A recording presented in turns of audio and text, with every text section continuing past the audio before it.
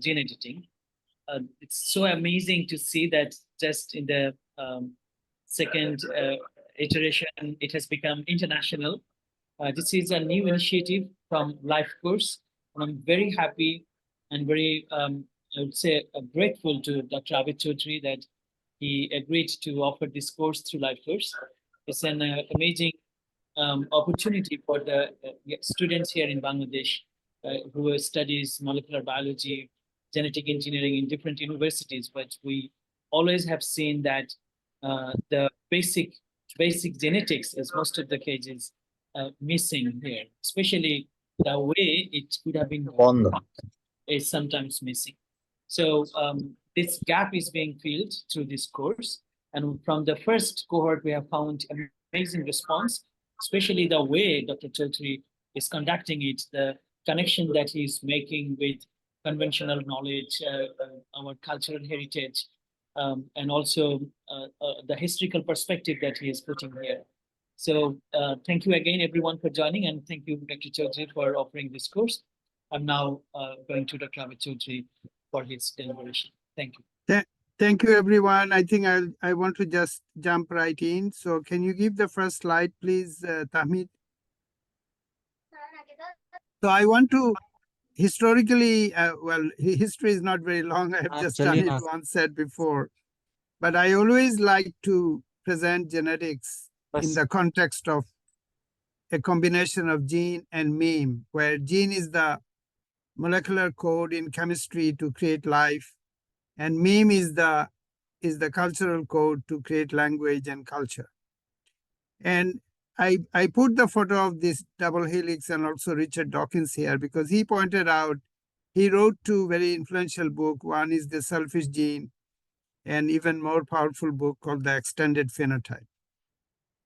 And he pointed out that similar to gene, so we obviously many of us know what gene is, but we'll elaborate it in a moment. But the connection of gene and meme is not found wide currency, but it should. So just like a molecular code, a chemistry code of triplet initially creates RNA from DNA and then to protein, and basically all the components of life. Similarly, the language, the words, the syntax creates what you call meme.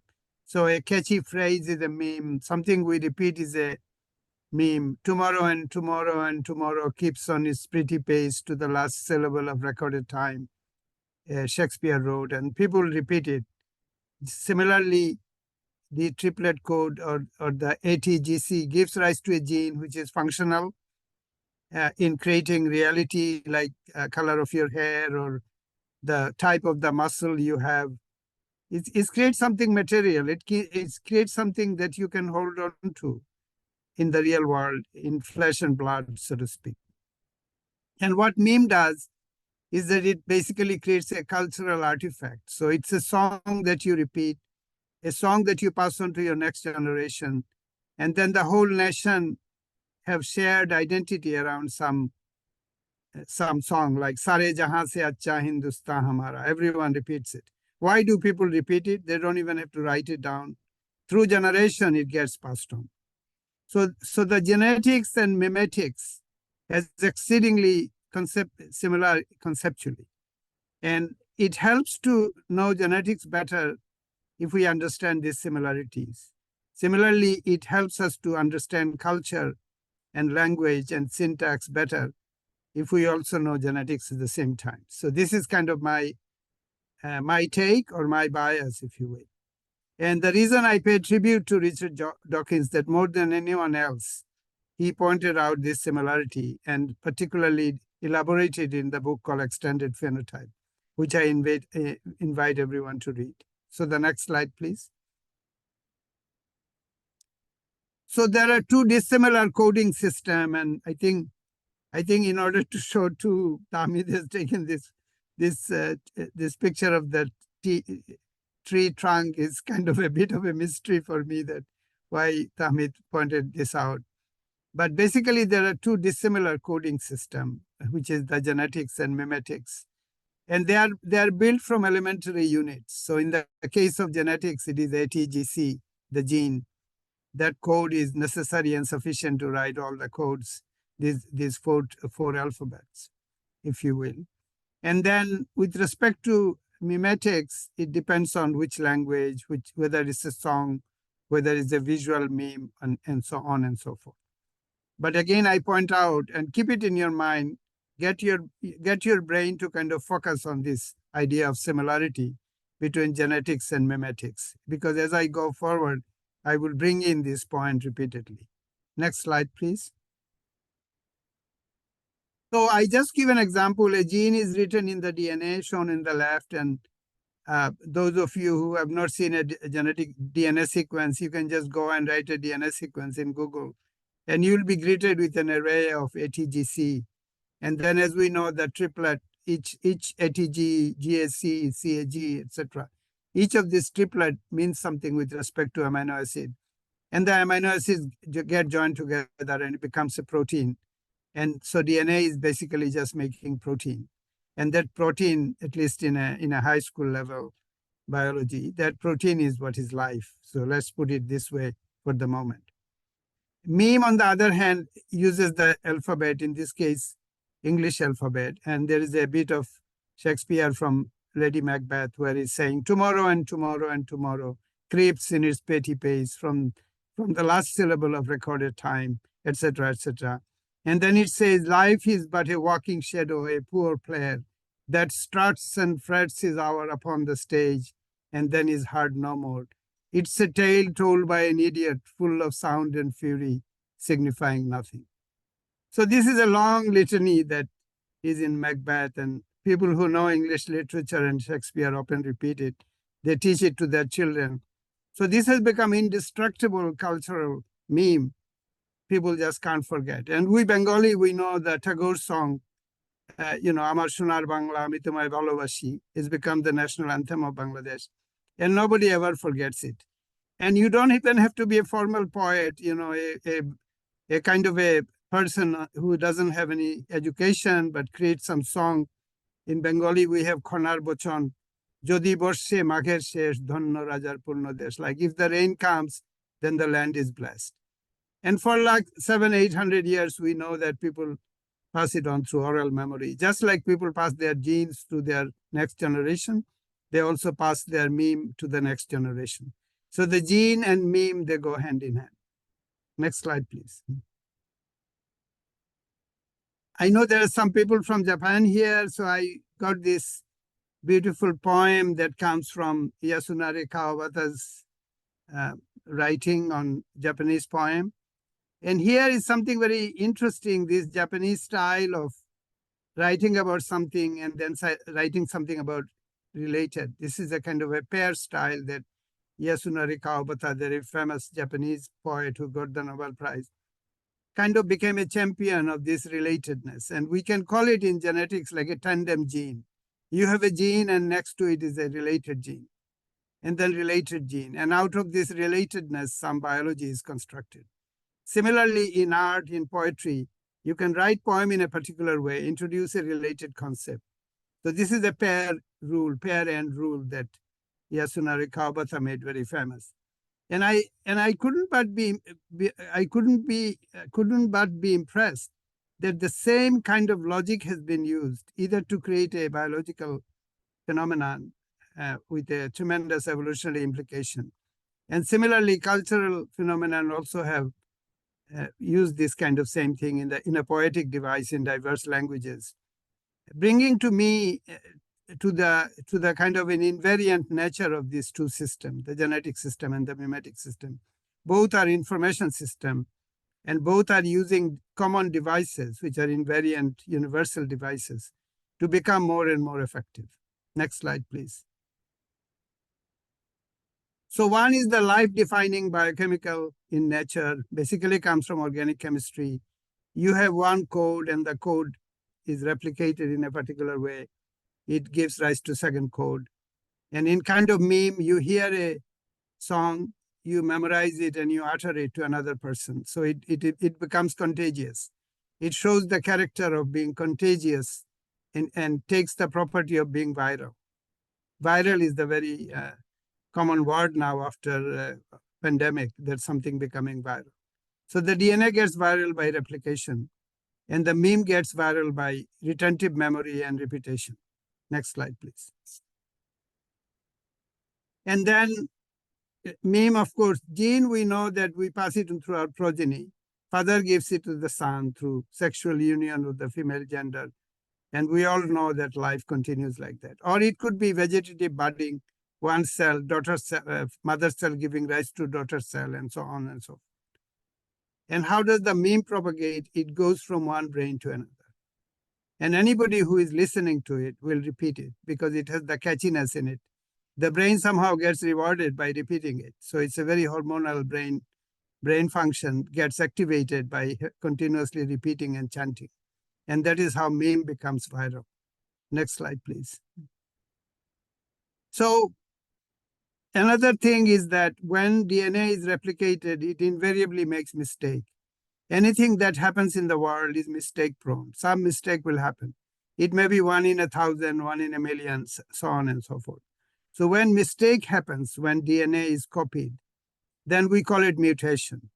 And because of the nature of genetic code, it will, so let's say somebody has blue eye and now he has black eye, because in that blue eye coding gene, there is a mutation. And then blue becomes black. And black could become white if there is a mutation in the pigment gene. So as life progresses, mutation invariably happens. And that mutation is called variation. I'm telling you ahead of time what we have now found through hundreds of years of study through Mendel and Darwin, etc. But we know the story now. The story is nothing but a replication error. And similarly in meme, next slide, there's a meme, there is a phenomenon called Chinese whisper. So if you take that Shakespearean poem, and if you have 100 people line up and one whispers to the other, after all the whispering has been done from 1 to 100%, the poem changes completely because retentive memory also makes mistake, and one meme becomes another meme. And one song which may not have been catchy through the mutation becomes catchy, or something which is viral and catchy loses its catchiness. Similarly, in life, a particular protein which was probably not very good in the brain did not allow the carrier of this gene to learn mathematics very well. But then a mutation occurs, and suddenly out of the mutation, a person learns mathematics. And this is how human evolution has also occurred. As you know, when calculus was discovered, Leibniz and Newton discovered calculus, and it was an outstanding feat for the whole human race. Now even a high school kid can do the calculus because those people grasped it and turn it into verbal meme, which one can teach to the other. So genetics depends on mimetics to propagate, particularly in the sphere of knowledge and culture. And here I want to give you a sense of what is extended phenotype. So phenotype is something that you have integral to you. A red apple is the phenotype, redness is the phenotype of the apple. Or if I can learn Bengali poetry, then that is my phenotype. I have the ability to create some rhyme. But when I chant this rhyme, through the contagious nature of my rhyming, it goes to another person. It influences that person to do something. Hearing me chant the poetry, that other person also starts to like poetry. So what has happened now that my own phenotype has now become extended phenotype of another person. So the whole culture, it starts from genetics, it starts from an ability to do certain things. And then once it's propagated, it induces another organism to do the same thing, which he would not otherwise have done. So my phenotype is now gotten extended. And if I say it to 10,000 people, then my phenotype is extending to 10,000 people. And that is the nature of both genetics and the mimetics. So without understanding the culture of relationship between gene and meme, it's very difficult to understand the role of extended phenotype. Extended phenotype is not about poetry culture only. It could be, imagine a tomato plant in the world was all green, and suddenly due to a mutation, tomato now becomes red. And as soon as it becomes red, a certain bird will start eating it. Before, the bird didn't eat it. So because it became red and the bird likes the red color, Now, the extended phenotype of tomato is promoting its propagation because the bird will eat it, carry the seed all over the place, and suddenly there is red tomato everywhere. Not because of an inherent mutation per se of the tomato, but because of the extended phenotype. Next slide, please. Is the viral character is just a visual thing that Tahmid copied somewhere. Next slide, please. So I will come back to these points repeatedly, but let me just say a catchy phrase is a meme and its brain just cannot help but propagate it, repeat it, chant it. And very soon the whole country is chanting it because there is an inherent nature in the meme, the catchiness, its ability to take shelter in the brain, prompt the carrier to repeat it, etc., etc. So these are the viral contagious element of the words. Similarly, there are elements of DNA called retro elements. And Dawkins called it selfish gene. You may have heard it. There's a book called Selfish Gene. So the selfish DNA are the DNA that for their own reason hops around. Many people call it jumping gene. This is nothing to do with the phenotype of the organism, but kind of a character of the gene itself, that it has an inherently viral nature. It has a way of propagating itself, making hundreds of copies of it, literally like a virus. And then it gets contagious in the one organism to another, is the character of the selfish DNA. Similarly, there is a culture of the selfish poetry, which gets into a human brain, forces literally of that person where it has taken refuge now to repeat it. And it's almost like these catchy phrases enslave the human brain to force people to repeat it. And all the catchy ideas, one day things will get better. The art is, we are heading towards better universe. We have this optimistic notion. These are memes. These are memes that keeps us going, and because of their infectious nature, optimism can be very infectious. Similarly, there could be pessimistic meme. A bad time comes in the story of in the life course of a population, of a nation, and they start repeating the unhealthy memes. And everybody gets induced to the unhealthy meme, and very soon they are going down the drain. So the reason I'm saying all this, that it is not just airy-fairy philosophy, but it's the integral nature of genetics. And finding its relation to mimetics, one get a good grasp, philosophical grasp, irrespective of what their field of research is, or whether they're a student of maths or political science, it doesn't matter. They get to see that genetics and mimetics are integral to human condition. And in order to know genetics, it is not just enough to go to a class and memorize all the biological feature of genetics and get good grade in genetics. But the salient point, the main point is that how is genetics linked to the human condition? For the deep sense that we have of ourselves. And how has genetics got to anything to do with the kind of life we are leading? Mundane life, not academic life, not scholarly life, but nonetheless life we are leading. Most people are just leading a life. And is genetics irrelevant to them? No, it is not. They need to understand genetics and the place of genetics in the society. And it is with that broad idea of genetics, rather than a restrictive academic idea of genetics. I'm here in this course to tell everyone the broader story, the more attractive story of genetics and how it's related to culture. So the next slide, please. So I want to introduce you some key people of pre-Darwinian genetics. We always get to the Western system is dominating in the world. So you go to there and say, before Darwin, there was darkness. Nobody knew anything about Darwin. And suddenly Darwin figured it out because he got into this sheep called Beagle. He went around the world. He went to Galapagos Island. And we know the whole story. And Darwin wrote it in The Origin of Species, the fat book. And I read the book very carefully many times. But the fact of the matter is that 500-600 years before Darwin, there are significant philosophers, and I have picked up on some of those that come from Islamic tradition, other tradition, Japanese tradition, Indian tradition, Mesopotamian tradition. There may be other people also, I don't know about that, but three of these titanic people. First one is Al-Jahiz, Abu Usman ibn Bahar al-Kimani. So he lived around 778 AD. He wrote the Book of Animals, and he had propagated early theory of natural selection, adaptation, and competition. You are welcome to go and read those books. They're available. And what you read, when you read them, you find the striking similarity of what Darwin later said, like 1,000 years before Darwin. So these ideas were around. It is not that there was total darkness and suddenly, like a Newtonian apple, the story of apple landed on Newton's head and some idea landed on Darwin's head, is not the correct way of describing facts. It is also because of the fact that these people like Al-Jahiz and others has been kept completely out of the Western discourse. So they are very much there, but nobody pays any attention to them. They are never taught in the classrooms, as opposed to if he was a Greek or a Roman, then it would be taught. So I think Western education, of which we are part of, the academic education, is guilty of omission.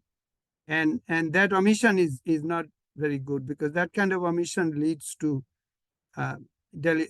describing some people as inherently inferior or not part of the civilized discourse, or the people did not contribute anything to education. These kind of bad theory, or racism, I should call it, is a cause of this deliberate omission. So I would invite you to read Al-Jahiz and make up your own mind as to whether what he said has anything to do with subsequent Darwinism or not. The next slide. So there are three titans. One is the Al-Tusi. I already said Jahiz. The second one is Al-Tusi, and then Ibn Khaldun.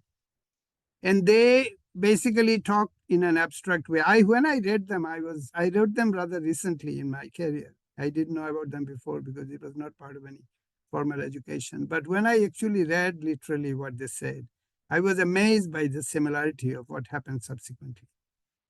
So next slide, please. So Ibn Khaldun is a very powerful, towering figure. He wrote a history of the world called Al-Muqaddamah. And his whole history is based on what one would call evolution, of how diverse things happen, only something gets selected, and that selected one goes to the next level, etc., etc.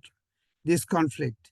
And he, obviously, he's a religious man, so he invokes idea of God, by the way, which also Darwin did, and Newton did as well. So that is not the point. The point is that what he had said in 1333 to 1406 AD is very similar to what is now we know as Darwinism.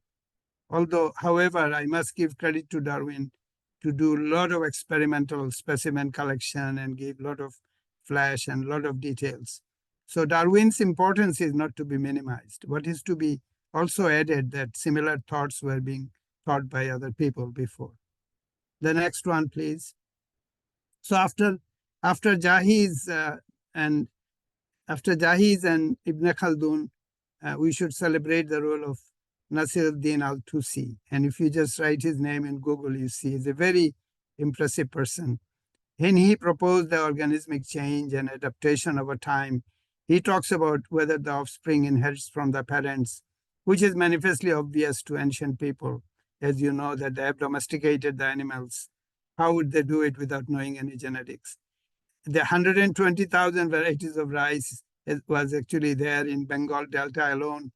And imagine the amount of phenotypic collection, phenotypic scrutiny, phenotypic retention, and preservation is needed to have 120,000 varieties separately without mixing one with the other.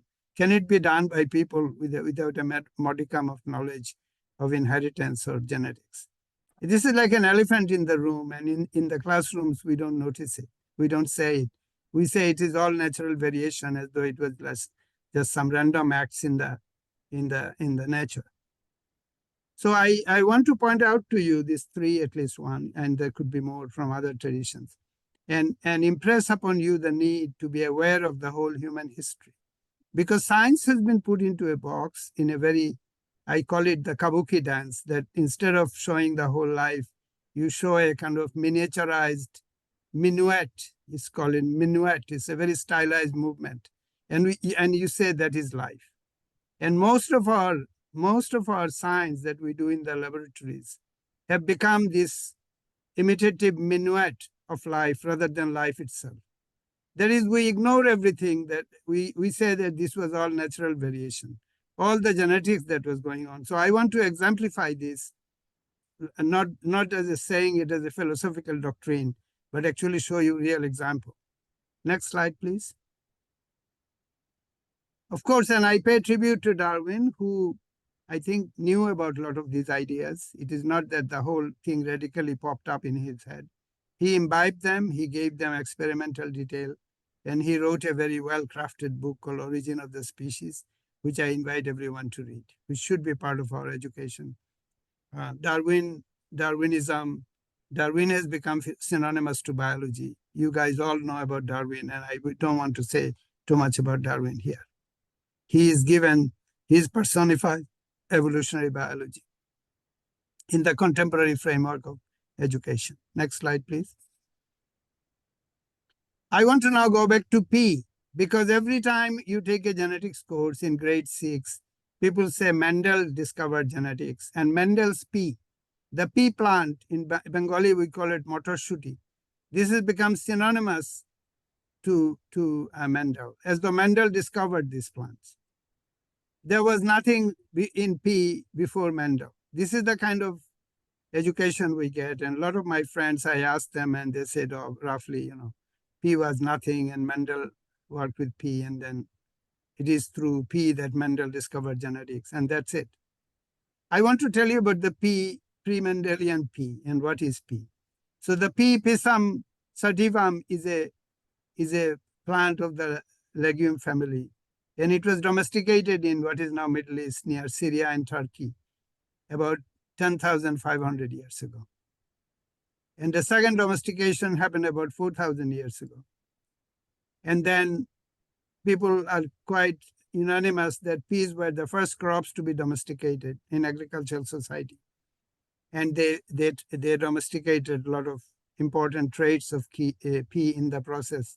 And pea became a very seminal botanical plant as human food. Next slide, please.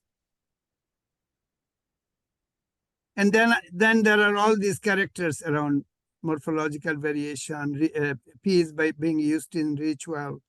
So the pea was very much a part of human society. Pea is not something Mendel discovered or Mendel made famous.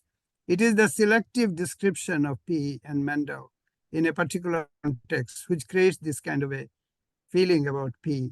And it completely obliterates the contribution of thousands of years of very intelligent people who domesticated pea, retained, studied pea, and for all practical purposes, probably knew all about pea, all the Mendelism, but because they didn't write anything down. So we are just now reduced to Mendel's discovery of pea. Next slide, please.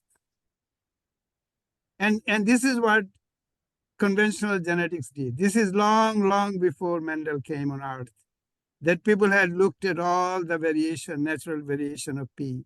They had selectively kept these varieties separate from each other. They had studied them. They had grown them. They had eaten them. They have used them like a medicine. So all the composite knowledge of human race around pea was like a mountain. And in comparison, what Mendel did later was like a little molehill. And yet we completely ignored the mountain. Why? Because this is in traditional society. This is not the typical Western society. Because also this to me, and this is done by a couple of people, starting with Vavilov. I'll come to a point about Vavilov, who described all the natural variation, and everybody kind of followed him. And he thought these were just not any action of intelligent people, but just something that was there. There was no theory around it. Another point I want to point out here, that you may have heard that there is a genotype and there is a phenotype. So you give the gene a name. So if Mendel, for instance, took a pea and call it big R, means it's round, and small r when it's not round. So this roundness, as in R, is called genotype. And the roundness itself of the pea itself is the phenotype. So before Mendel, we did not have genotype. The ancient people never wrote anything down in code, to my knowledge, or at least in oral tradition, there may be something, but no one wrote anything down. What we had, the product itself. We had the phenotype. And the whole history of human race with respect to genetics from primordial time all the way up to Mendel is simply a description of phenotypes. Whether the plant is tall or short is very obvious. Whether the pea is smooth or round or rough, it's obvious there. Whether it's green or yellow. And you have noticed if you read the Mendel's work, that he has taken these traits, crossed one with the other, and rediscovered something which I think was already known, in my opinion, but I don't have any support for it because I can't see how people have done all this stuff without having some theory around it. But Mendel had this material from time immemorial at his disposal from before. And he simply took some of them, did some very limited cross. And next class will describe, of course, Mendelian genetics. But it is very important to see that the pre-Mendelian genetics, pre-Mendelian phenotype-based genetics, pre-Mendelian observation-based genetics was like a huge mountain, which was very much there, and which our textbooks have ignored completely. Next slide, please. So I don't want to belabor the point of pea. I invoke the idea of pea because pea has become a totemic plant because of Mendel. Because Mendel did some experiment with pea and gave us genetics. This is our standard textbook. And what I'm saying is that there are mountainous amount of work on pea that was being done before Mendel, about which we seem to have no curiosity. Next slide, please. Now I want to invoke the idea of citrus fruit, another landmark thing. Citrus plants emerged in the foothills of Himalayas, the place where I was born and I grew up. And around my village, I noticed when I was very young, is that as far as eyes can see, there are hundreds and hundreds types of limes, lemons, orange, jambura, we call it, which is citrus. Yes? Do you want to say something? Hello? No, sir, it's okay. You continue. You continue. Okay. So citrus plant, lime, lemon, hundreds and hundreds of types. I had studied not biology before, but it seemed to me very obvious that this was the land of citrus. And we also have in our language, I'm from Sylhet, and people say that Sylheti language smells of orange. This is the land of orange.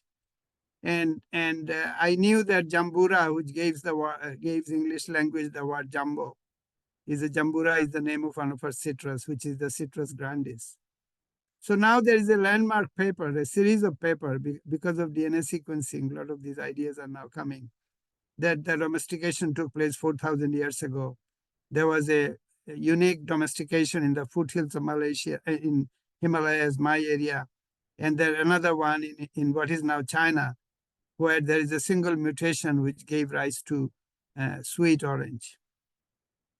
And from this land, from Indian subcontinent, foothills of Malaysia, Assam in India, and Sylhet in Bangladesh, these fruit complex spread all over the world and gave rise to, next slide, please.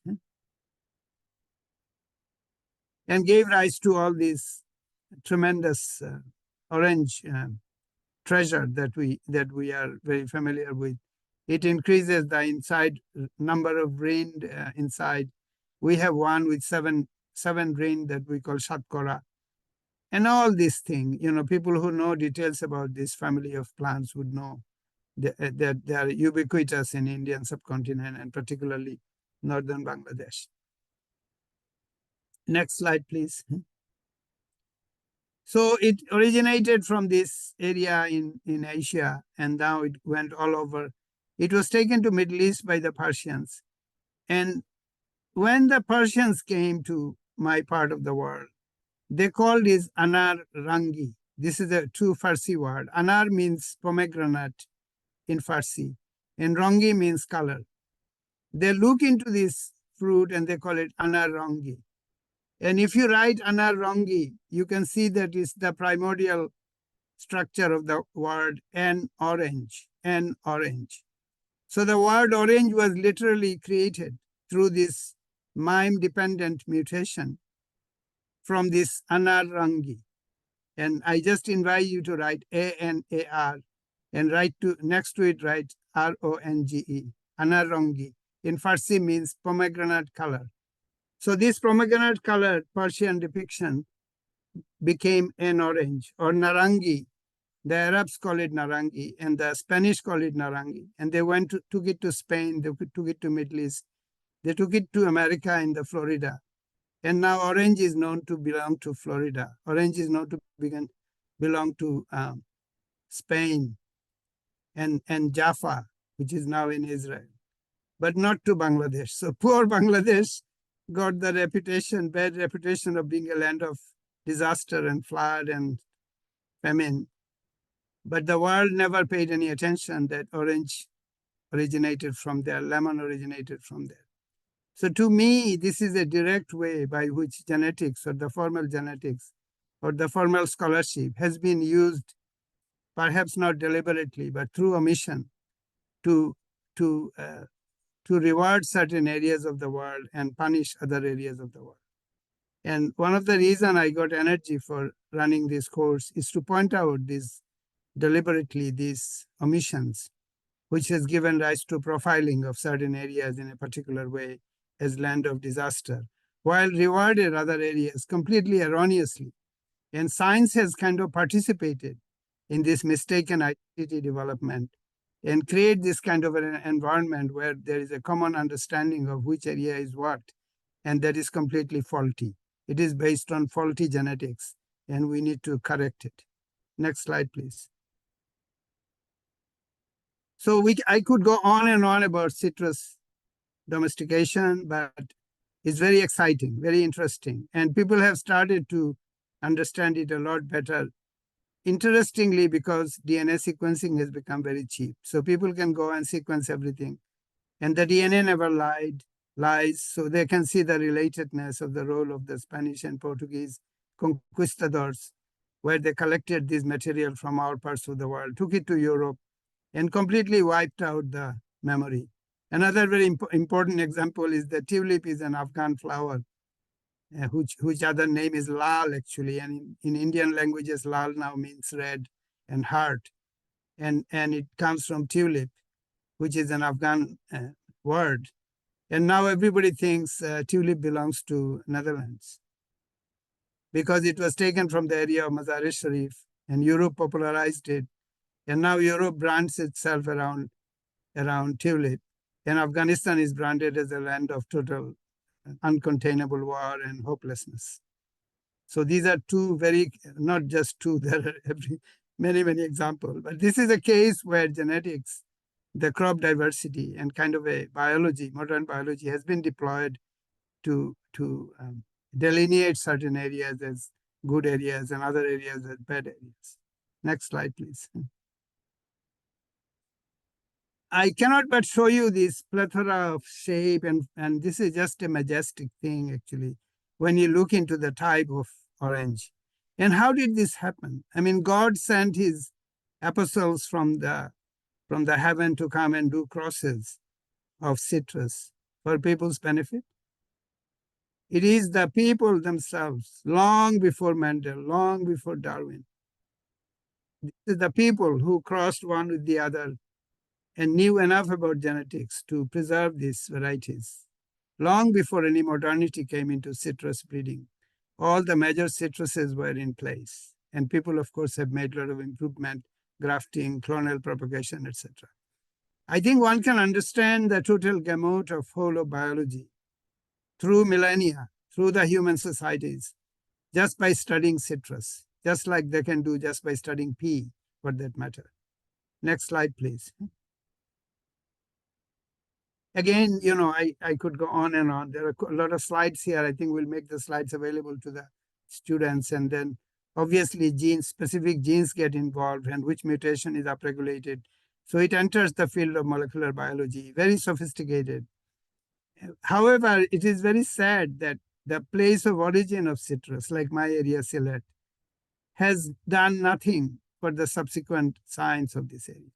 So it is not just the fault of the Portuguese and the Spaniards and the conquistadors and the colonizers. It is not only their fault. It is also the fault of our own societies, which due to apathy and an aversion to scientific thinking, turned away from their own golden tradition. And now they have to go to the Americas and the Europe and everything to learn even about citrus. And in those countries, in my own birth country, in Indian subcontinent, I don't see a mega center of citrus. I don't see the intellectual leadership out of citrus. China, because it's become very rich now, has paid attention to it, and a lot of powerful papers are coming from China. But, you know, Professor Pallav is here. I draw attention to the fact that why isn't the Indian subcontinent is a powerhouse of this treasure, which belongs to Indian subcontinent? Next slide, please. Now I always like to believe the theory of three. So I have covered pea, I have covered citrus. Now I want to cover eggplant. And eggplant recently has become very famous in Indian subcontinent because people have put Bt gene in it. It is as though eggplant suddenly has become glorified because there's a transgene has gotten into it from Bacillus thuringiensis. Everywhere you write in the Western discourse on eggplant, it's Bt brinjal, Bt brinjal, Bt brinjal. It has to do with GMO and some obsession about turning everything into GM. And suddenly the whole diversity, somebody told me, I went to India, Delhi many years ago, and I was received by Professor Chopra, who is the head of Indian Agricultural Research Station. And he showed me the huge collection of eggplants, brinjal, in Delhi, that they're mostly collected from what is now Bangladesh, because this is the center of major biodiversity in the Maize, the eggplant. And I'll show you in a minute my own work in the primitive eggplant. And I asked, and I was very impressed. I was very happy that someone has taken the pains to collect all the germplasm. And people come to me now because I'm in the Western world and I do molecular biology. They said, oh, isn't it wonderful that your country has become Bt brinjal? So Bangladesh suddenly has become glorious because it has put Bt gene in eggplant, and not because it is the center of biodiversity of the eggplant. No one cares about the 20,000 types of eggplants which have perished, but is ecstatic about the fact that a transgene has put into eggplant. And this is how shallow modern science has become. I cannot but point out that this obsession about GMO and complete indifference to the germplasm is a very pathetic thing, and we need to reverse it. So what is the story of eggplant? It's amazing. It basically, there's a primordial Solanum melangoma is the eggplant, and these Solanum species are all over Africa. And there is one event, there is one single event which took one of the primordial Solanum from Africa to India. And that plant, one introduction, probably one person in a ship or something, who knows, in that prehistoric time, became the mother of all the subsequent eggplant in Indian subcontinent. Next slide, please. And then much later, it was introduced to Europe, and diversity of cultivars. Europe, Moors, the Muslims, the one name of Muslims are the Moors. The Moors took it to Middle East, and it all became, part of Italian food. And now there is Egyptian moussaka, and you mention eggplant, and people will say Greece and Egypt, etc. No one will say Africa. No one will say India. I can assure you that. Next slide, please. So this is a very convoluted, long history. It is one of the reviews. We'll pass it on. I don't want to spend too much time on it. But suffice it to say that eggplant started in Africa and went to one single event, took it to India, and became the mother of all the eggplants or brinjals, or the Persians call it bangan. And out of the bangan came the word brinjal, etc., etc. Next slide, please. So here I became very obsessed with the eggplant and discovered a primitive eggplant, the Solanum torvum, which is also one of the mother of eggplant. On the left picture, you can see the tiny little fruit. And that is the undomesticated wild eggplant, primitive eggplant type.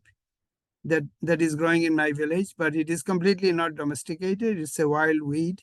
So I have collected it and I have partially domesticated it in the sense that I can collect the seed and I can grow more of it. So I want to turn it into a crop, the Solanum torva. Another utility of that is that if you graft it to ordinary eggplant, then you get massive high crop of eggplant, very powerful crop of eggplant, because this weed is very strong one. So you can use the wheat plant as a rootstock and graft onto it the modern eggplant, and you get very powerful crop. And on the right, I've discovered another Solanum in our area called Solanum sessimifolium. And this is the mother of all tomatoes, because you can take this plant and graft tomato plant into it, and you get massively grafted tomato. And by training the villagers in both of these plants, we have now increased their number tremendously and trained the village women to do the grafting. Next slide, please. And the word spread through word of mouth, and some very important person, Mark Tester. He's an eminent Australian scientist, British Cambridge scientist, got a big job in Australia, and now he's a major plant biologist in Saudi Arabia in King Abdullah University of Science and Technology. When I told him about our grafting experiment, he didn't believe it and he wanted to see it in his own eyes. So he came over, and this is a case of, so you can see on the left, my farmer colleague Russell, he's showing everything. On the right, he's photographing everything, Mark, and he went back, and now they have a successful grafting program in Jeddah in Saudi Arabia. So this is a case in our own little way. We have mobilized the villagers. We have domesticated two tomato and eggplant relative. We have deployed it into grafting experiment. And I believe that we have played a little role in kind of a neo-domestication of crops. I'm thinking of adding colchicine or something, doubling the chromosome, and turn this weed fruit into real fruit that our ancestors might have done at some point. But imagine when I look into all the product that has come through prehistory from our ancestors, I am just completely staggered by how weak modern science is. Because if somebody gave somebody this little fruit containing one that I have isolated and gave millions of dollars asking it to convert into eggplant, I'm convinced that no one will be able to do it, even for millions of dollars. And yet our forefathers, they had the advantage of having a lot of time, of course, but they gave us a gift of genetics without any theory, at least without any written theory. They have given us the complete list of thousands and thousands of organisms, crops, which are our food, and we are proud of them. We marvel at the citrus and the eggplant and the tomato. And the little remnants have still remained in our villages, as we discovered and we recovered. And we are also trying to domesticate them through our little efforts. Next slide. And this tells a tragic story. This picture shows everything and naming the vegetable, and what we used to have 100 years in 1903, what we had, and what we have now is on the bottom part. So you can see the incredible genetic erosion that has taken place because we have not taken care of them, because we have not taken care of them, paid attention to them. Because we did not even acknowledge that they existed to any kind of meaningful work, we did not preserve them. And what we have is now at the bottom. We have lost most of it because we did not craft a theory around it, because we did not value it. In our universities, we thought that this is not important. This is just garbage. And this is starting mainly in the 50s and 60s. We have lost the biodiversity of most of our crops.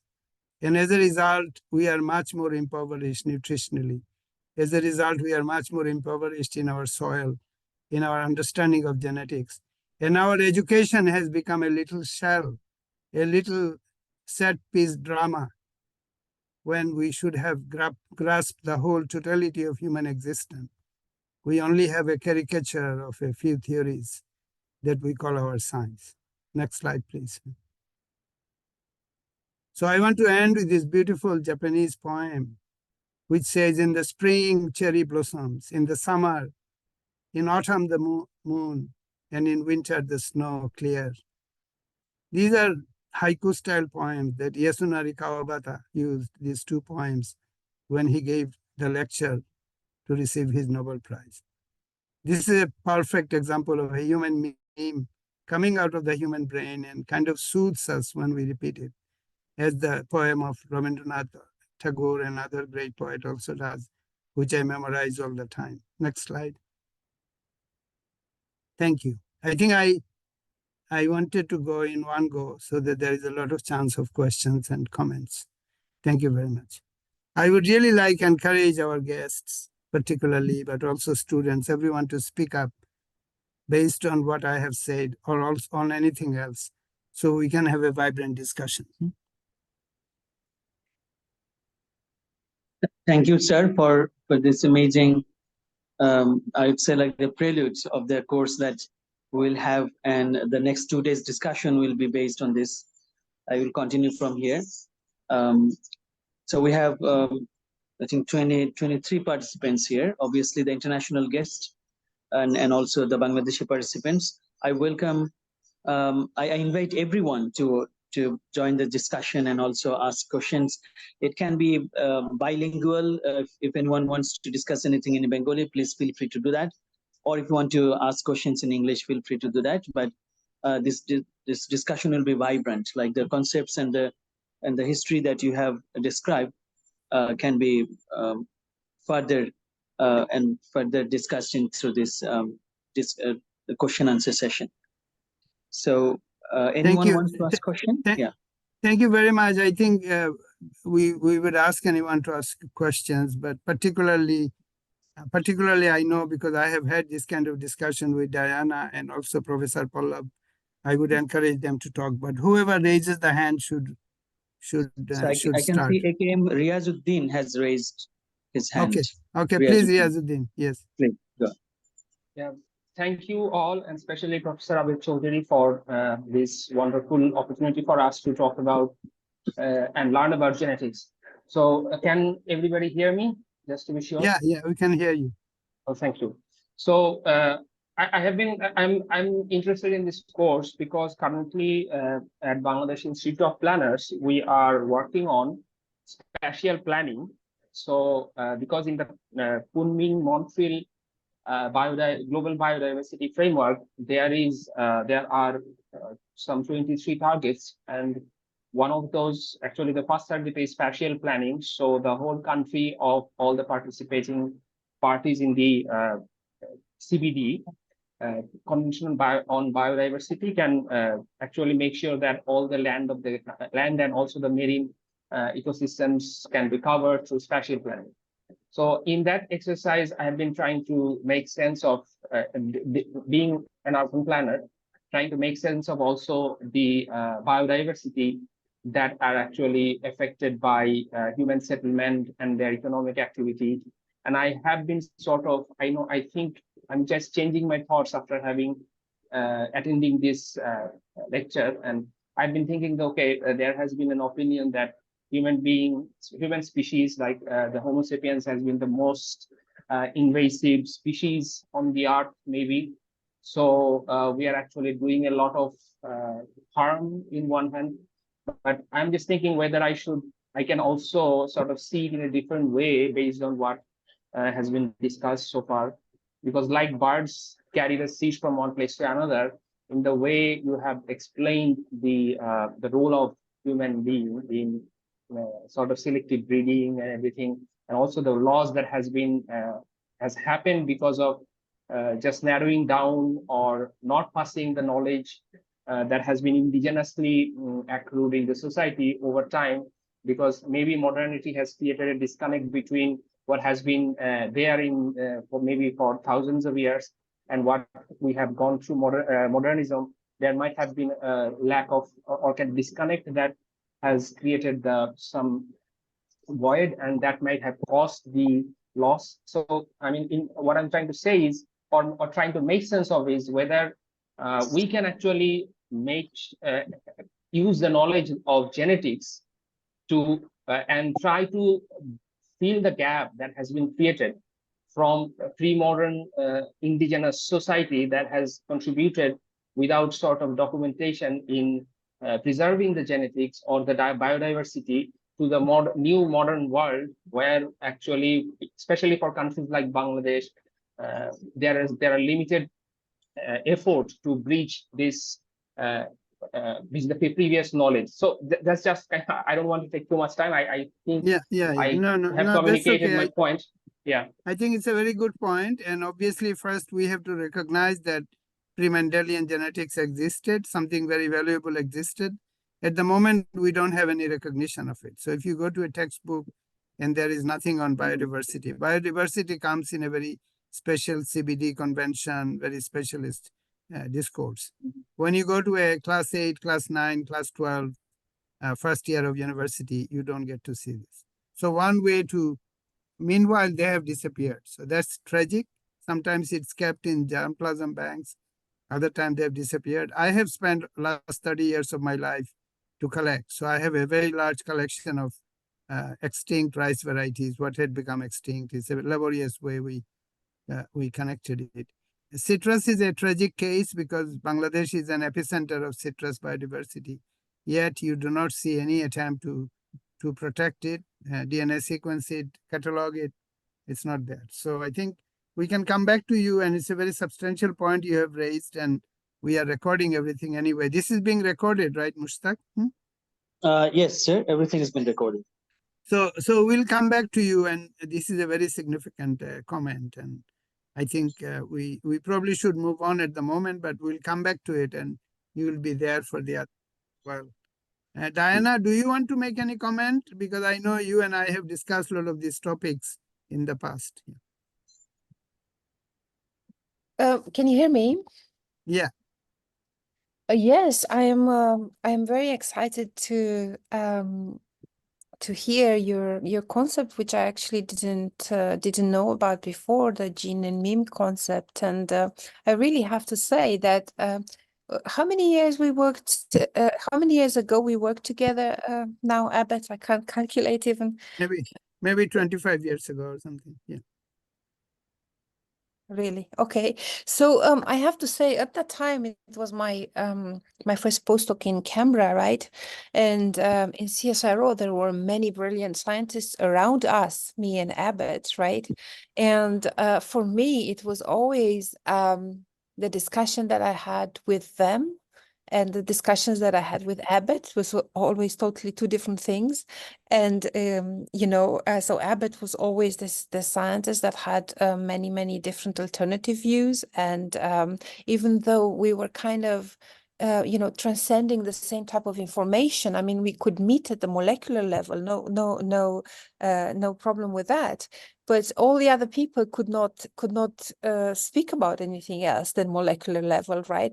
So I just wanted to say that just now I was taken back all of those years to those discussions that I was having with Abed there, and I guess there is not so much in terms of you know, kind of specific questions. There are a lot of things that I found that Abed we have in common now, even after so many years. You're saying you collecting this rice varieties, and it is really wonderful. And I've recently started a project on Physalis, which is from the family that Abed described also the eggplant and the tomatoes, right? And it's really amazing to have all of these amazing plants, and you know, you get to taste some plants that are not domesticated. They're not these large fruits and so on, but they really taste really good. And I don't know, have you ever had tried Cape gooseberry, as it's called? Yeah, there are actually some variants of gooseberries are there in Bangladesh. Yes. As well, right? Yeah, So yeah. for me, it just has, I don't know, it has so many tones, you know, boom, boom, boom, boom. Like I think the third or the fourth one is chocolate or something like that. So it really does make you wonder, because you say you're collecting these varieties, and I also have some varieties of Physalis, and I'm just amazed of how different they are and how there is nothing else today that that we have that is similar. And just thinking back through time, like you just said, like from where all of these were coming, and it totally makes sense that Mendel couldn't have come like all of a sudden and all over blue, you know, with all the laws and all of the information. And you basically said that there was one seed, there was one solanum seed that had traveled, you know, the continents, and it's unbelievable to imagine that so much diversity and so many varieties came out of that seed. That basically means that you know, what we have today as diversity can continue to generate a lot more diversity. Is that right? This is very strange. And in citrus also, how can so much diversity be propagated by ancient people who seemingly didn't know anything about genetics or propagation? And the same thing goes about eggplant. So these are questions that I'm raising. And the previous speaker also spoke in the context of convention of biodiversity. So I think for the moment, Diana, we'll come back and there will be 2 more lectures, and everything is being recorded. And I'm hoping that this course is not an end in itself, but we'll create intellectual groups in the future with WhatsApp group and other points of discussion. I wanted to now go to, before I go to students, we'll also talk, of course, but I wanted to hear a bit about Professor Pallav, with whom I have communicated a lot over LinkedIn. Professor Pallav, can you make some comments in the light of what you heard? In fact, namaskar. I am talking from India, a western part of India, basically called Gujarat, very close to Ajmer Sharif Dargah. Now, in fact, one thing fascinates me, because I was involved in it in my childhood, and that was grafting. In our childhood, in our garden, in a railway, in a government quarter, we had a garden and we were doing it with rose plants, and we're getting very unpredictable varieties of color and, you know, even the flower as well. Now, I wonder how grafting came into being. Like, how did we people got idea that this can be done, or this is the method of doing it? I often wonder, our ancestors knew it, so we continued with it. I understand. But at that point in time, I even didn't read Mendel, because I was very early in the school. I think Mendel was taught to us in class 7, 8 kind of period. So, what is your opinion? How it could have come? Yeah, grafting is very ancient in Indian subcontinent. We call it column, like a pen. Yes, right? column column. So the column system is very much there even in my area. Everybody knows to do column in lychee, in mango. There is no Western intervention. No, Western people did not teach us column. Column is an indigenous knowledge. And this tomato solanum species, the Torvum and Sesimlifolium, these 2 rootstock, are being widely used in our area by seemingly uneducated people. So I think this implicit knowledge of genetics, the oral knowledge of genetics, or oral knowledge of action, or phenotics, I should call it, because genetics implies some kind of theoretical knowledge. So theoretical knowledge came only starting with Mendel, because even Darwin was talking about pangenome and he didn't have a lot of notation or anything. So that's very recent. But the actual biology, and this is the rub, this is the thing I'm trying to emphasize, that the whole scholarly activity, academic activity, is painting a picture of biology, which is a very truncated picture, which is not the real picture. The real picture is exactly what you're saying, that how come people knew about grafting in Indian villages, subcontinental villages? How come people knew about so much about all the eggplant varieties, and even domesticated clearly the rice domestication took place in the Ganja and the Brahmaputra Delta. And by whom? Without any knowledge of any genetics?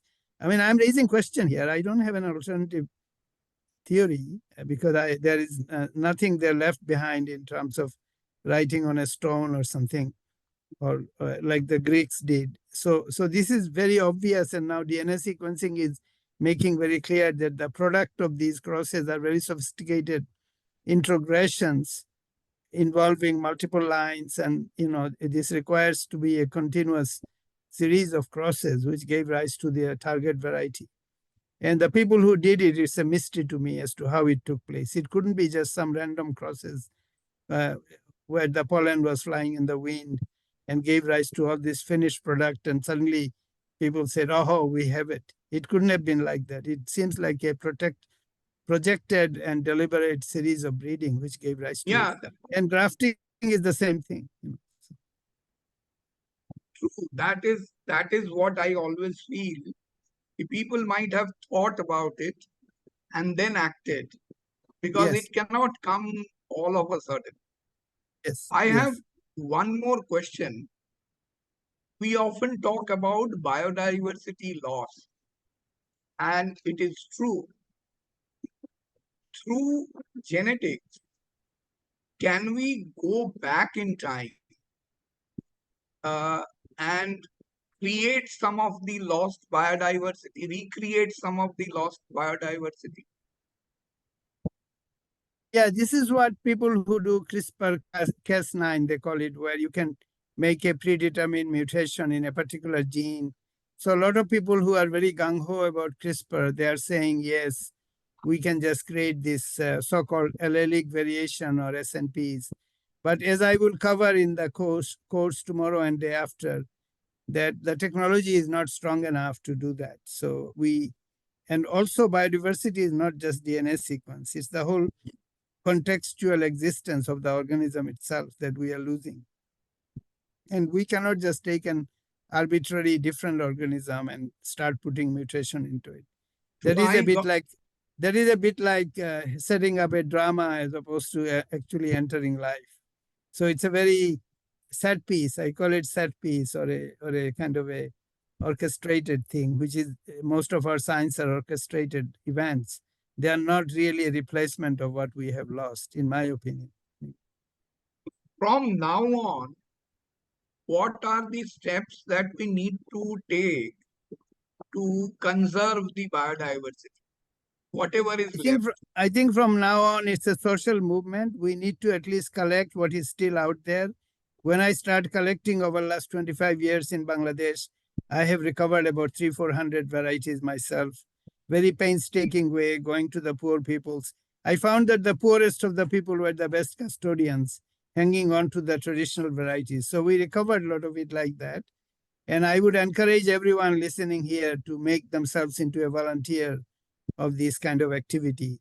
So instead of thinking that they're going to do something very smart and modern and get those varieties back, I think there is no quick answer. We have to go and painstakingly recover them, put them into the seed bank. So all this requires money. I partnered with Professor Mushtaq to give this talk also, to bring it to attention to everyone, so we can collectively maybe have a crowdsourcing fund where these varieties can be collected, or because no one is going to fund it. The people, there is no money in it. Most of the time it's driven by commercial interest. And if you say, I'm going to, recover some traditional varieties, they will say, oh, these varieties are not good, because it has become a prevailing wisdom that these varieties were not good, and therefore we had to have these modern varieties. And that is a completely false proposition, I think, in my opinion. So coming back to you, yes, personally, all my life I have collected. I want to encourage everyone to collect as well. One more question. Yeah. Before I end, this is, of course, do you have any plans to provide internship in Genofacts in future? Yes. We are very interested in having interns in Genofacts remotely also in real life in Bangladesh, but also remotely around the world. where people can study the microbiome. And I'll have a lot to say about genofacts in my third lecture as well. Yeah. Okay. Thank you. So if you have somebody good, ask them to contact with me in LinkedIn Sure. or Sure. my email. Yeah. Thank you. Thank Right. you. So I think thank you very much, Professor Pallav. It's very encouraging to have you in here. I can see Sazia. Did anybody raise their hands? Is there any hands raised, or we should start going by naming Yeah, people to speak up? one more hand is there. Sazia Afri. Okay, Sazia Afrin, can you speak up? Yeah. Yeah, thank you so much, sir. Yes, please. Good evening, everyone. It's been a pleasure. It's been a pleasure, and I'm really excited to see this vibrant group of people sharing their thoughts and knowledge. And as well, sir's lecture was a good, very good and rare source of knowledge sharing platform. So today we learned about a lot about the colonization of local wisdom, and few of my queries was already asked by the Pallav. We're also looking forward to a path on which we can start working before it's too late, which Dr. Pallav also talked about. And like if there anything we can do, like work on policy level or in the marginal level, so that it's before it's too late, we lost all our like local seats. How can we start working from now, and how can we influence the policy makers to make it a priority from now on? Yeah. Thank you very much. So I think these are some sir. of the action points we will act upon some of those things because we are not just our platform is not about giving some seminar and keep it only at the intellectual level and move on, because we are trying to connect with action-oriented people so we can have actual correction, actual remedies at the policy level, actual literal collection of varieties. All this action will come back to you. So I think you are already connected with us, and I think after this 2 more lectures is finished, we'll have about 100 people who would have taken this course. So there is an overwhelming ongoing interest. So very soon we are thinking of having a very large community, and then we'll divide up the chores and try to raise funds and do advocacy like you are suggesting. Yeah. Thank you, sir. Thank you very much. Anybody who is the next person wanting to ask questions till we go into, I think if you guys volunteer and speak up, otherwise we'll have to go one by one and make sure that everyone have something to say. Yeah, please. Sir, take my salam. I am Saurabh. I am also from Komalganj, very near to your home. And I have a question about wild tomato. Yes. Sir, I saw that most of the farmer of our area, they are very much qualified about grafting, and they cultivate a lot grafted tomato in rainy season. Yeah. So I have an interest in wild tomato, and I just tested this tomato, but I feel the taste is not so good. How about the nutritious value in wild tomato? I don't know that. Yeah. No, I get your point, and I want to answer to that. So the taste is determined by what is put on the top, right? When you graft the tomato, these particular wild ones, they are the rootstock. And the quality of tomato is dictated by what you put on the top. So often what people, because I know your area very well, because let me finish your answering your question. So because I know your area well, I know that in the rootstock, they have these wild, especially the one I showed on the right, the thorny one. And on the top, they are putting existing hybrid tomato, right? Yes, sir. And the hybrid tomato is not very tasty. So it is not the fault of the grafting. You have to put some really delicious tomato on the graft, and then your tomato will be delicious. But if you put hybrid tomato on the graft, then the tomato will taste like hybrid tomato, where the taste is not very good. So it is not the fault of the grafting. It is the fault of what is being put on the top of the graft. Yes, sir. But you told that you wants to bring it as a crop. I talk about the wild tomato.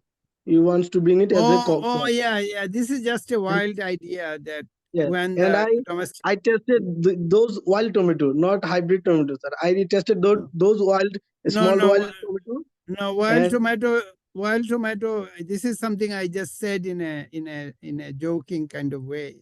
It is not But easy to convert a wild tomato into real tomato. This is going to take a long time. I don't seriously mean that. What I'm saying is that these are actually, as you have seen in your area, I know they use this simplifolium. I've seen your area people doing a lot of grafting. So, yes, sir. So this is exactly the grafting that I want to do in my own village as well. That's the point. Yeah. Okay, sir. Thank you. Thank you, sir. And anyone else? Just a quick question. I'm sorry that I'm coming back again. I have already raised a specific questions. No, it's okay. And points earlier. There's a lot of time for comments, so go ahead. Okay. Just a quick question from the same point that I have been I raised about biodiversity conservation. So there is a concept in conservation, like especially for biodiversity monitoring, they call the indicator species. So I just, the question came to my mind that in Bangladesh we can actually spot there are many kinds of ecosystems around in various places. So when you talk about citrus fruit, you talk about brinjal. So the question came to my mind that whether it is possible to link the question of biodiversity conservation with also thinking about a future rich with crop production that actually relies on species that were once very unique to these places, and the ecosystems that are actually housed in these areas, and linking the indicator species to monitoring the ecosystem and also biodiversity conservation, because actually it is not possible to monitor and measure all the different species that exist in all places in Bangladesh. But if we can link with the economic incentive of making things into crops, and also creating or identifying, say, indicator species so that one can monitor the ecosystem properly, and also then link it with market and so on. I'm just thinking about a possibility. Yeah, so just quick question or comment as you can think. Yeah, this is a very good point. So for instance, eggplant, the Bangladeshi Center of Biodiversity of Eggplant is Mymensingh, especially the area called Ghafargaon. Ghafargaon is historically known as the epicenter of eggplant biodiversity. And there are still a lot of eggplants still remaining in Ghafargaon. So I would encourage you to do something so we can launch a massive collection effort if it is still traditional varieties are still there for eggplant. The second is the citrus fruit all over Sylhet. The Shatkora is a very peculiar one. A lot of jambura, a lot of limes, lemons, all over Srimangol area is a center of biodiversity of citrus fruit. So I would launch a very major effort in preservation of our citrus fruit, collecting. They're often done vegetatively through grafting. So these are the two things that, because you can't do so many things. And rice, of course, is my favorite. So I'm already working on recovering a lot of lost varieties of rice. So these are the three things that I have thought about, and we can talk more and launch some joint effort. Yeah. Wonderful, thank you. Okay, among students, please speak up. Tell us about your impression. Tell us about questions.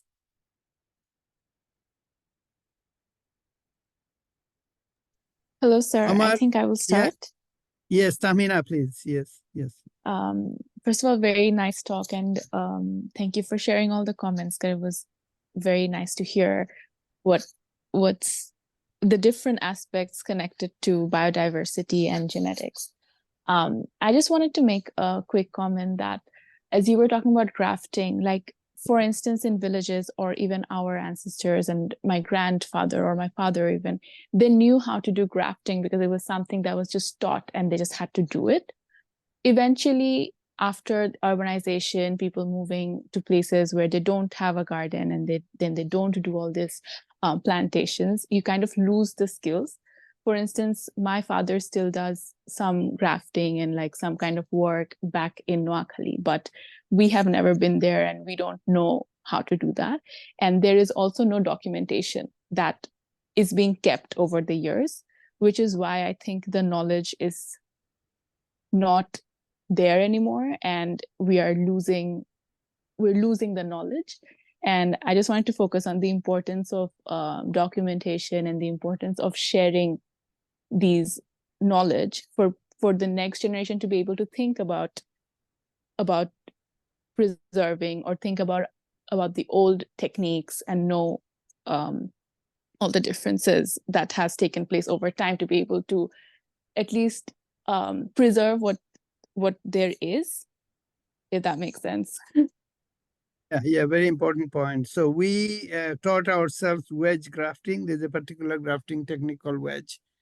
So our farmers became so powerful in wedge graft that almost 100% recovery of seedlings. And that gentleman, Mark Tester, came all the way from Saudi Arabia to see our technique. So this is a case of I deployed almost like 100 people in the village to have this tomato grafting workshop, if you can call it like that. And we developed 10,000 tomato seedlings which were grafted. So this is something I've done recently, maybe 2 years ago. So it can be done. We are weak in not writing everything down in a precise way so that people can do it from a manual. I think we have to develop manual. And I'm also thinking of using my village as a kind of a laboratory where people can come and learn grafting. And I think the student who talked about the Kamalganj area, which is right next to my village, there is also a lot of people there who can do grafting. So I think we can do tomato grafting, eggplant grafting, and there is also a lot of fruit tree, lychee, mango, etc. grafting. That knowledge is still there. It has not become extinct, but we need some effort and some funding to turn it into manual, maybe the video description of how exactly to do it. And so we are looking forward to doing that in future. Thank you. Thank you very much, Tahmina. She's from University of Queensland and a close colleague of mine for a long period of time. So thank you for showing up, Tahmina. And at one point, I think the one day after tomorrow, Tahmina has done a lot of work on gene editing, especially making fusion protein kind of review. Rockin is the co-host now. Mustag Ilbanayab is the host now. So, yeah. Yeah. Sorry, can I intervene in this discussion about grafting? Yeah. I actually just moved from my deck into my glass house. I wonder if you see behind me. Yes, yes. Wow. I want to encourage Tahmina to go and take any tomato from the shop and get the seeds out and start grafting. I don't know, on your windowsill. You don't need a farm for that. I just want to show you something. So I'm in my cacti glasshouse. This is a seedling. Can you see the size of this? Yeah. It's about 3 years old. I've grown it from seeds. And I want to say that first time I've learned grafting was in high school. And I picked up on my hobby from high school about 3 or 4 years ago when I restarted growing my cacti. This is the same seedling that was grafted. And you can see the size of it. Wow. So the idea is that the graft allows you to make the plant grow a lot faster. So I have a corner in my glass house that is my grafts that I'm grafting on. Can you see the shoot came from there? I now have three shoots that I can use for rather grafting. And as I said, this is something that I've practiced a lot when I was in high school. By the way, I want to show you a mature plant, what I'm aiming for. This is Oh, probably wow. 20 or 30 years old, right? Mm. So once again, that's the seedling that I started from seed. That's the one that I've grafted, that's been here for a year or two. That is much bigger than that. Can you see? And that is the adult plant that I'm aiming for. So grafting actually works because of the natural ability of plant tissues to connect to each other. It doesn't take Yes. so much skill. It takes a little bit of common sense about plants. And I very much encourage you to try to do it without anyone teaching you, because it's the plants that are going to contribute to your success. Yeah, thank you very much. Thank you, Diana. Thank you. It's wonderful to see your facility actually in first hand. And I think when I do it from Bangladesh, I can show my whole farm in Bangladesh as well. It looks beautiful, beautiful. It's great to have Diana with us. Actually, it's storehouse of so much ideas. Okay, I'm taking the Wonderful. camera off. Back to you. Okay, no, wonderful, wonderful. Who else wants to say something? Omar, do you want to comment something, Omar?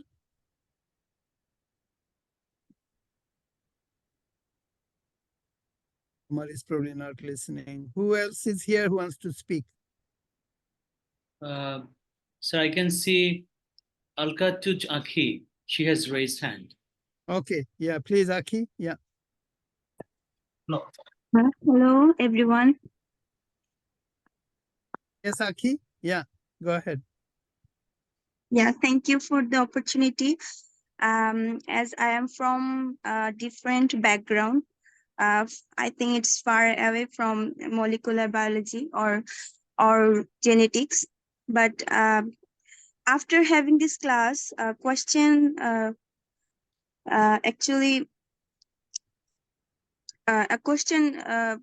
interested to present or express my opinion.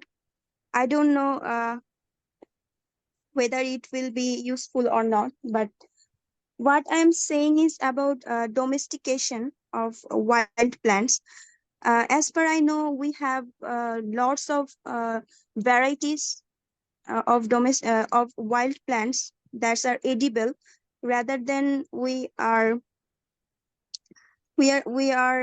concerned about, or we are only relying on limited number of plants such as maize or rice, just some energy producing crops which are famous worldwide, but rest of the crops are not having so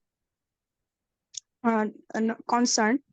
So except for grafting, how can we bring this domesticating method to public, or to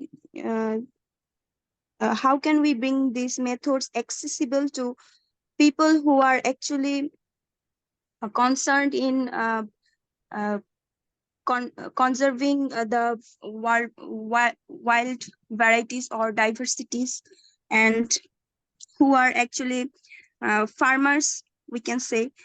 How can we inspire people in domesticating such plants and increase our diversity in a shorter period of time? Because as far I know, domesticating a wild plant is very time consuming, and grafting is not applicable for every plants. And gene mutation, which is a part of evolution, is not very common case. So how can we bring this diversity again in this world? Yeah, thank you very much. Thank you very much. So one of the plant I showed you is a Solanum torvum called Gota Begun. So this is one we have domesticated because it was wild, growing like a weed. I think you can. Domestication has been so intensive that in our villages, whatever could be domesticated has been done domesticated.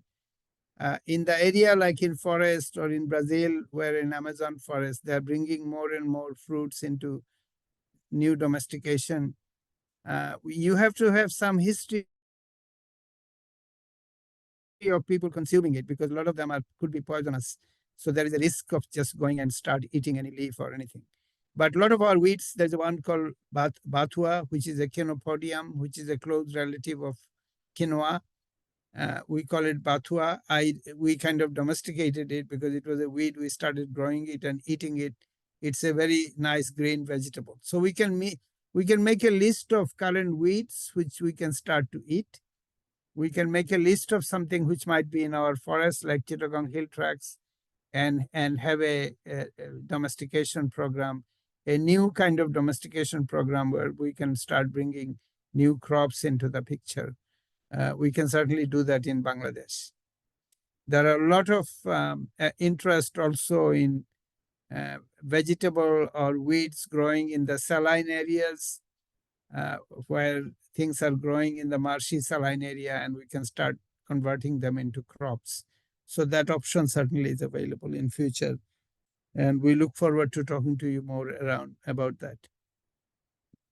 I think Omar, you started to say something. So can you please speak up, Omar? Yeah.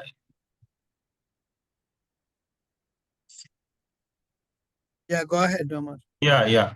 Hello, everyone. Yeah. I just would like to thank you, Dr. Abed, for giving us this chance to meet all this experience.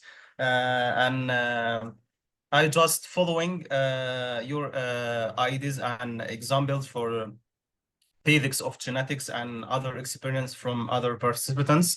So I'm very happy to attend today this course.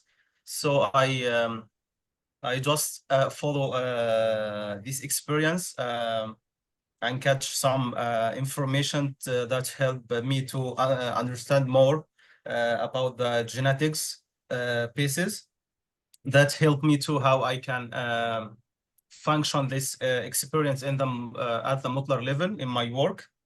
Yeah, that's all, Dr. Abed. Yeah, thank you so much. Thank you very much. Any other comment or questions? No, thank you. Yeah, that's all. No, I know, not from you, but anyone else sorry. present here do you want to say anything? Anyone else? So I think I want to bring a different point that you have covered in this lecture. One was about the, for example, the concept of evolution, when it's obviously Darwin is one of the main proponents. He was supported by Wallace. But before that, as you mentioned, like Ibn Khaldun or Tusi, they also mentioned about this concept. But they mentioned in a kind of the language that they chose probably was not the way Darwin was explaining, or the evidence that Darwin presented were not presented by them. So why do you think they got those ideas? Is it because, for example, in the Muslim understanding of life and evolution is quite different, isn't it? It's quite similar to the biblical description. So do you have any comment about from where they got these ideas? Is it from like Greek or other, or even, I don't know what happened in subcontinent around that time? Was there anything that we know that can help us to understand the source of knowledge that they used to gather the information and also develop their ideas? Yeah, there were all these Greek ideas where they're talking about mixing and blending. Ancient Greeks had certain ideas where they thought there was little droplets of things that goes from one generation into another. So there were all these ideas. What strikes me is the exceedingly carefulness in which they preserved all the varieties. So if you think people thought, well, rice is rice, they would have mixed up all the varieties, one with the other, and the new varieties, all the separate varieties would not have been preserved. So people knew that a particular type gave rise to this kind of grain, this kind of aroma. and they knew everything about how to keep it separate generation after generation during cultivation. So whatever their theory was, they had a very precisely oriented need to have a pure preservation of individual species. Beyond that, if you start to read ancient documents like the Greeks, I deliberately raised the issue of Khaldun and others because they're fairly modern. But if you go into the before Christ time, you start to see all the Greek ideas and so on. So the precise nature that Mendel said about the algebraic unit, and he showed that there are units of segregation which turned out to be genes, and now we know the whole story. So we are not like rediscovering it from the prehistory. We know everything, and we are kind of studying it for the sake of history. And while we study for the sake of history, it appears to me that the genetic resource or the genetic gift is about 10,000 times bigger than what has been accommodated later on by a few species and model organisms. So all this gift is a product of deliberate human intelligence. It is not a gift which just happens to be lying around in nature. This is the point I'm trying to make. And during that preservation of this gift of thousands of species, and another point which I did not cover here is the domestication of animals. Out of very violent wolves of the jungle, people bred domesticated dogs, which actually love the company of human beings.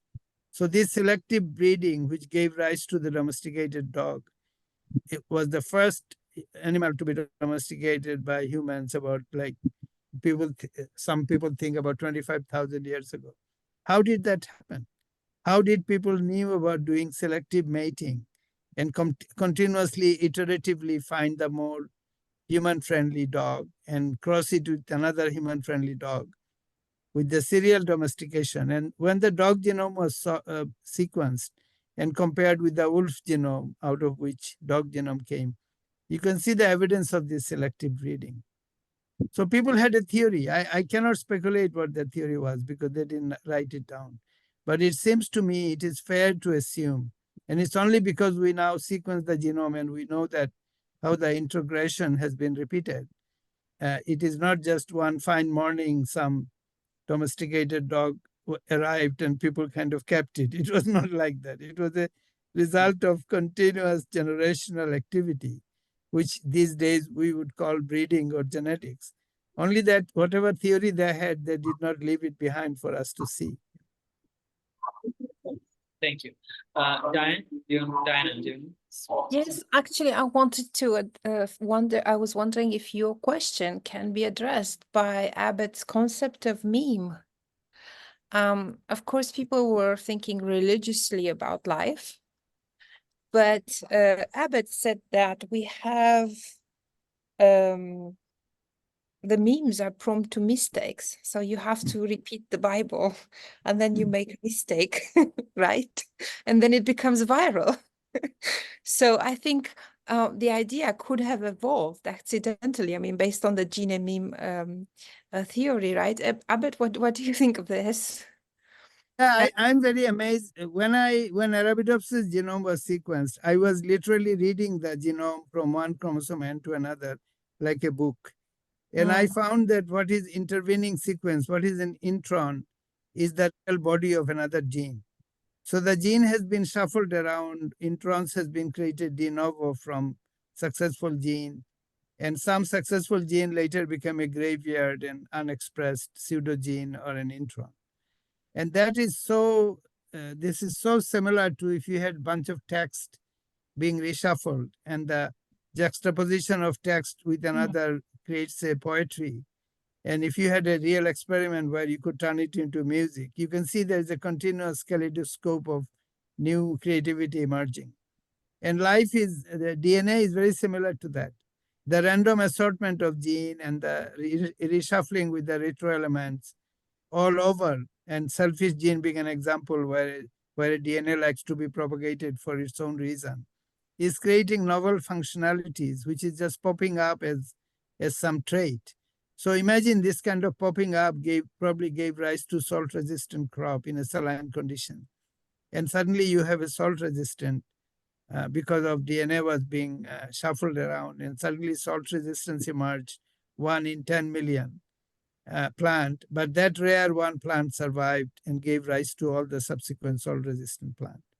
So you can set up some idea, and students are here, they can set up this kind of a conceptual possibility of using artificial intelligence, machine learning. Even you can deploy ChatGPT, not to create some text, but to shuffle around DNA sequence to create novel functionalities. You can deploy something like ChatGPT type of thing to do base editing into the genome to create novel functionalities. So these are one of the things we can think of because we cannot go and have real world organism, but we can create some kind of a in silico organism with novel specificity. That's another corollary of this discussion. Yeah. Okay, thank you. We have again Riyajit. So for the third time, sorry. So I though I'm not because I'm not an expert in the field, my knowledge is very limited in this area. But regarding Professor Abed's question or thought about the proposition that in the indigenous community, maybe in the prehistory, there were some theory based on which they used to crossbreed, perhaps. I'm just trying to make an epistemic loop into that proposition. Maybe this is not necessary. It's just I'm talking about a possibility. It's not necessary that they had a theory behind what they were doing, but maybe it was just an empirical experimentation that we can see it as a series of experiments that they were doing with grafting, crossbreeding, selective breeding, and so on. And everything had actually evolved through a process of empirical experimentation. Maybe there were some degree of tacit knowledge that have guided them in doing that based totally on some sort of experience they have gathered over generations. I'm just talking about the possibility as a comment. Thank you. Yeah, very true. So I think they had a charter of action, and one thing led to another, just like cooking food. But even in food, no one writes down a cookbook in the ancient time. But there was all this knowledge of what turmeric was good for, what garlic was good for, what ginger is good for. The problem is all this knowledge were tacit knowledge, oral knowledge passed from one generation to another, almost some kind of a classical wisdom. It was never written down in an analytical way, which was started by a so-called Western tradition, I guess. So this is one of the reasons that a lot of these so-called quote-unquote Eastern knowledge is not thought of as serious knowledge. And this is the same reason when the crop biodiversity people made a catalog, and I read those, it comes from Vavilov and his follower, Jack Harlan. These are the two people who talked about all the ancient germplasm. And in their whole language, you can see that they're thinking that these germplasm has no creator. It was just a part of natural world. That's how they're writing. And explicitly, they're even saying that these are not varieties unless they're being acted upon by modern science. So they're passing some judgment. People are eating it. They're in the field. For hundreds of years, people have eaten them. But in the eyes of modern scientists, they're not a variety till they enter a proper scientist who has a PhD degree. I think it's a very amazing kind of discrimination. And I think traditional knowledge has suffered this discrimination. It continues to suffer the discrimination. In this day and age, the Horidan was not recognized as a variety simply because a farmer did it. My own work involving the farmers are facing resistance because the institutions are trained to think that what is not part of the institution is not science. It's almost like the Bangla department of Dhaka University decided that unless you are a student of Dhaka University Bangla department, you cannot write Bangla poetry. It's a bit like that. Or you have to go to the Dhaka University Bangla department to get validation if you were to write a poetry. So I think we need to raise this discrimination philosophy, so to speak, because it has permeated into everything. So for instance, because you thought like that and you did not give value into those creativity, you did not preserve them. And this is why they have disappeared. And you create something out of modern science, you patent it, you give good value to it, and it doesn't become extinct. But the farmer's variety gets extinct because you don't think it's worth anything, you know. Okay, so we are almost at the end of this session. We spoke for 1 hour, and then I think the discussion continued for almost another hour. This is really good. This is exactly what we wanted for this course. It's not only that the speaker will have all the saying, but also the participants can contribute. And yeah, share. I think it's bad if it is 50, good if it's 50-50, because as you know, any speech, once you have given speaking for an hour, it gets to be very difficult for people to keep attention. So I think last time I broke it up more, but this time it was a kind of, I was engaged with the subject matter one after another. So I spoke nonstop for an hour.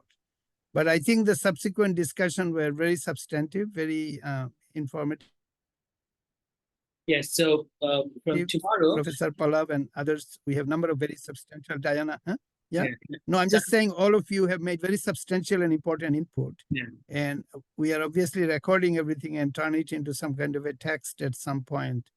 And Mushtaq and I, we are quite overwhelmed by the response it has created, and the response continues to be there. So we are very happy about this discourse actually.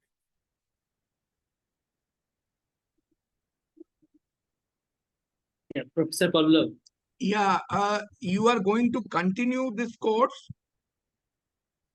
Well, if there is interest, we'll continue. It will be dictated by the ongoing interest. Yeah. Okay, I got it, because I'll encourage more students to join it. Yeah. You know, there is always a learning in it. And the university syllabus doesn't cover all that you are discussing. So that will be again an interesting part. Secondly, you know, from theory of special creation to evolution, it has been a long journey, and I feel it fascinating, because I feel that people in those days who thought out of the box and who keenly observed and inferred, they are not only, they are, I mean, unsung heroes and kind of people we have not heard. I mean, they remain unheard in the books of history. So one is that, and then how life originated. The mysteries are still very much unknown to the students in general, and the interest doesn't spark, or how variety came into life when we come to human, when we come to racism, when we come to the old concept of mongoloid and negroid. We don't know how to explain them. There are people, there are students. I think it will help them a lot to have a scientific temper and at the same time understand things in the light of science. Yeah, So- very good point. So there are a lot of bad theories going around, different cultural ideas, which is saying one group is better than the other group, and false history. All this is going on. So it should be addressed. The second thing is that I always find that the traditional society, the rural society, the villages, they are always being denigrated as not of value, because everything is tied up with what is going to make money and what is not going to make money. So the traditional variety is not useful because it's not very clear how they are going to make money. Similarly, you know, you can make argument about anything, that poor people, older people, they are not value to the society. so you should get rid of them, that sort of thing, or you should not pay attention to them. So I think this course, at least I'm a very political kind of person as well. I don't believe in neutrality of knowledge. I think knowledge is always serving the power, and I don't want my knowledge to serve the power. And that's one of the reasons I have started, or I'm putting all this energy in giving this alternate version of biology, alternate version of genetics. And I would obviously like to convert as many people as possible in my own ways. So this is not just knowledge transmission for me. This is also a kind of a socio-political activism for me. Very true, very true. And Dr. Chaudhary, have you heard of Earth University in India, Dehradun? No, I haven't. Please connect me to them. Yeah. Okay, okay. Yeah. So I think at least in the subcontinent, if we can come together, people Exactly, exactly. intellectuals of India, intellectuals of Bangladesh. I spent a lot of time recently in Jordan and Egypt, and I found a lot of like-minded people in Egypt and Jordan as well. So I think in a Asia, East Asia, West Asia connection, and Genofacts is also very much in my mind, which we'll cover in the third lecture. So Right. Genofacts also wants to talk about digital health and that kind of thing. So I think your presence will always be most welcome, and your ideas and innovative thoughts. And in Japan, there is a very powerful group. Diana is part of it. There's another lady. There's a Japanese group who are interested in epigenetics and a lot of biological ideas and theories.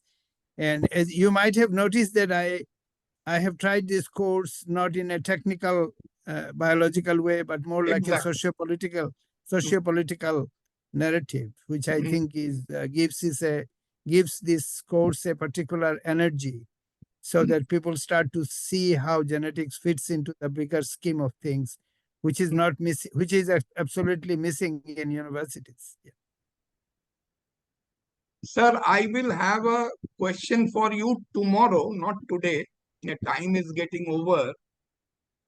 I have a doubt, or I want to know if ecophysiology has an impact on genetics. Okay, I'll give it a thought and cover it tomorrow. I think we are in the last few minutes, so I would ask Mushtaq to say some parting words, and then we'll wrap up. Yeah. Yeah. Thank you, sir, and thank you, Professor Pavlov, Professor Diana, and everyone else who attended from home and abroad.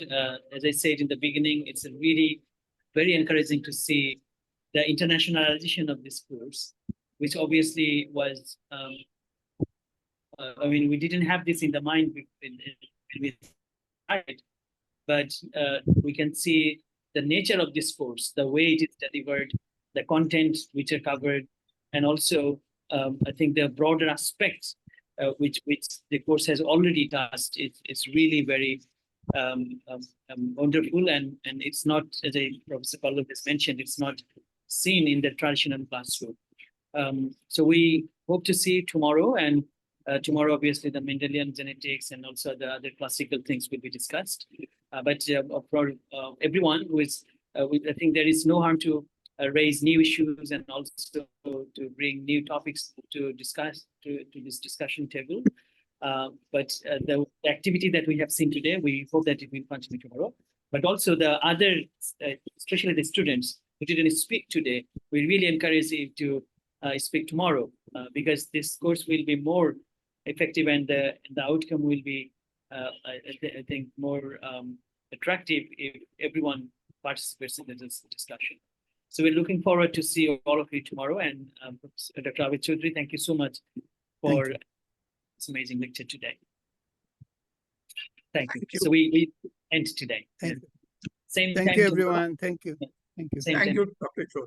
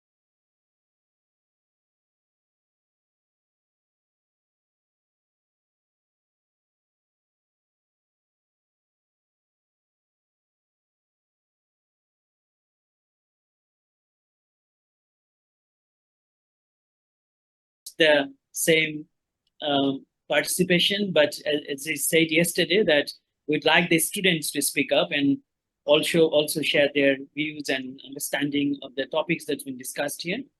And now we're moving to Dr. Abed Chaudhary to deliver his lecture. Dr. Chaudhary.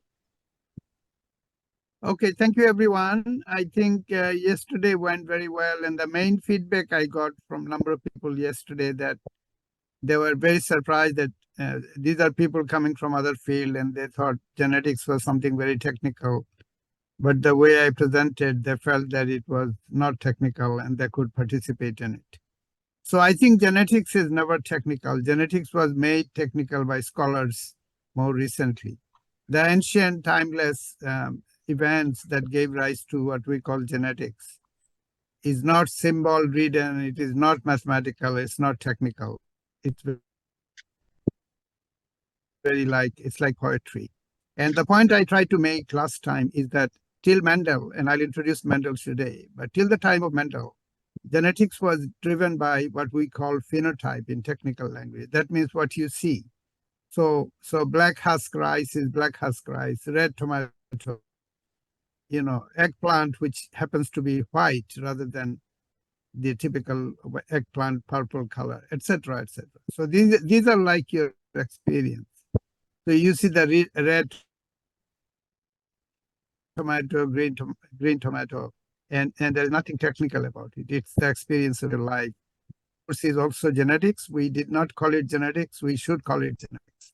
And that genetics did not require any kind of symbol of genotype. It was simply what we now technically can call phenotype, which is the subject matter or the property, curly hair, straight hair, color. A person who is black happens to be black skinned or a white skinned or yellow skinned, so on and so forth. So we covered a lot of ground yesterday, setting the scene for what is known as Mendelism, where around 1880s, I think, around that time, or 1870s, there was a person in Brno in Czechoslovakia who was doing some experiments. I may be wrong on the exact city or where it's located, but he was playing around. He was a monk, and he was playing around with the pea colors and the shape of and the height of the pea plant. And we also showed how the pea plant came about, the domestication of pea for thousands of years before Mendel. So let's go to the first slide, please. So we are now entering the kind of the heartland of formal genetics. To most people who go to universities, mostly people who go to university learn genetics. We are starting a new stream where people who never went to university could also learn genetics. But let's come back to the formal structure. And you can see the picture of Mendel and pea plant that he made so popular.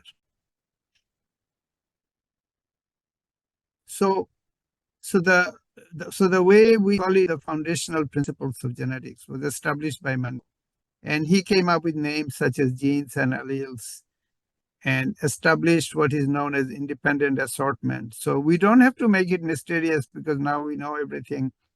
And we are doing it through the hindsight, almost like going back and giving some historical explanation. So we don't have to proceed like he did, where in tiny steps he was discovering the principles of genetics.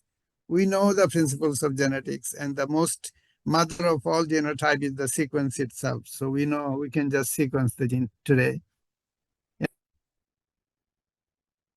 And even after knowing how to sequence the gene and knowing the whole code at the level of base pair ATGC, which is the chemical description of the gene, even after knowing all that, we still want to retrace and study the history of how it all came about. So that's what we are doing. An independent assortment, if I could just tell you one of the big hoo-ha about Mendel's law. Independent assortment means that the trait he chose were in two different chromosomes, and they were segregating independently. So that's what it means. So the two traits he chose were in 2 chromosomes. If he had chosen them accidentally, which happened to be in the same chromosome next to each other and linked, he would not have got an independent assortment.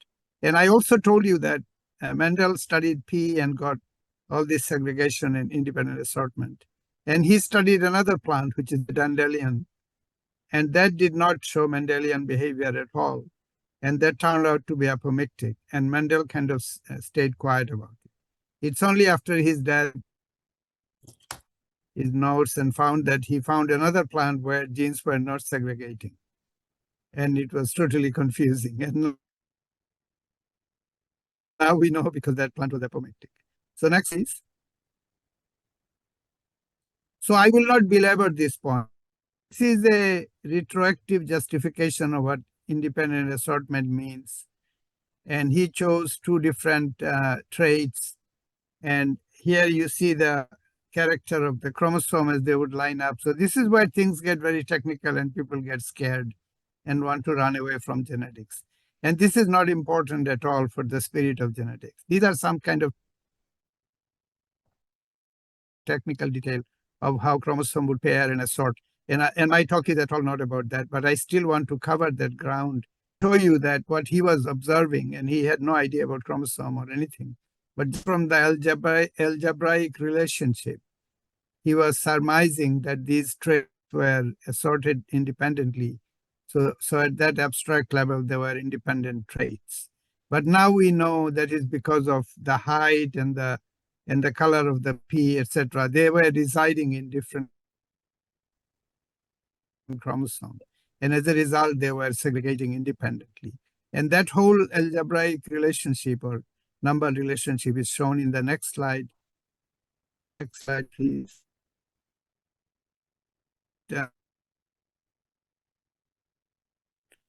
And y, small y, yellow, and what is not yellow, green. So you can see what turns out to be based on these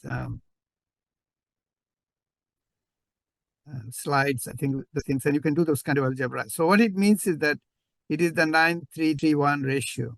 If you have 2 genes assorting independently, then their relation in the box on the right, that what is green and round and yellow and non-round and so on and so forth. And then, so that is what we now call Mendel's law. The 2 different traits will assort independently in a dihybrid cross. In a monohybrid cross, what it means is that if you cross one trait, so let's say with maize chromosome, and we'll again show a video like that. If you have a white maize, which has a white kernel, and another one next to it is a red kernel, then if you cross it, then what you'll find is that the white will disappear. When the red kernel pollen falls onto the white female, and then you got a kernel, and that kernel will turn red, and the white will be hidden under redness. So white is still there, and then later on white will show up. So this trait of when whiteness is recessive over redness, which is dominant. And you can, it's just a common sense. So if you have a blob of white paint, and in another bucket you have blob of red paint, and if you put the red paint onto white, the whiteness will go away, because we know common experience that redness is dominant over whiteness. Redness will mask the whiteness, but whiteness will not mask the redness. It will become pink or something. So this is just a common experience. This is what dominant and recessive means. That something which makes a pigment is dominant over something that does not make a pigment. Just like a red color is dominant over white color. So that's what dominant and recessive means. Another thing is that, so if you have a white dog and a black dog and you cross them, then the whiteness in the hybrid, the whiteness will go away simply because the black pigment is being made even in the presence of white pigment, and that will show as black. So this is what Mendel showed in retrospect. Once we go and understand it, it is just common sense. But he also came up with this idea of genotype and phenotype, because he started this convention of calling yellow big Y, and the absence of yellowness, which is green, as small y. So big Y over small y is not very intuitive. So it's kind of doesn't really help in understanding things, in my opinion. But if you want to do a genetics course, then you have to write all these genotypes. And genotype is also something that makes you look like a scholar, because otherwise you look like just a farmer counting seed. And when you start writing big yellow and small yellow, instead of saying green, you say small yellow, which is the absence of yellowness. Then you look like a scholar. So this is just a convention. And one thing I must say that when Mendel came, this is when genotype and all the scholarliness entered genetics. Because suddenly the big yellow, small yellow kind of people who write this nomenclature, they're not farmers, they're scholars, they were in the laboratories. And farmers kind of got left behind from innovation at the time of Mendelism. And we have followed the tradition of Mendelism and become more and more scholarly till such time that we are now sequencing the genome. And in this exercise of sequencing genome and so on, farmers, the innovative farmers, are not with us. So a disconnect has been created, and I should explicitly point it out. Next slide, please. So now I want to, because Barbara is very popular. I have some photos in a meeting I dug out in 1984 when I was there and Barbara McClintock was there. I'll post it in my LinkedIn. I don't have time to show it today, but maybe I'll show it tomorrow. So she's someone I met many times in 1983, 84, when I often went to Cold Spring Harbor. And I used to stay in a little dormitory building, and in front of the building was the maize field, and she used to come and work in the maize field. She just looked like a farmer working the maize field. And she became very famous because we all knew and we learned from Mendel that the genes are in the chromosome and genes are stable. And she showed that the genes can jump out and go into another place, and that therefore the term jumping gene. So she is known as the jumping gene lady. And jumping gene is also called transposable element, transposons. We will have a lot to say about transposons tomorrow. But I want to give you a flavor, just a flavor of how she arrived at what she did. Next slide, please. So she noticed that in the white kernel of maize, a funny color, blackish color was developing. And you can see on the extreme left, there is a black kernel and the white kernels. And then in the white kernel, the spotted regions were arriving, and nobody understood what that was because that looks like an instability genetically. And she was so perceptive that she looked into all these chromosomes cytologically, and she looked and looked and looked, and over a long period of time. There's another guy called Marcus Rhodes was working as well, and she had other colleagues. But because she was a woman and it wasn't very usual for a woman to be in science, even after Marie Curie, even in the Western world, it wasn't traditional for women to be in science. So people didn't take her very seriously when she said that chromosomes were breaking and genes were jumping, etc., etc. To make a long story short, she was right and everyone else was wrong. And she ended up finally to be the sole recipient of Nobel Prize. Often Nobel Prize is shared between different people, but in this case, like Marie Curie, she was the sole recipient. And I just want to give a molecular description of what it is all about. The next slide, please. So imagine on the left, so her system is we now call it SEDS system. So SE is a gene which makes an enzyme. And that enzyme comes into this region called DS, dissociator or dissociation, she calls it. And things jump. So imagine there is a pigment gene and there is a whole jumping gene sitting in the middle of the pigment gene so that the kernel is now white because that gene is disrupted. And when the jumping gene gets into play through the presence of AC transposase, then the DS jumps out of the gene. And when it jumps out of the gene, the redness, the color kind of comes back in a patchy way. So this is what was happening actually, that the disrupted gene was being disrupted by a jumping gene. And when the jumping gene moved out, then the original color, because it was restoring the gene partially and the color was showing up. So now we know this is what was happening. And what she said, obviously, and the way she explained it was really outstanding and started the whole field of what we now call transposition or jumping gene or transposase, which is now also being used to make a new kind of gene editing. So she stands like a mild, in Bengali we call it mild follow, like a seminal kind of a pivot or a central figure. And similar to her, of course, is Jacob and Monod from France, who discovered the operon idea. And because of her work, this was the first step of talking about gene regulation and the gene jumping out from another gene, which we now take for granted, this kind of activity. But she started the whole thing. Next slide, please. So she got the Nobel Prize, obviously. She faced, these are some of the salient features of her life. She eventually got the Nobel Prize. I met her in Cold Spring Harbor before she got, just prior to getting the Nobel Prize. And she even came to my university in University of Oregon. She was invited. She was a very simple lady. You could approach her, talk to her, and have a little chat with her. And she didn't have any arrogance or any kind of powerful sense of who she was or anything. She was very modest. She was very persistent. She was a hard worker. She basically worked like a farmer day in and day out in the maize field. Her impact on genetics was colossal.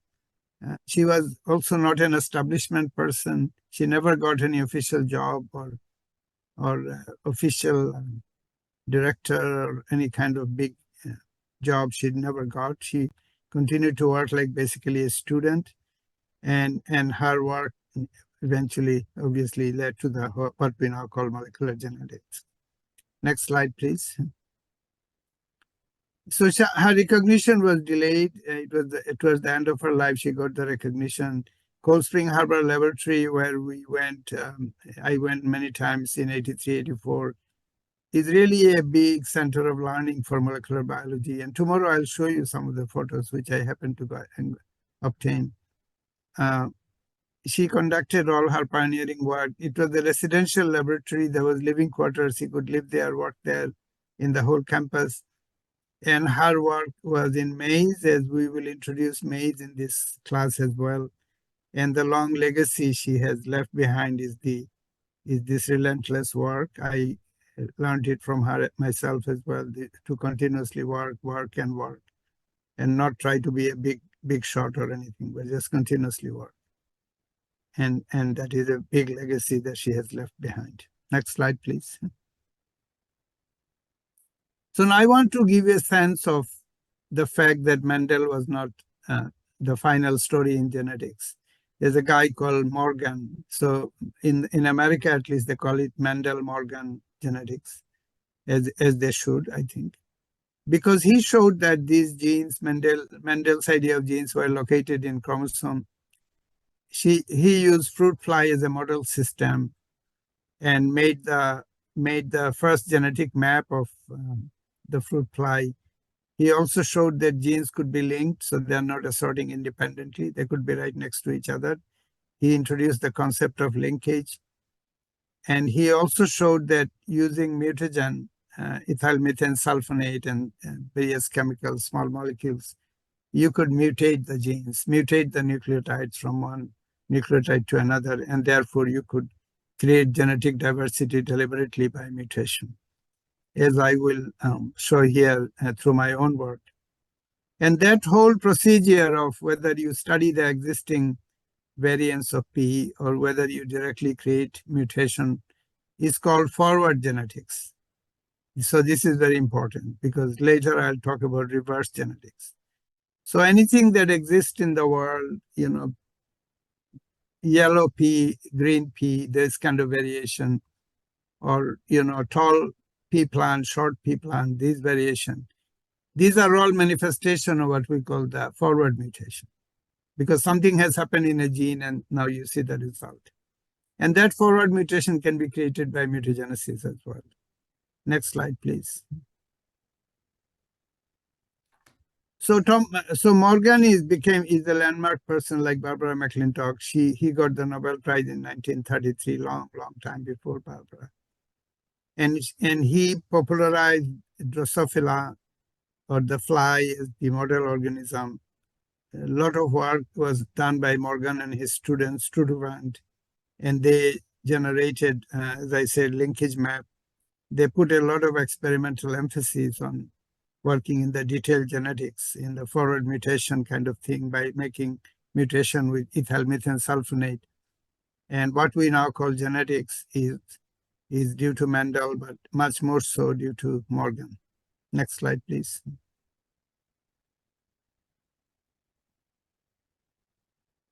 So several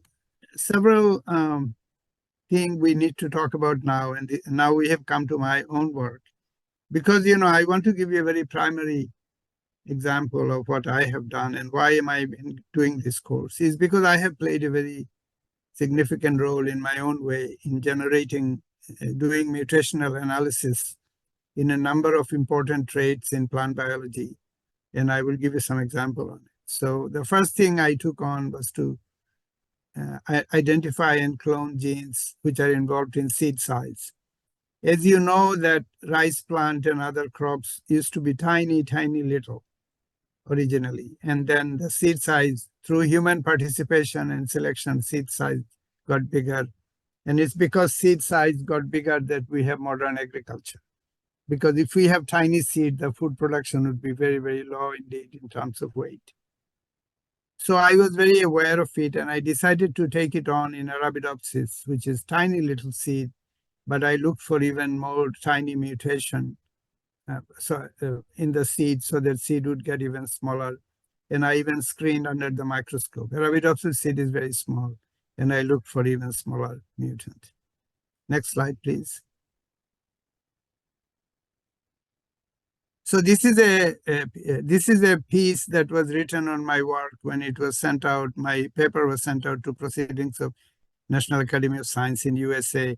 They not only did they publish, but they kind of asked one of the biologists to write a review on or kind of like an editorial on our work. And here you see the whole biology as part of what they wrote.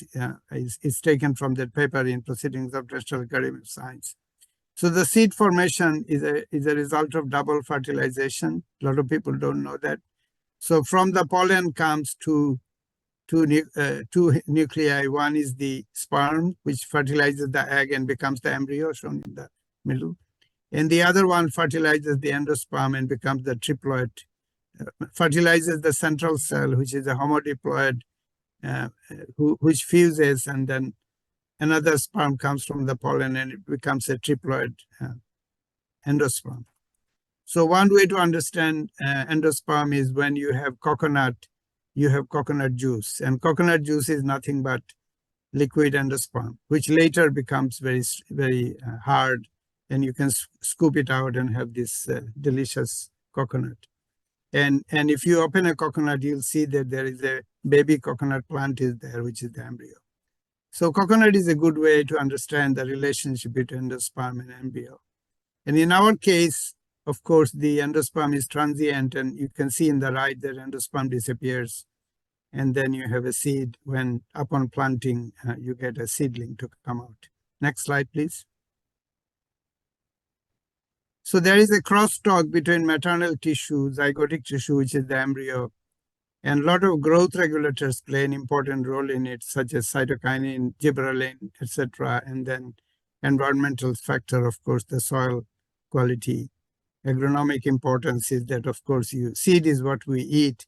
Seed is also what we plant for the next generation, which is the whole backbone of agriculture. Next slide, please.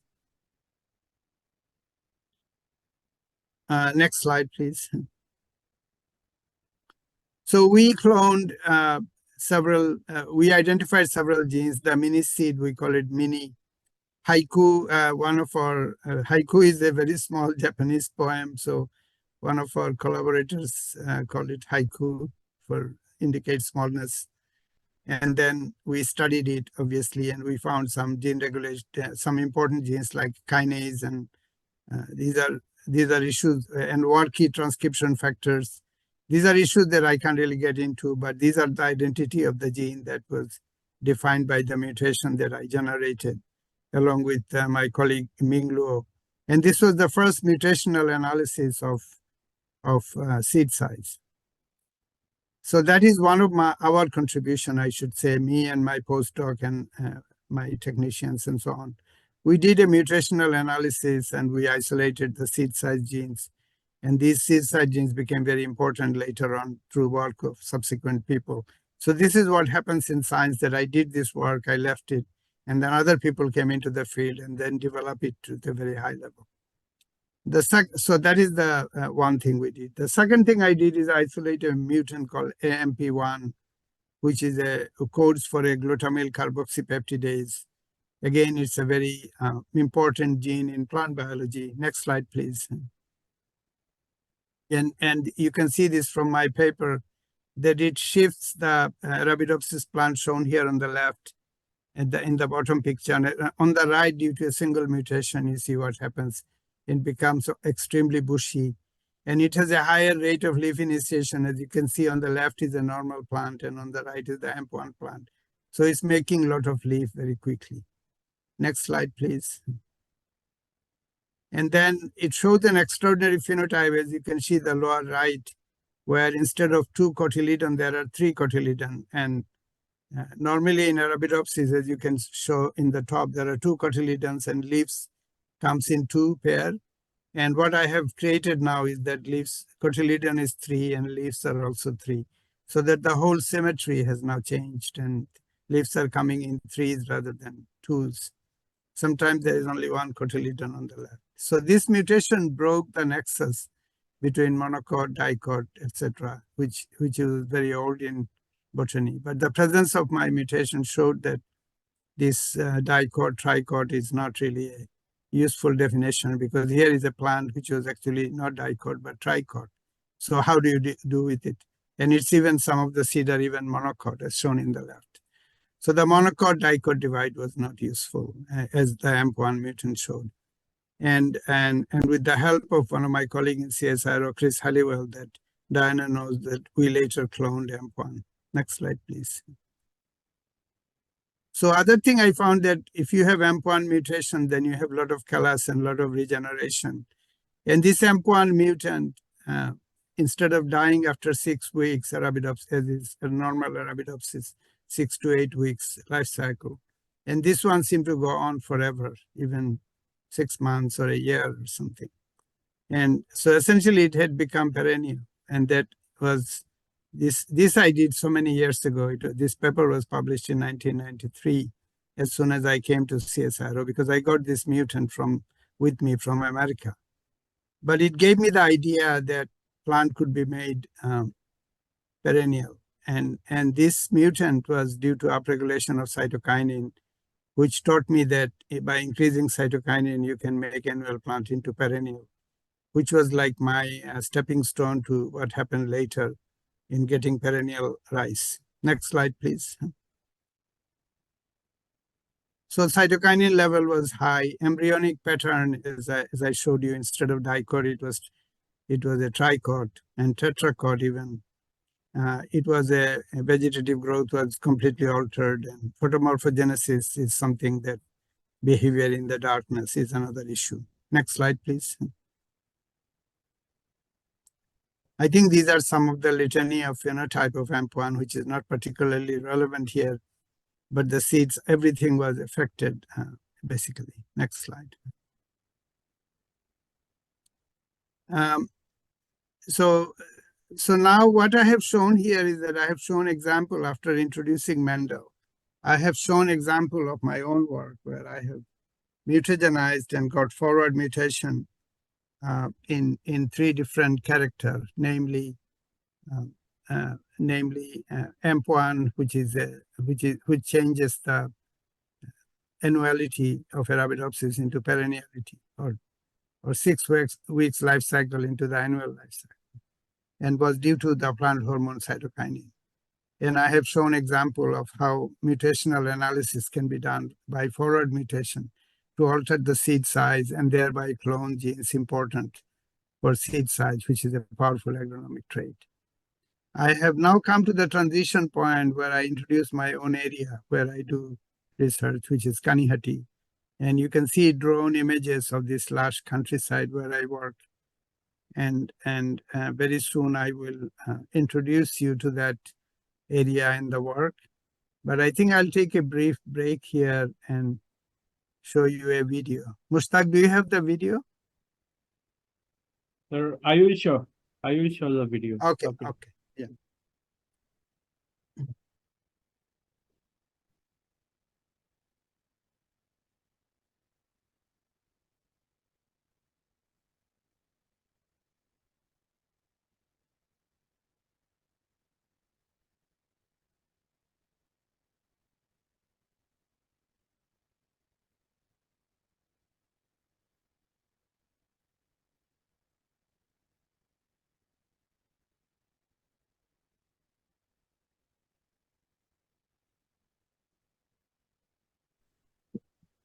We can't hear the sound, I think.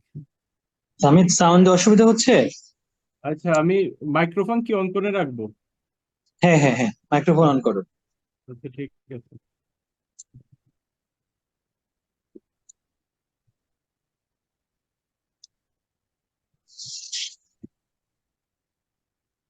তাও আসছে না বোধহয়, না? না, আসছে না। ওকে, last time তো হয়েছিল। আচ্ছা, আমি একটু ট্রাই করি, হ্যাঁ? ওকে, ওকে, শিওর। ওকে ওকে, ঠিক আছে, I am trying.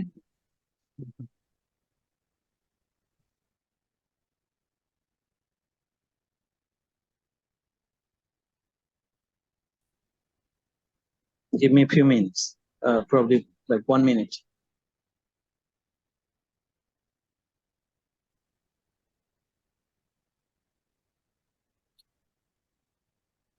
So I'm here.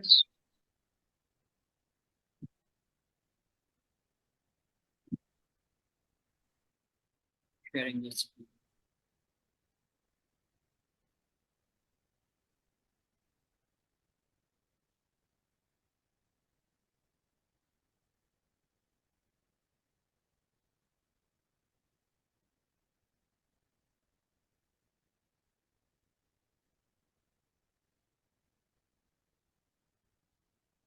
There.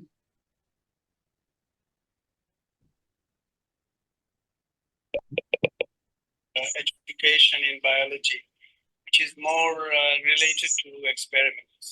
And basically what we want to do is to go back. Can we all hear?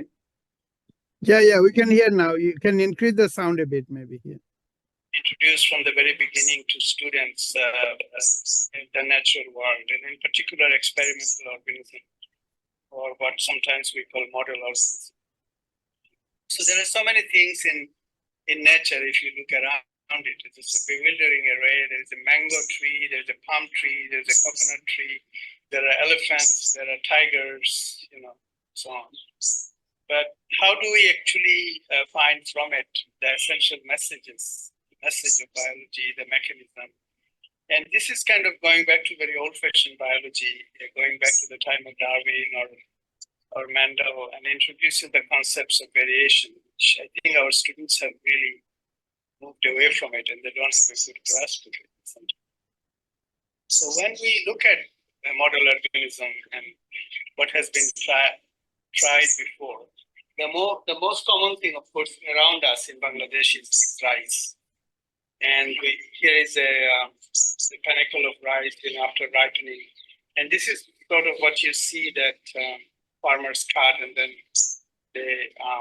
that goes through the process of processing, first extracting the grains from these panicles, and then removing the husk and getting what we call the actual rice or chow rice. So this is what we cook and we eat. So the difficult thing is that rice is really not the best organism to study genetics, especially at the school level. or someone who is getting introduced to genetics. Because of the way the flowering occurs and the self-pollination is very rapid, and it's comparatively more difficult to do across in rice. So we can't just introduce rice into a school and expect people to learn genetics very rapidly. In contrast, although historically it has not been our crop, maize or corn, we call it bhutta in Bangla, has been grown even in this country for many, many years just to produce the corn and eat it. But in the US, in coming from Central and South America and later on in America, corn has been used historically in the departments of biology, genetics, etc., to teach genetics. It's very convenient for the obvious reason. Here you can see there is a abundant genetic variation in kernel color. So these are white corn, and pollen has fallen from a neighboring yellow corn variety, so producing the hybrid, which is yellow. And here you can see this is available even in Bangladesh among our tribal or aboriginal people, the Chakma people and the Tripura people and so on. Adivashi, we call it in Bangladesh. And they have been custodians of this genetic diversity in corn. And you can see this red color, and in fact, a lot of little variation, even within red, suggesting of different modifying genes. So we can use this material to teach basic genetics very easily. So if we take a white corn, for instance, it will produce white corn through generation. And then when we put a yellow or a white one next to a red one, we start to get this red dots, which is the red kernel in the maternal body of the cob, which is essentially pale yellow. So it's very clear, for instance, that the pollen of red variety growing nearby has landed on the silk here. The silk used to be here, and producing these are hybrid. And we can draw them up and show that they segregate 3 to 1. So, but what is important to notice is that these color genes, which are essentially a very important tool for teaching in color. So maize used to be red, and even rice, as you can see here, we developed and collected varieties of rice which are red, different red, and this is almost black and white, just to make the point that all rice is not white. Traditionally, rice used to be red and even very dark red and black, the traditional variety. But the problem with rice is that because of the husk, we cannot see the color inside. So we cannot use it as very essential or easy teaching tool. Rice because of the husk. You have to remove the husk to see the color. The maize has the naked kernel. There's no husk outside. So corn or maize can be used for teaching. So here in Kanihati, which is a village in eastern Bangladesh, we have started a project or some process of teaching basic biology, which we hope would be useful not only for Bangladesh, but for the rest of the world as well, which is to introduce these basic concepts of biology using very simple material. And we are sitting in an area which is surrounded by rice fields. So obviously we come back to rice, but we have introduced corn in a big way, the colored corn. And what we want to do is to train the teachers, train the local community people, and say that, look, corn is something you can eat. There's a variety we grow is popcorn and sweet corn, baby corn, etc. So these are all material that people can eat, but they can also learn very easily using the color trait, the unique characteristics of naked kernel and the color.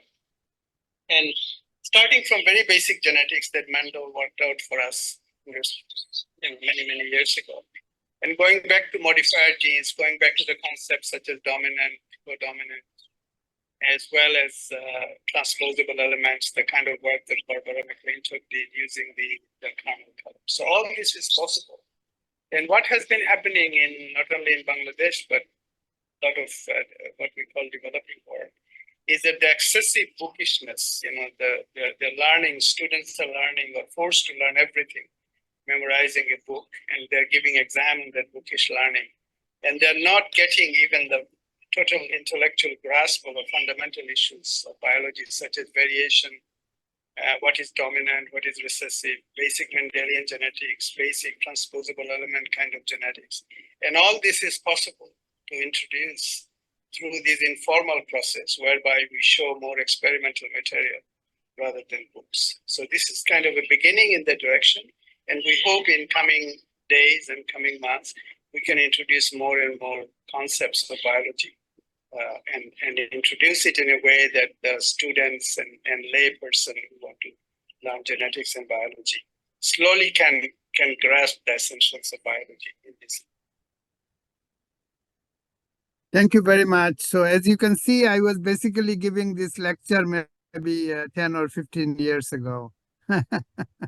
Basically, I basically taped what I said today, and this is a very old video, as you can see that I have moved on and look a bit different now. But essentially my point is that we should throw away books and learn from nature. And that is how we have a very powerful learning. So anyway, I had a bit of a break, and now I want to kind of show you something very similar, I guess, in a different way. So this is my village, and you can see even my little ponds and my home, and we have a railway station where the train is arriving. So it's a very scenic scenario, so to speak. Next slide, please.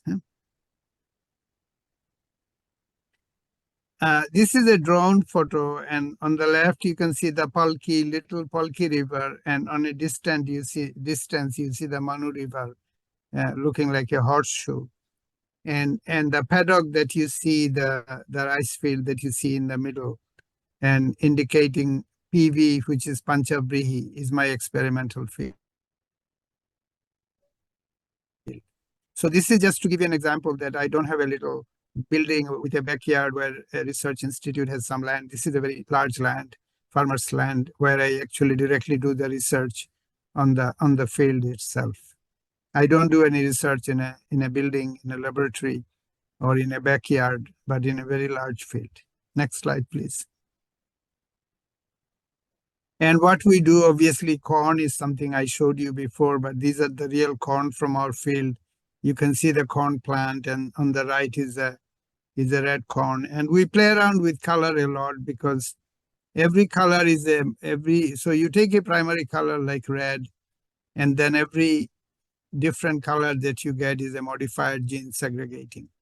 So it's a good way of getting interacting gene, modifying gene, which is basically affecting a primary color. So this is a good way to getting into the lot of detailed genetics, simply by looking into the color on the kernel, as shown on the left. And you can see infinite number of variations that you can create just by simple genetic crosses. So these are not GMO, these are not CRISPR-Cas9.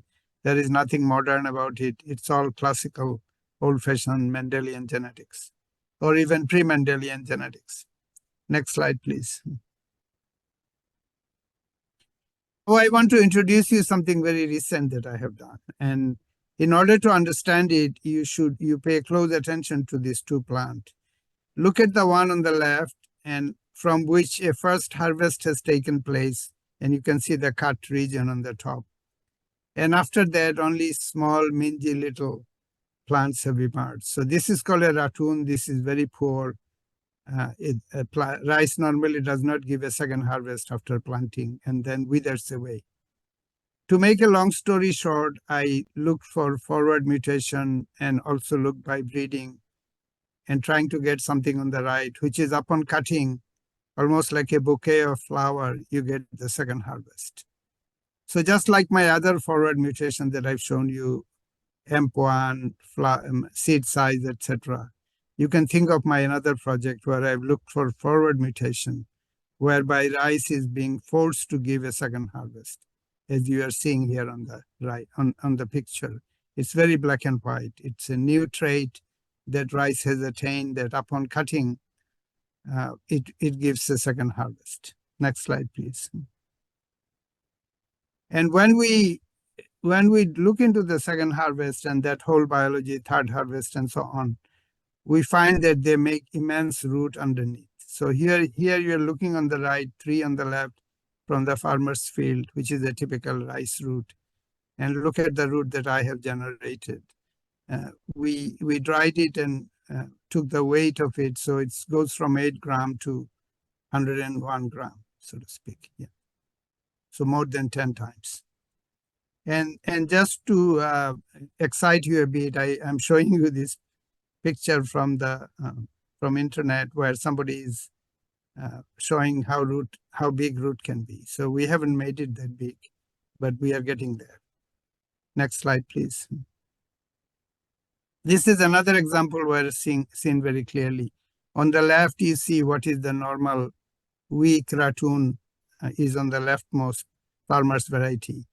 And then look at my 3 plants on the right, where upon cutting, you get a second harvest. And then after subsequent cutting, it will be third and fourth and so on. And you can already see that how big the root is of these plants on the right compared to the one on the farmer's variety. So it is massive growth above the soil, massive growth below the soil. And these different Panchabrihi type have different phenotypes. The first one on the left is very strong, and the second one is not so strong. Third one is still weaker. So you get a variation just like you in anything. Next slide, please. And this is to give you an example of how we do it. So it is not some kind of very fairy traditional stuff. We do 3 replicates. We phenotype it from the drone, as you can see on the left. All the varieties are planted in 3 replicates, random block design, and we fly our drone and we measure whether the flowering has taken place or not. And on the ground, it looks pretty much like on the right. I think at this point, I should give a breathing space and maybe 5 minutes break, not so much break, but invite people to ask some questions, as opposed to yesterday when I breathlessly kind of surged on and all the questions came toward the end. Can we have a question time right now? And I'm sure you guys are bubbling with questions or comments, so can we just start that one?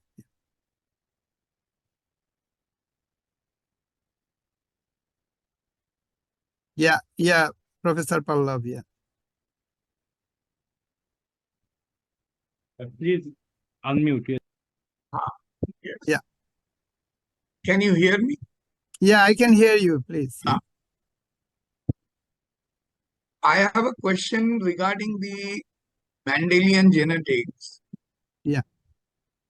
There are first filial generation, then there is second filial generation, and then there is third filial generation. If we have the result of first filial generation, can we predict the result of second filial generation?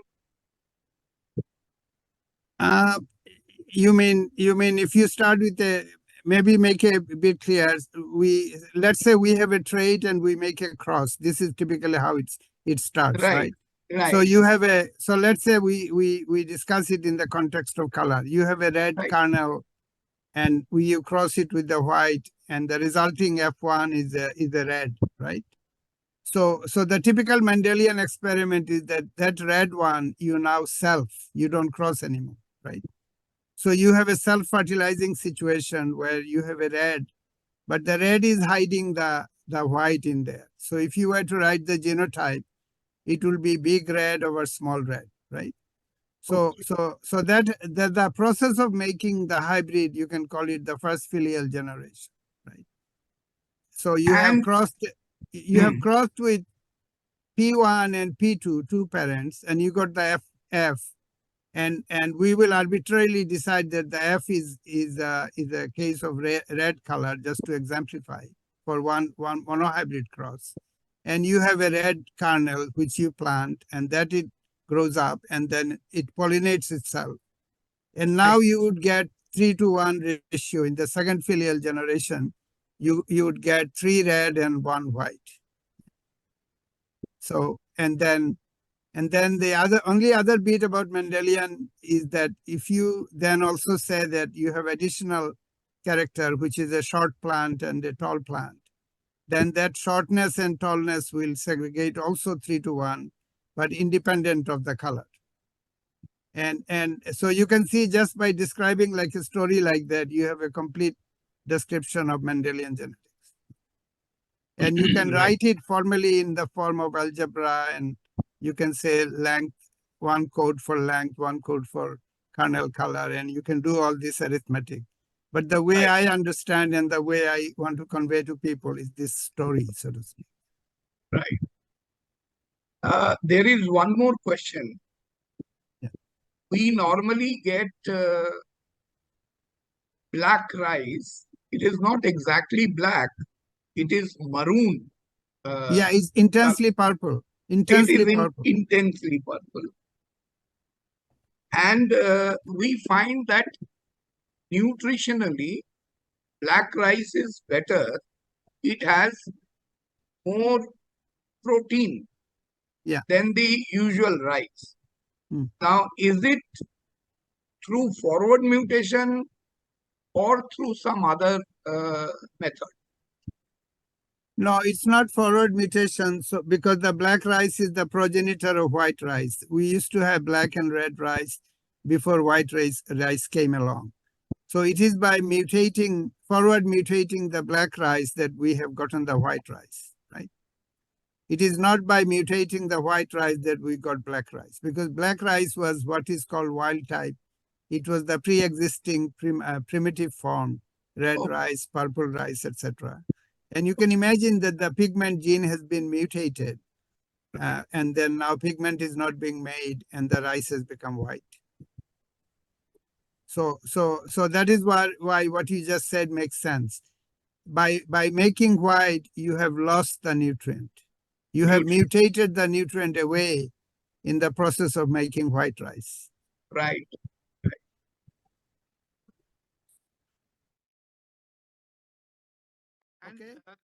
Ani, there's one more thing which I am personally interested. Is there like rice is a very water intensive crop. Now, Punjab and there are other places where India is facing severe problems. Soon we will be facing Bengal also. The rice bowls district are Bardhaman and Birbhum. These are the two districts in Bengal. Now, is there any way of having a rice that uses less water? Yeah, so that's a very, as you can see in my own photo, that rice is sitting on water. So there are all these efforts. This is very difficult to do because you have to create a kind of a dry condition, in an experimentally dry condition and so on. So I myself did not go into this rather difficult line of research, but a lot of people are doing.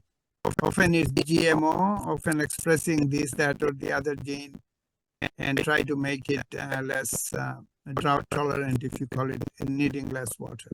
So there's a lot of research going on, but I have concentrated on other traits of rice, namely the color traits, and then now the.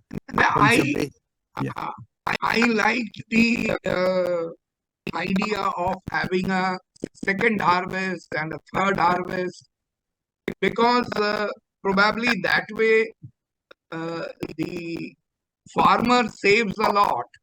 Yeah. I mean, every time after the harvest, a farmer has to prepare his land again. And particularly in Punjab, there is a problem of burning the ends, the ends left in the field. And every time, and it creates huge pollution. So, particularly in the city of Delhi. So in Hindi, they call it parali, that is the end of the plant that is left behind after harvesting. So at least once in a year, sometime in a proper time, they can dispose it off. Right. I found that interesting. Yeah, so if you could connect me with those people, because I would like to offer it as a solution to all this stubble burning. In English, they call it stubble burning, Yes. which creates the highest pollution in Delhi Right. at a certain time of the year. So I would like to make this rice available. So instead of burning the stubble to plant wheat, they can have a very powerful second rice from there. Exactly. So I need some introduction through you. To Now, those people. obviously, Yeah. Okay, other question, please.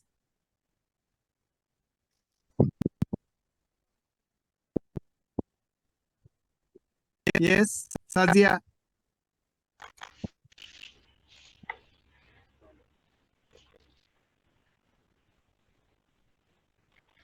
Hello. Yes, go ahead, Sadia. Go ahead. Hello, everyone. Okay. So I'm really excited to get a chance to attend this studies about Panchabrihi rice. It has become quite a celebrated variety in Bangladesh. So I want to, do we have any test that reacts to the saltwater from area? Say that again. Sorry. Say that again. Your network may be disturbing. Yeah, you are breaking up. Tolerance it Yes, has. yes. Because in the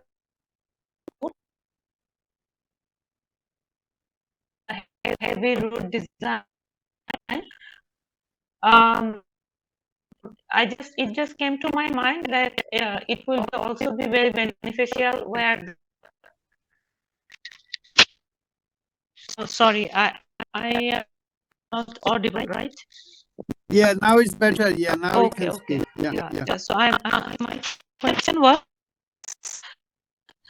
my question was that how saline water tolerance it has. Like, do we have any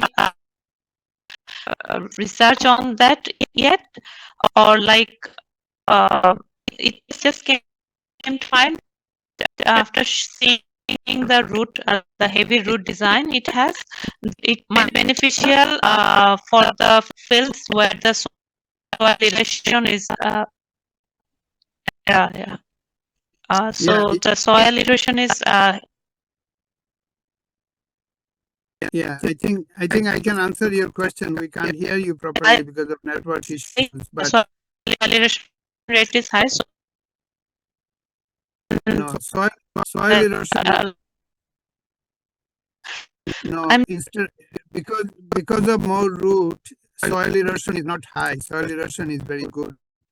Because of the massive amount of root, there is more carbon in the soil, and the structure of the soil is better. Yeah.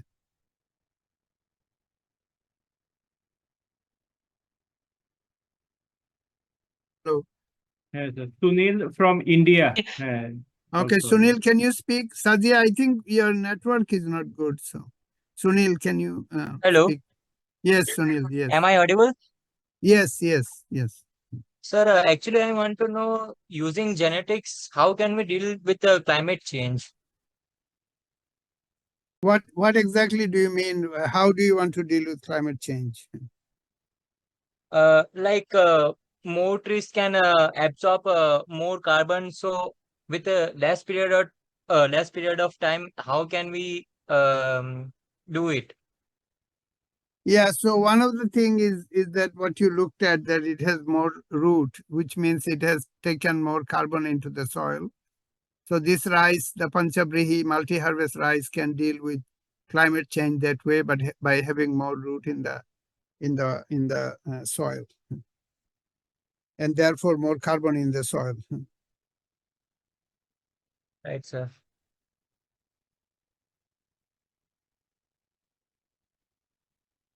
Okay, next question.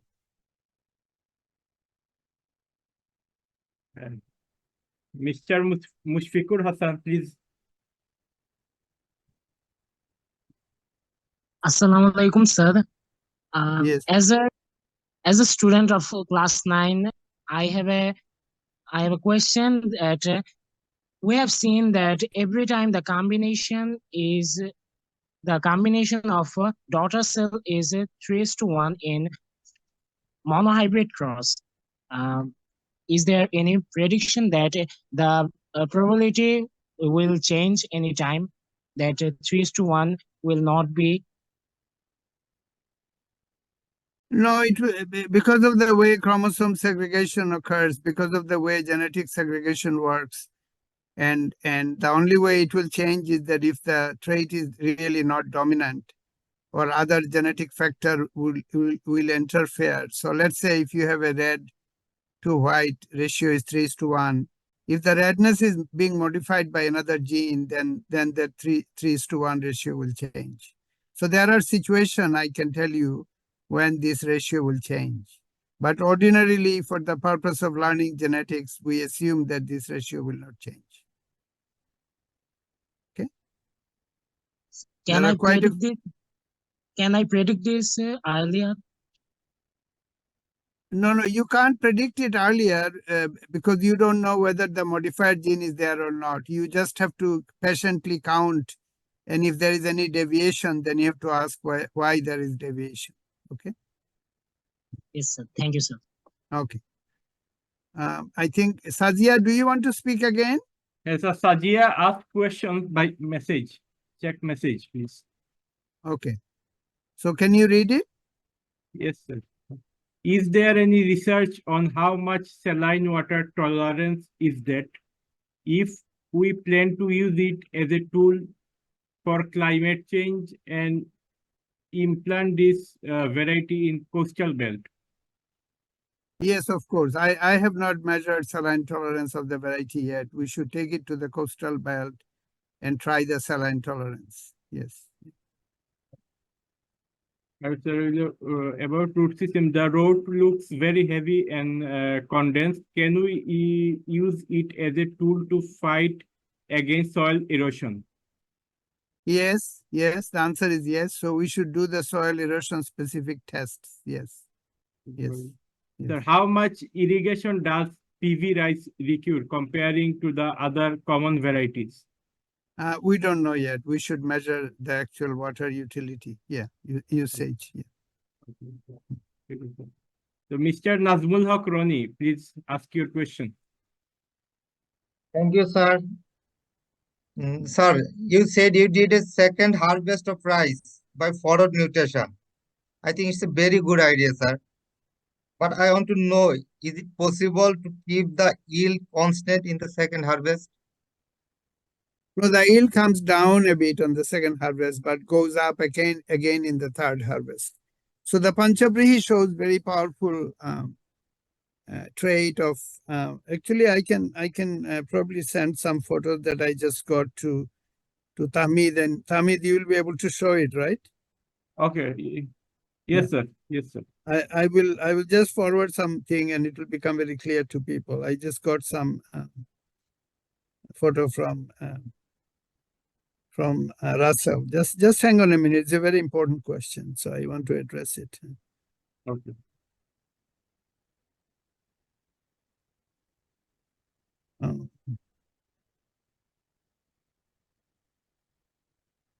It should go to your WhatsApp. Yes, received one picture, sir. Yeah. So I can show you a few actually that I can show you another one and show the both of them. Yeah.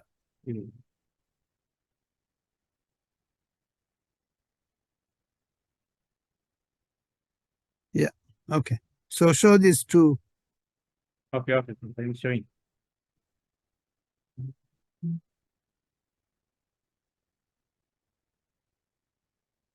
Sir, I have another question. Yeah, Is just it wait. visible? Just wait a minute. So you Okay, can thank see that. So you Is- can see that after cutting and harvesting once, now you see how after the first harvest, you see this sudden bushiness in the plant, right? So the plant has come to new life and it's growing massively again. So that is why the third harvest become very big because of this. Show the other one, Tami. Next one. Yes. Yeah. So you see how these plants are becoming very big again. So this is what you see, a kind of a transition to new growth in Panchabrihi, but not varieties which are not Panchabrihi. What was your other question? Sir, my other question is, we know there are many WRKO gene. Yes. Which of the gene affected seed size, sir? Is it So we found some Warki transcription factor which affects the seed size. If you go read our paper, if you write my name and PNS and seed size, you will see the Warki and Warki transcription factor and some kinases, which are in fact in the seed size pathway. Beyond that, I don't have time to go into all the detail, but you can see it's all in the paper. Okay, sir, I will find it. Now, I think Aki, can you speak up? Yeah. Yes, thank you very much. Am I audible? Yes. Yeah. Thank you for the opportunity. And as I have done genetics, I have done not much about genetics or read much about genetics, but I had a course once in soil science where I learned about the soil erosion and losing soil nutrient for cultivating same crop or repeatedly cultivating in a field can cause soil erosion or nutrient loss, or soil can a field can lose overall its fertility. So making the Panchabrihi paddy, for making it perennial from annual crop, will it damage the soil quality overall, or will it be overall beneficial for farmers, or how can farmers handle a crop for 3 to 4 years in a land, whereas he can cultivate around 4 to 5 crops in 3 years in the same land?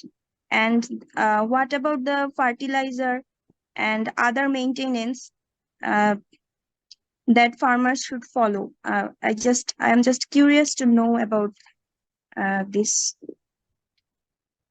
Thank you very much. Yeah, it will not be 3 to 4 years. It's just 1 year, 3 to 4 times. Farmers don't have to do five harvests. They can do only one additional 1 or 2, and then do other crops. So I think Panchabrihi does not mean that they have to do 5 times. Even the second and third crop is very high. So I think in reality, farmers will want to plant potato or mustard or something, and will not want to do only rice for the whole year. But I'm just giving them option that if you want to do it, they can do it. That's all. Like, does that mean that Panchabrihi is annual crop, but will give its crops for 3 to 5 times a year? It has the capacity to give 3 to 5 times per year, but it does not have to give 5 times a year. It can give only 2 or 3 crops, and then farmers can plant something else. Okay. Oh, okay. I didn't know that. This is much helpful for farmers, I think. Yes. Thank you very much. Thank you. There are Omar 2 more Ahmed. questions. Omar Ahmed, yeah. Please speak up.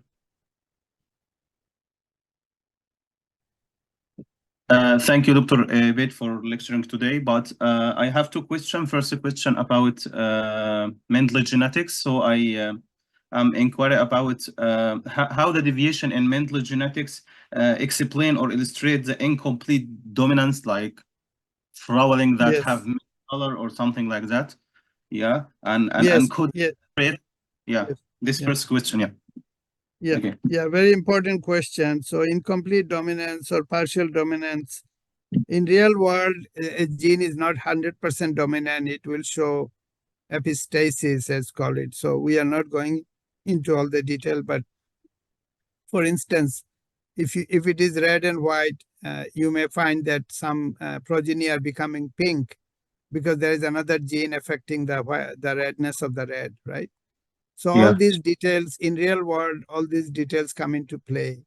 But Mendel pretended that these are not the issue. It is a pure issue, but it is not a pure issue. So when you do the real world cross, as you have seen in my maize cob, there are all these other new colors showing up, right? Yeah. So that's why Mendelian genetics is not complete. It's incomplete. Okay. The second question about the rise, you said we can make 2 harvest or 3 harvests from rice, but I'm inquiring about how plants match flowering time in the second harvest or third harvest to give flowering. How plant in the second I understand. After the first cutting, it will flower and give harvest in 50 days, right? Yeah.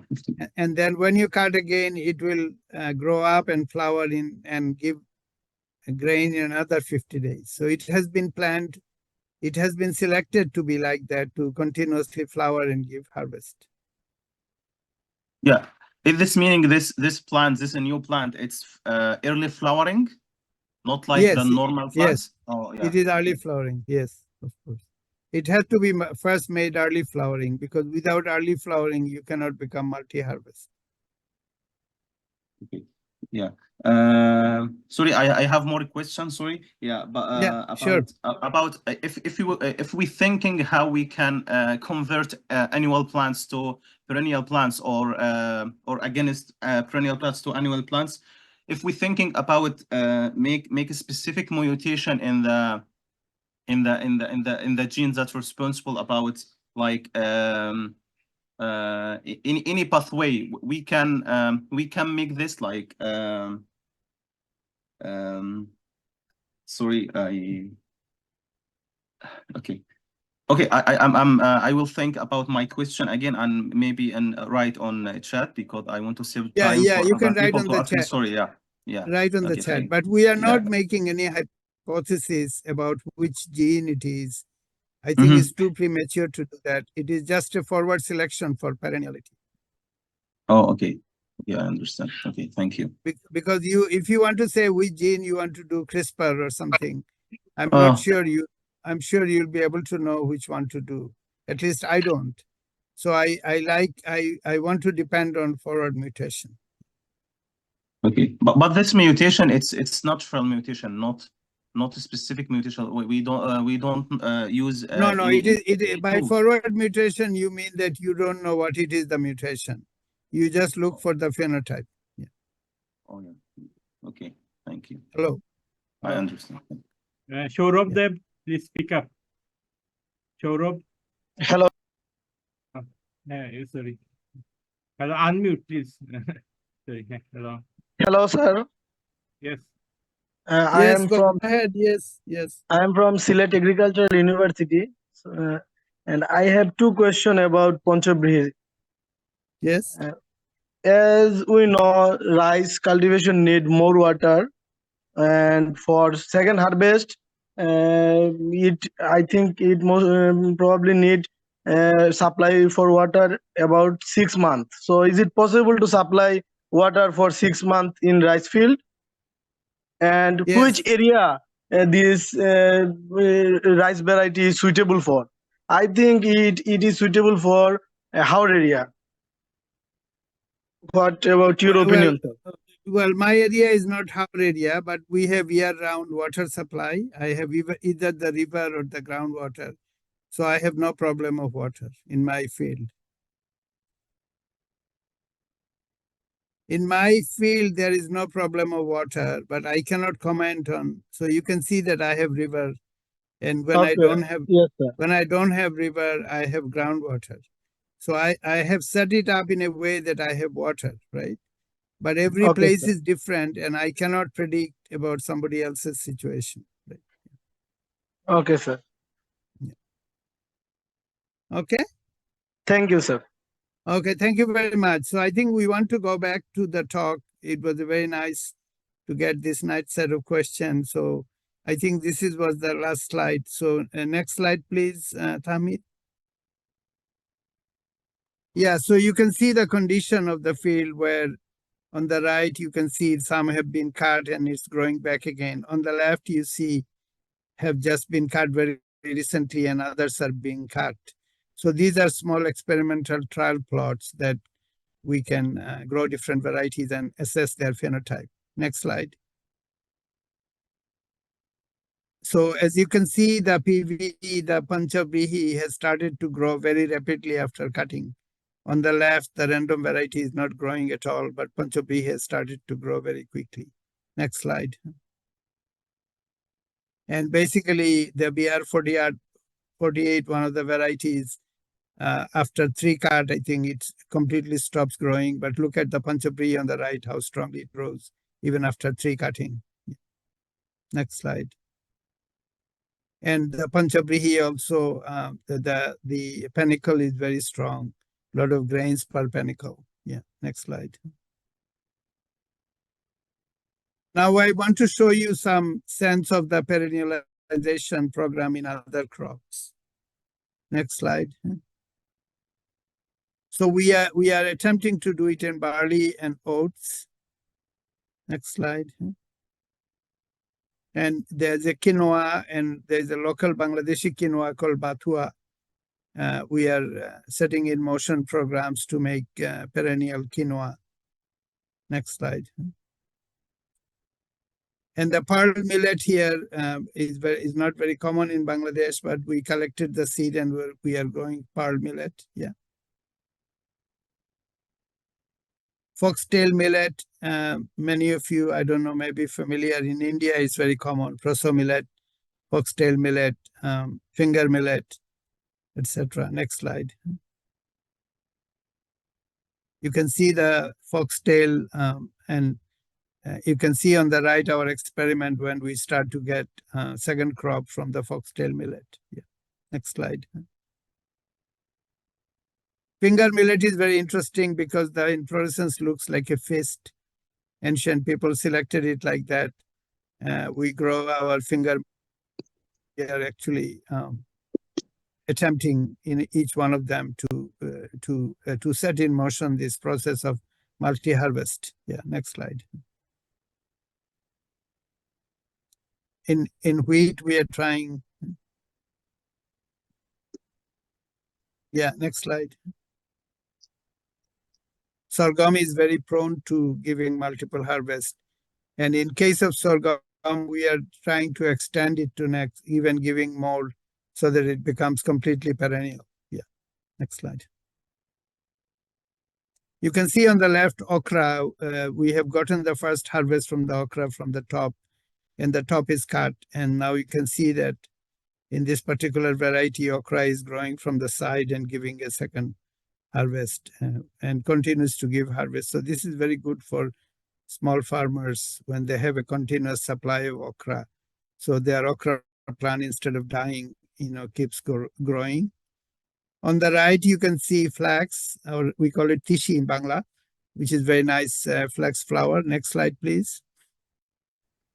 And not only we got grew flax and we isolated some fiber, which used to be known as linen in the old days, because another name of flax is linium. So we can actually get the fiber, as you can see here. Next slide. That's it. So I think this has been a long journey. We started with Mendelian Genetics, covered Barbara McClintock, proper genetics. Then I showed you some example of what we call forward mutation. So remember this forward mutation. Forward mutation means that you don't know what you're mutating. You mutagenize and you look for a phenotype. So you don't make any assumption of which gene you're mutating. These days, because of CRISPR and gene technology, every student has become mindset into thinking that they have to mutate a particular gene. But you don't have to mutate a particular gene. The whole logic of mutagenesis is that you mutagenize the whole genome and you look for a phenotype. This is the whole principle of forward mutation. So I showed you a very good example of forward mutation, my own published paper tackling seed size, very important trait, and then tackling a gene called AMP1, which gave me the idea of perenniality, annual becoming perennial. And then I executed it in rice, getting 5 harvest rice. And then I showed you example of all the other crops that we are attempting to make perennial through this forward mutation strategy. So I will stop here and take more questions. I think it has been a very intense sort of session today, covering a lot of areas. And tomorrow we will cover what we call reverse genetics, which is modern genetics, taking a gene and mutating with CRISPR and homologous recombination, and the whole issue of molecular biology is what we will cover tomorrow. But for now, if there are additional questions, we should discuss it, or comments. And I would also encourage each one of you, those of you who are in LinkedIn, to write about this course, whatever your honest opinion is. Cite our course and write about it, because we want well-written pieces of our activity in LinkedIn from the students and from the observers and from the experts who have joined us.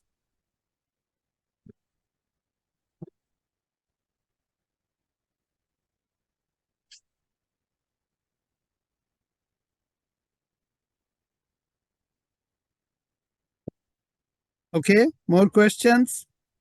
The ones who did not ask questions or speak or spoke, can you please speak up? Mushfiqur Hassan Siam, please. Yes, sir. Thank you, sir, again giving me the opportunity to ask my question. My question was that we know that the ATGC is in the DNA and AUGC is in the RNA. Why is different in U and T? What is the reason? Well, I don't know of any reason. This is exactly how it is in nature, and that's how it was discovered. When people discovered DNA, which is the backbone of the genome, and DNA is much more stable, and RNA is very unstable. So RNA has its unique character, and it is not identical to DNA, because RNA is the messenger. RNA is to make tRNA. RNA, there are special RNA organisms, RNA genome organisms.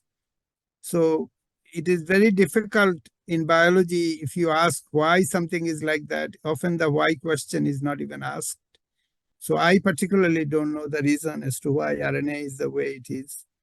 But maybe somebody would know. You can Google it, and some scholar somewhere has probably commented on it. But I cannot comment on it because I don't know. Okay, sir. And I have another question of Morgan's experiment, that he has discovered that the relative distance of the genes in the chromosome, and in a same chromosome, the distantly gene separate very fastly, but the closed genes separate a little. Why this occurs? I didn't understand your question. Can you repeat it? Yes, sir. Yeah, in the same chromosome, the distantly genes separate very fast, but the closed genes separate a little in the same chromosome. Yeah, but I guess you mean segregate. So if the gene is very close to each other, it will not recombine, right?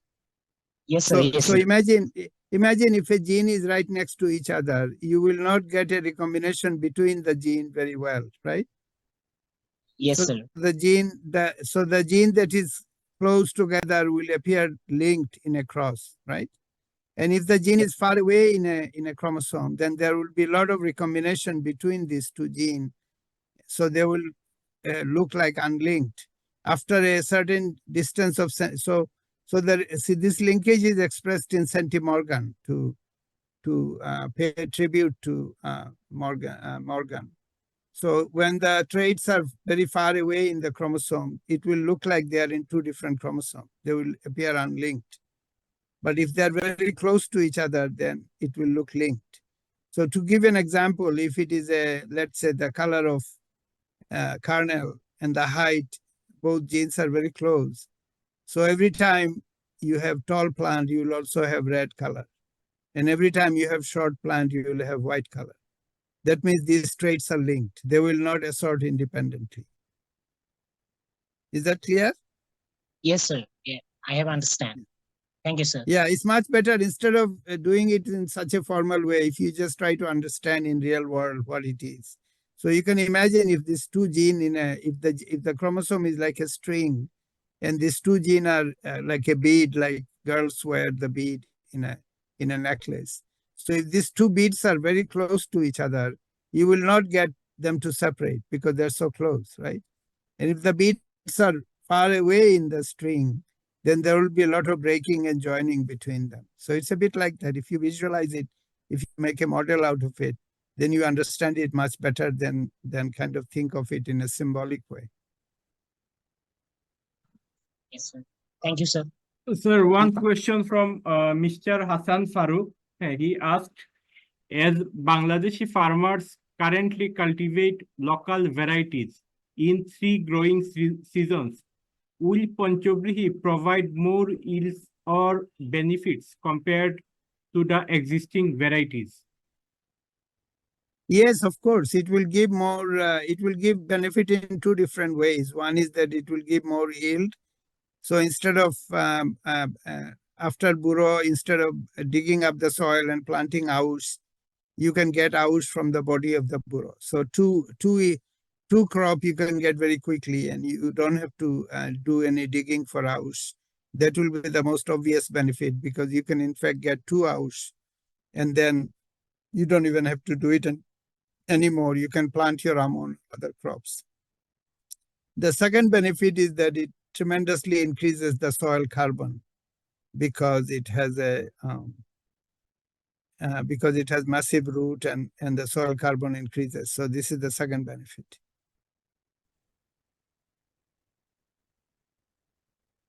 Okay.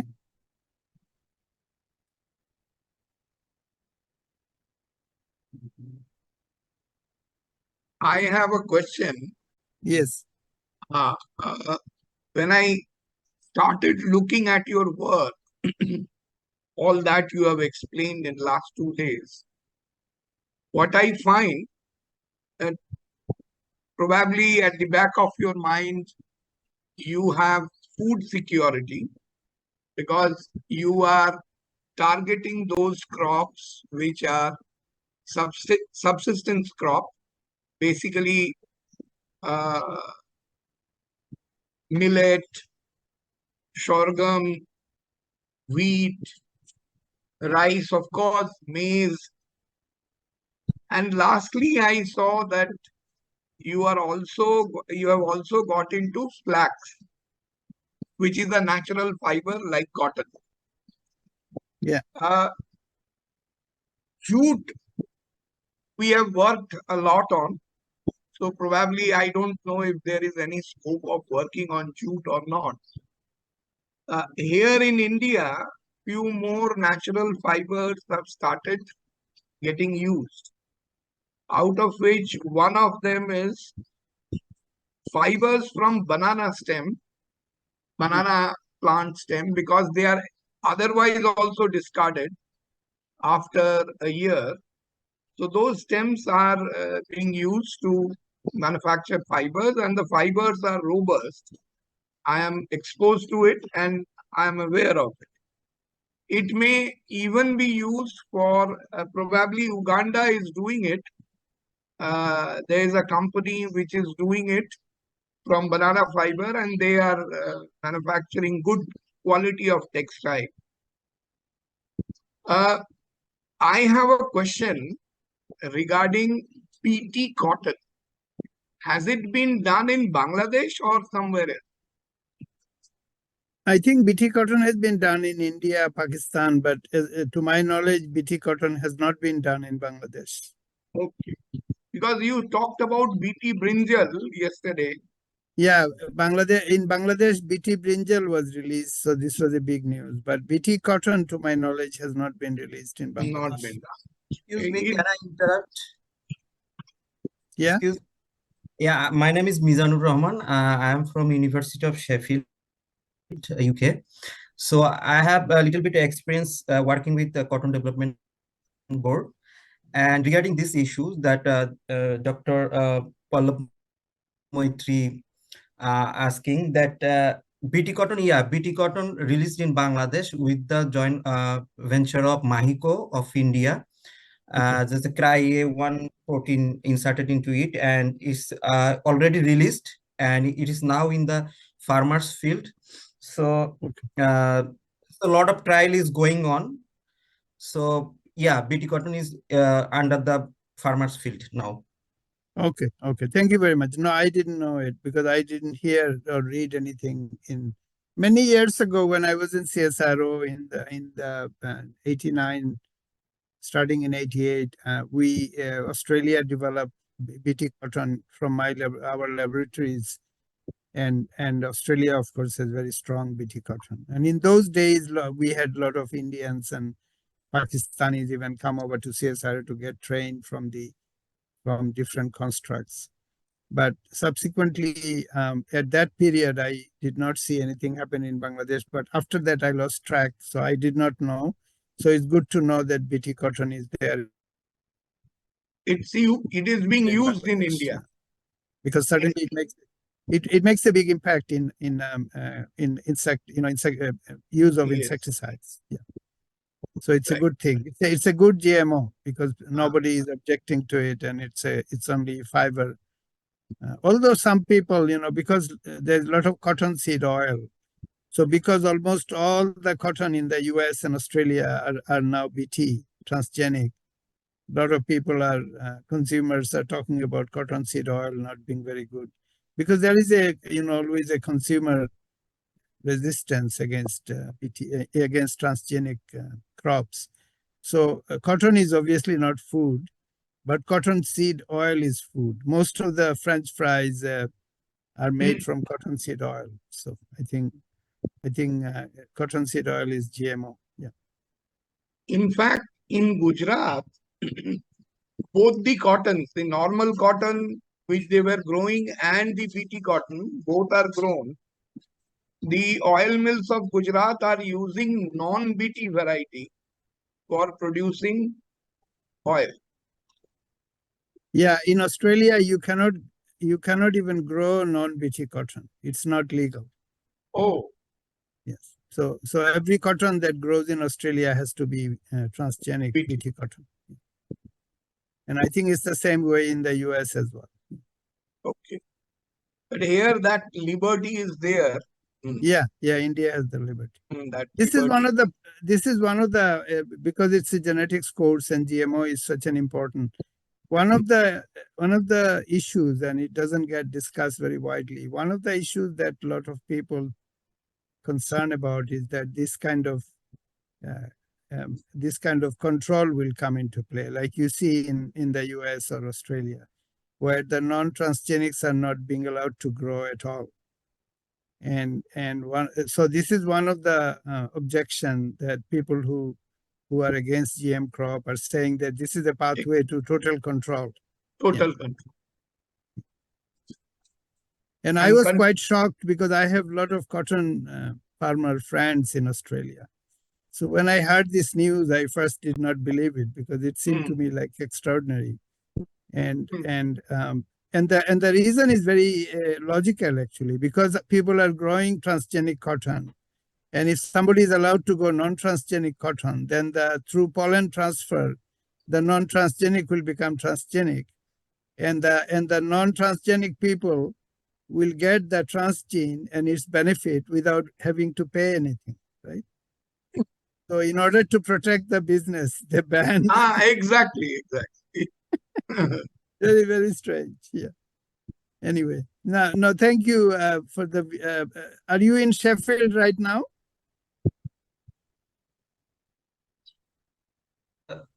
Sir, yeah, I'm studying MSc. Though I am an agriculturist, but I am doing my molecular biotechnology, molecular biology. No, but what I'm saying is, at the moment you are in Sheffield. Yeah, I'm in the Sheffield now.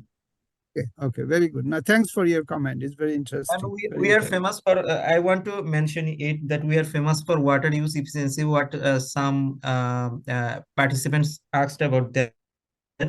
That if we regulate the stomatal conductance, stomatal related regulation of the stomata. So we are working on Arabidopsis thaliana. Thank you, Yeah, sir. this is very important topic, water use efficiency. A lot of people in Australia, Graham Fowler and some of my friends, they have been been working on water use efficiency for a long time. It's a very important topic in Australia as well. Yeah. Okay, any more question?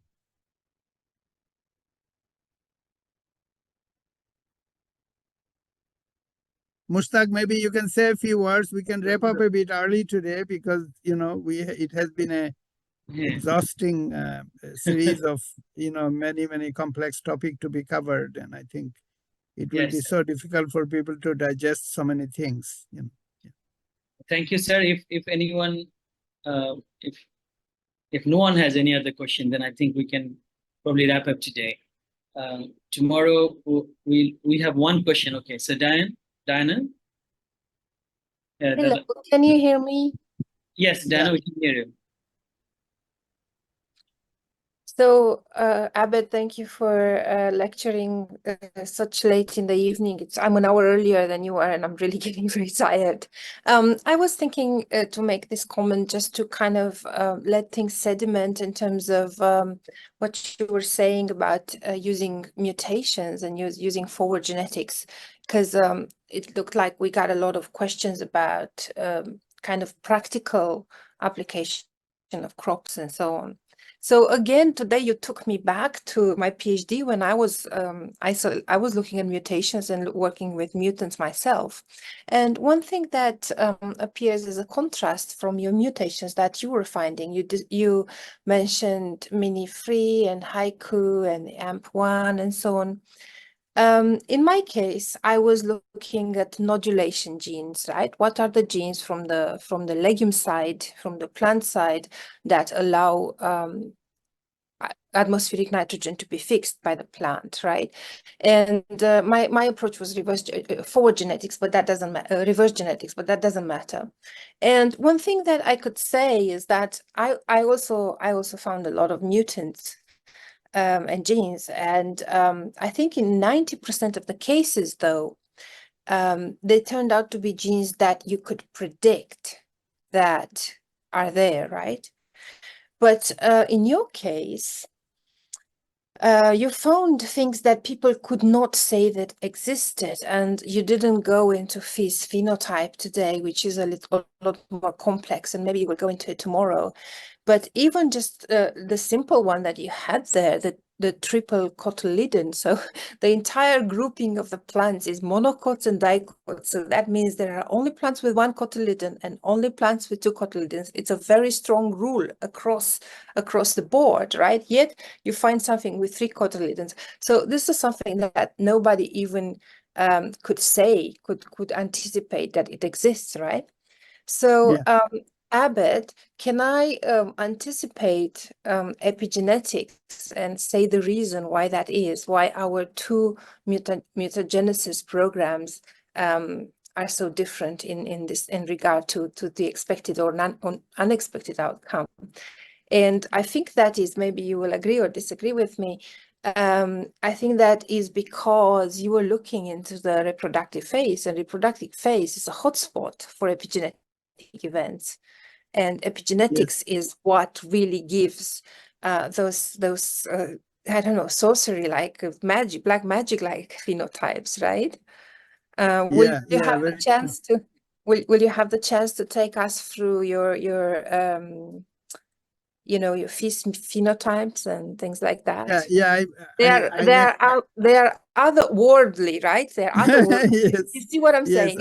It's not just something, oh, big seed, small seed, or big leaf, or red leaf, or it's not something that you could predict that is there. It's something that nobody can even imagine exists. That it exists. Is that right? Yes, I will come to the FIS phenotype in a minute, but even coming back to tricot. So when I did this forward mutation, I had no idea about tricot, tetrachot, or anything. But I was simply looking for anything that's interesting. This was my first mutant I isolated. It was in Boston, in MIT biology. Somebody gave me some mutagenous seed, and I got to work right away. And what I found was extraordinary, because cotyledon number is a very powerful trait in the morphology of plant. And me being just an ordinary PhD student or postdoc, early postdoc, could not have gotten this prominence if it was not an unknown forward mutation, because I could not have imagined a gene when mutated will give break down this Mustaq is the host now. monocot dicot thing. So I got phone calls from taxonomists of Germany, very hardcore people, scholars, which they will not invite me in their club or something, but they were certainly interested in my work, simply because I have done forward mutation without any preconceived idea. So that was one case like that. The second case is the face, as you said, we had no idea. I had this weird idea that first you remove the pollen and you mutagenize and you demand seed without any pollen. So it was a straight black and white assumption. And what I ended up getting is a whole pathway of polycomb class gene and the epigenetic regulation and things like that. So both cases exemplifies the power of forward mutation without knowing any detail, because you cannot know any detail in order to predict such outcome. That's why forward mutation, and these days people have forgotten the strength of forward mutation because of CRISPR-Cas9 and this kind of a tsunami of thing coming from Jennifer Doudna and all these people saying that, oh, we're going to CRISPR everything. But just by CRISPRing literally every gene, you are not going to get the kind of progress that you can do with 1/10 the cost of doing forward mutation and being very intelligent about screening the phenotype. I think tomorrow it may be we have to get a bit organized. So tomorrow we will, before we lapse into molecular biology history and CRISPR-Cas9 and everything, we'll give a rundown on the fish biology and epigenetics. That's a very important topic to cover. I think we will cover epigenetics tomorrow. Yeah. Excellent. Thank you, Abed. Okay, I think we can probably wrap up today. Siam, you have raised your hand. Do you have any other question? Yes, sir. Okay, I have a question about codominance.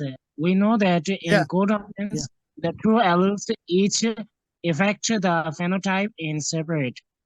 How this affects? Yeah, so codominance, let's say, I mean, I have a good case of codominance about which I made a video. I think I have to fish it out for you. So if you were to cross something red and something white, traditionally you expect it will be red. But codominance is if you get pink, right? You get a third color where the whiteness directly affects the redness. That is called codominance, if I want to just give you a real simplistic example. So that has to do with biochemistry. Some phenotype is such that one cannot interfere with the other. But when the interference occurs and the third phenotype is happening in the F1, then that by definition is called codominance. And there are many, many reasons. You can imagine biochemical pathway interference. You can imagine so many interference, which gives rise to codominance. What appears to be codominance is the observable phenotype, but the mechanism behind could be many. Yes, sir. Okay, so I think we don't have any other question. So for today, we will wrap up, and thank you, Dr. Abed Choudhury, for covering the conventional genetics, the classical genetics, concept of classical genetics, the concept of jumping genes, and the contributions of the scientists who made the difference. Thanks, Diana, and also Professor Paulo, for your contribution to the discussion, and also the active participation from students and other participants. Tomorrow, as already been indicated, the next chapter will be gene editing. Not only gene editing, I think gene writing will also be covered there. So more exciting things waiting for tomorrow. And we'll join at the same time, 5 p.m. Bangladesh time. I will send the Zoom link this evening or by tomorrow morning latest. So we hope to see you all tomorrow and more interactive sessions waiting there. Thank you so much, everyone. Thank you. Thank you. Thanks. Thank you.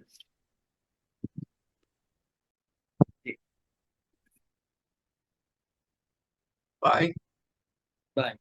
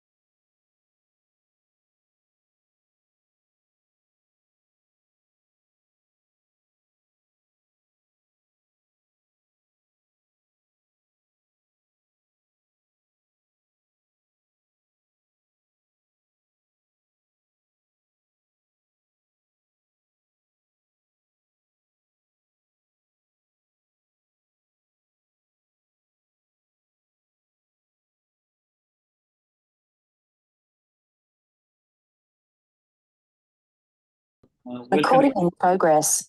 To the day 3 and the final day of our live course on learning genetics with Dr. Abed Choudhury, from classical genetics to gene editing.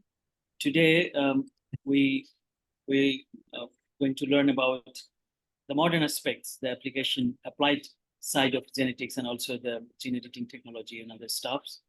Before I hand it over to Dr. Abed Choudhury, I want to mention there are some students from Bangladesh and also international participants from abroad. From life course, wholeheartedly, I stand beside the students of Bangladesh who are protesting today.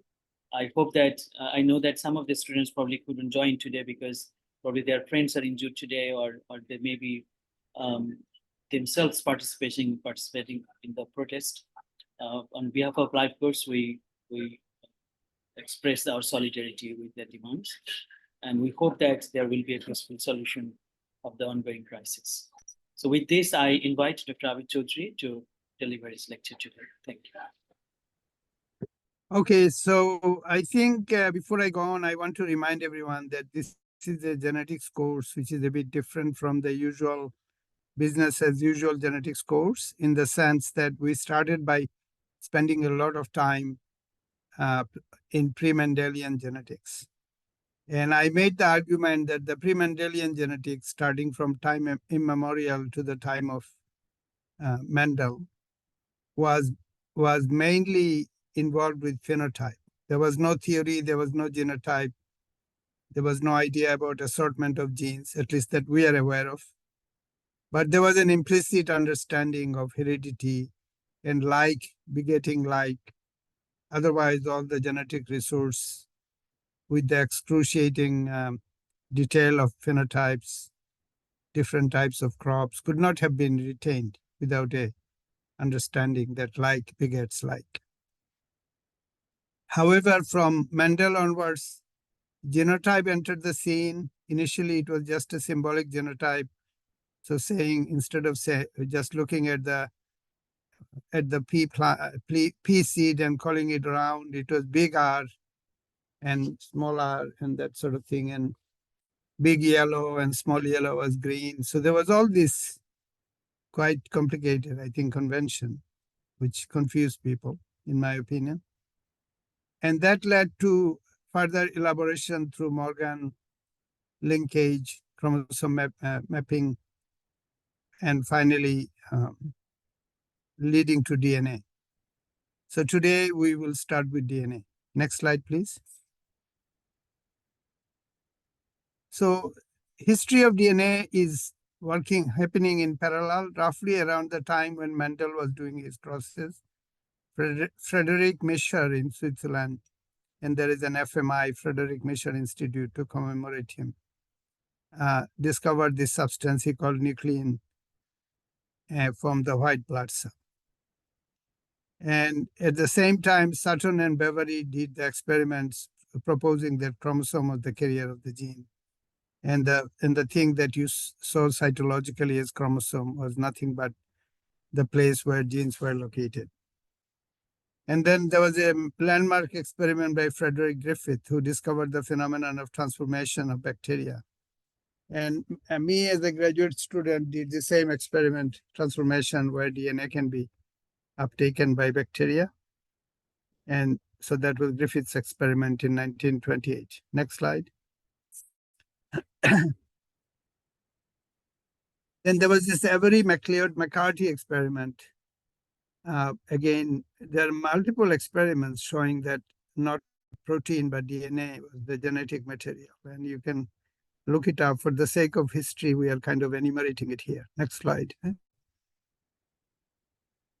Then a very famous Hershey-Chase experiment where they used bacteriophage to showing that the DNA is injected into bacterial cell by phages.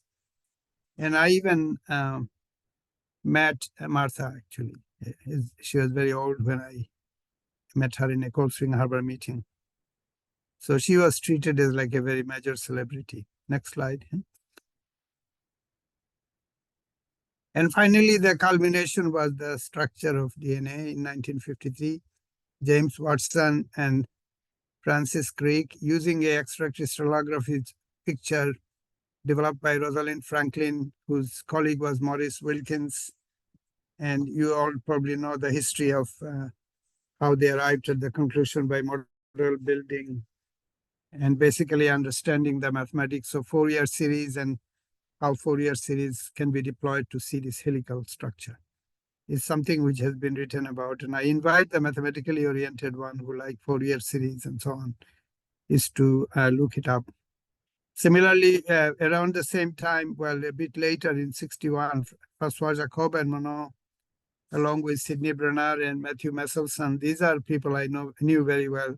Sidney and Matt Messelson did this experiment with Franklin Stahl. So them I have met many times. And even François Jacob was the mentor of my postdoc supervisor, Ethan Signer. So I met François Jacob and even tried my rusty French on him. So it's very interesting. Next slide. So after that, there was a flurry of activity in the mid-60s, and particularly Marshall Nirenberg and Hargobind Khurana. People continue to think that there is something vital about the gene because it's coming from living organism. So Hargobind Khurana synthesized a gene de novo from organic chemistry. And it was a tRNA gene and showed that it functioned just like ordinary gene, putting the final nail in the coffin of what was known as vitalism. And everybody then agreed that you can synthesize a gene chemically, and that is as good as the gene that came from the body of a living organism. And for that experiment, and also determining the triplet codon, Marshall Nirenberg, Khurana, and received the Nobel Prize in the 60s, in probably much later actually, but they did the experiment in the 60s. Then Paul Berg in Stanford and Herb Boyer and Stanley Cohen, they developed a technique. They were the first plasmid containing people. And these days it would be considered trivial, but they sequenced a kind of cloned a gene. Around the same time, one of my mentors, Hamsmith. He discovered restriction enzyme, BAMH1, Hindi3, etc. And he also, Ham also received the Nobel Prize for being one of the father of recombinant DNA. So all this happened through the late 60s, early 70s.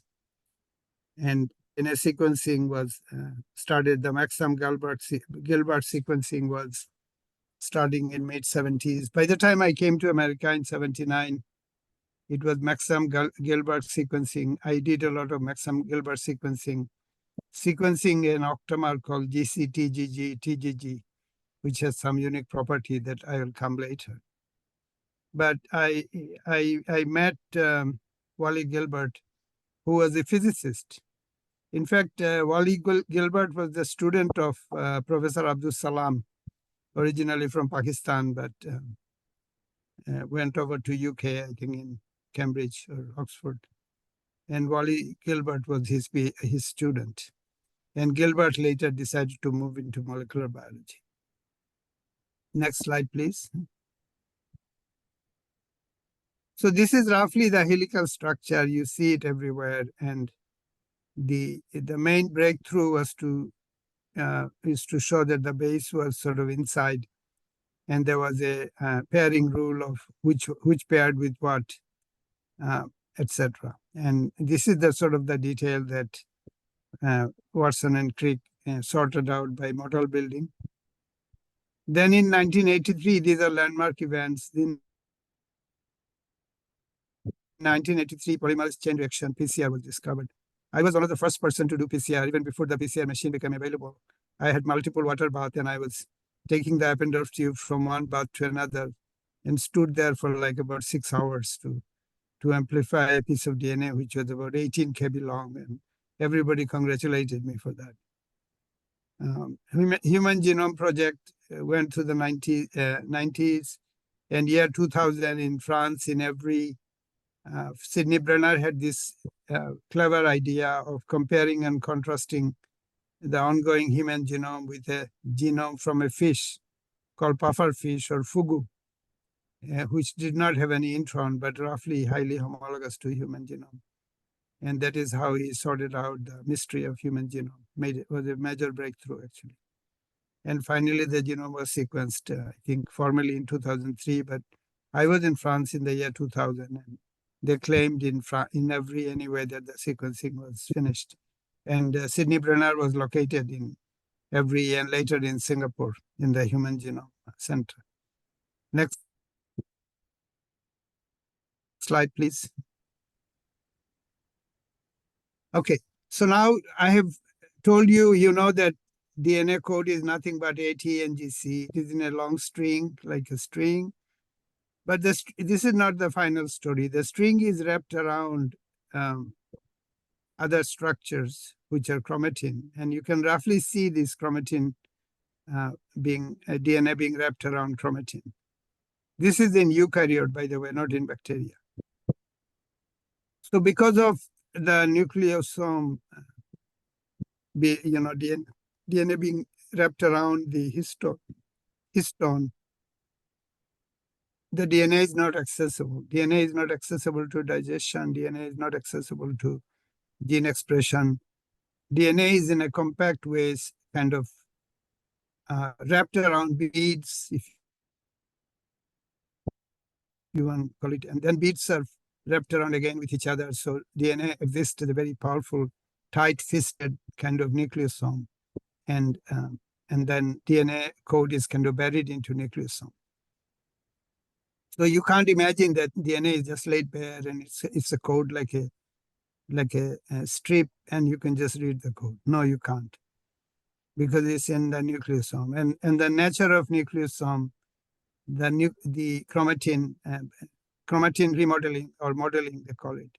So the chromatin modeling is inherently and very powerfully related to biology. And in order to understand biology, you cannot just understand DNA code. It's a very simplistic idea. You have to understand the histone code. And fortunately for me, I played a very important role in this histone. Next slide, please. Next slide. Yeah, so someone wrote a paper and another one before that. Okay, yeah. So look very carefully. Someone looked into all this chromatin remodeling control, particularly polycomb class protein, and did a review piece. Because I left my work in fertilization independent seed or FIS, which I will tell you in a minute, and went to do other things. Meanwhile, a large community, FIS community developed, and they were doing other things. But we did the foundational work shown here in the right, towards the left. You can see FIS2, Phi, and media. It's actually our FIS1, FIS2, FIS3, and other people stepped in and kind of introduced their own name. So that is that FIS complex on the right, lower right. FIS is fertilization independent seed. The name was given by me, and the way, and Diana was mentioning it last time, the way I found it, I wasn't so clever that I knew anything about chromatin remodeling or histone or anything. I simply did a simple genetic screen, which is that I took a Arabidopsis plant which had no pollen because mutationally I have removed the pollen. And then I mutagenized like hell on the genome and demanded seed formation without any contribution from the father. So that is the genetic screen I did without knowing anything. I mutagenized the whole genome. I knew that pollen was not even there. And then I demanded seed production. And the next slide. I think we'll come back to that. Go to the next one, which shows the face.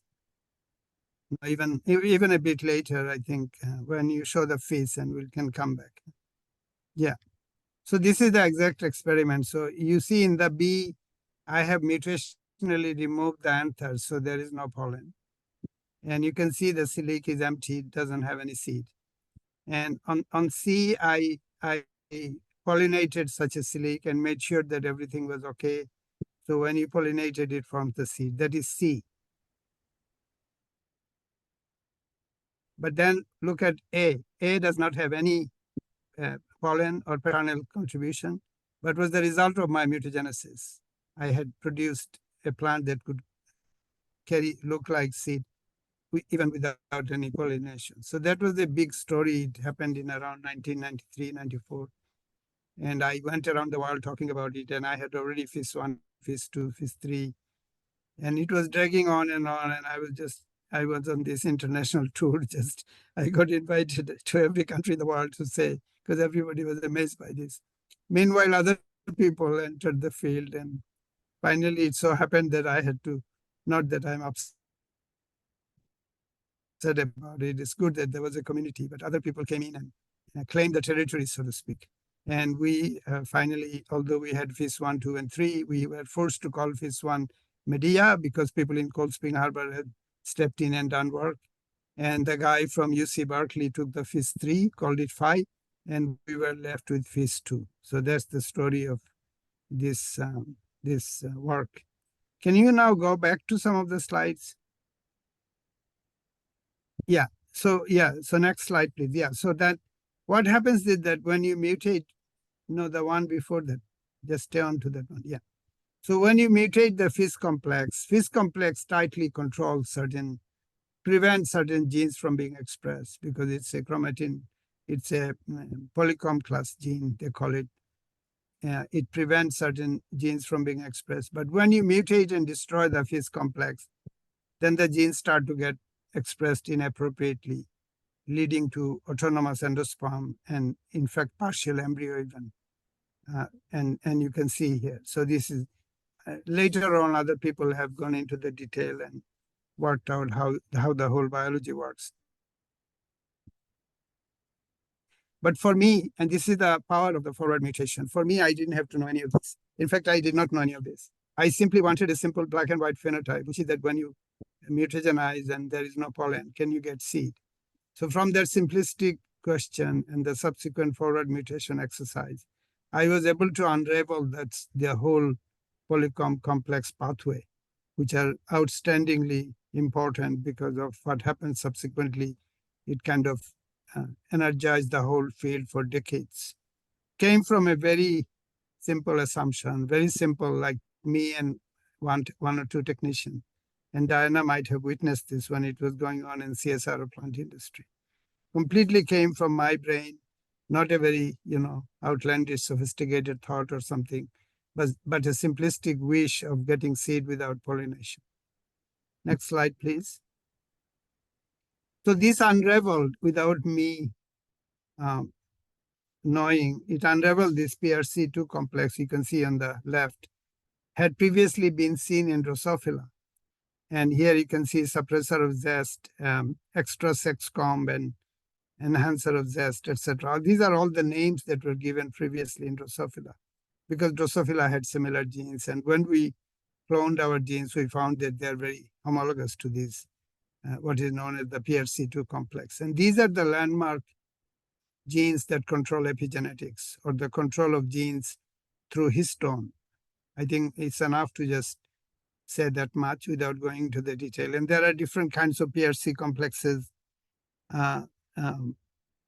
Was the initial? Yes. The initial screen was saturated. We took over a whole building, and thousands of plants were looked at. And it was a kind of 1 year of my life just looking at plants to see whether they formed seed, even though there was no pollen. So it went on for a very long time. And as you can see that when we looked into the homology, so that's the beauty of DNA sequencing. Once we sequenced this gene, we knew what else they're homologous to. So there are human analogs and so on, which are involved in the development of cancer. So you can imagine certain genes are not meant to be expressed. And if you mess around that epigenetic regulation of that tight control, gene will be expressed inappropriately. And one of the consequences of that in human being is the onset of cancer. So certain growth promoting genes are not meant to be expressed, but they are under epigenetic control. So epigenetic control can be messed around with food, lifestyle, and then that control breaks down, the nucleosomal control, chromatin control. And then the gene gets expressed, and therefore you get something that not supposed to happen, like lymphoma and things like that. So suddenly our conventional idea of genetics, Mendelian idea, Morgan's idea, is beyond those ideas, that these chromatin-specific ideas and epigenetic ideas. So suddenly the whole genetic control debate becomes much more dynamic, much more complex, as shown here. So in this class, all I can do is give you a sense that epigenetics is very important, as important or sometimes more important than genetics. It has to do with chromatin. It has to do with the kind of gene control that I myself worked on. So I'm kind of autobiographically one of the actors in this kind of drama. And then what it leads to is the target genes, in this case, inappropriate development of seed without further pollen being required. And this could have tremendous implication for agriculture, but also in human health and metastasis and cancer and things like that, there could be epigenetic reason. And this kind of sets the framework for that, at least through my work for seed development. Also another group involved in flowering and so on. Next slide, please. Yeah, so I want to so this is the landmark histone H4, H2A, H3, H2B, and their amino acids are sticking out. So they have this kind of tail, histone tail, and then things could happen to the tail. There could be acetylation, farnesylation, all kinds of modification could happen to the tail, giving rise to the compaction of the region and the stopping of the gene expression or opening up the region for gene expression. So that is the histone modification, which is numerous, and I think it's probably a subject matter of another complete course, which is histone modification and epigenetics. Next slide, please. Yeah, move on. Yeah. So finally, that epigenetic story, FIS story, fortunately for me, 30 years later, 30 years after I got the mutant, the story was finally concluded for rice, and it was put on the cover of Nature Plants, where we cloned the relevant genes from rice, knocked them out by CRISPR-Cas9, and got the fertilization independent embryo in rice. So that was a very heartening thing for me. It just happened about 6 months ago. Next slide. And I should say that all this work I did mainly with Ming Luo and a set of technical support, Bjork, Sharman, Manel, Samarakun, quite a few technicians. And my originally my technician, later PhD student, Ming Luo, is become kind of a hero of this work because he continued the work in my absence. So all this time from the very beginning, what I have described, I would call forward genetics. My own FIS work is an example of forward genetics, where you didn't have to know anything, you mutagenize and you watch. And you need to have a selection in mind. You need to have some worldview that these mutants are possible. Therefore, you do the experiment. What has started to happen more recently and has taken over the whole field is what I would call reverse genetics, as opposed to forward genetics. So what is reverse genetics? Reverse genetics is when you have a DNA sequence in hand, you know what the DNA sequence is coding, you have some idea what that gene is, and now you want to mutate the gene in DNA level and put that mutated gene into the organism, replacing it with what the gene that the organism has. And we used to call it gene disruption, gene replacement, allele replacement. Now people call it CRISPR, gene editing. So I will go through now a conceptual shift, which is that beyond, from the time immemorial to molecular biology to even my own career in the 90s in CSIRO, we were doing forward genetics. And now I'll describe reverse genetics, of which gene editing, or people simply say CRISPR, like CRISPR has become a verb. People will say, oh, I will just CRISPR this gene. So you can just see that over in the last 20 years or so, or maybe 10 years, this has become the parlance or the language of genetics. Next slide. So what can this kind of reverse genetics do? Reverse genetics requires that you know a lot about the genetic pathway, the genes involved. You have cloned the genes, you have the genes in hand, and now you go knock it out, right? So you want to see, if I knocked out this gene, what happens?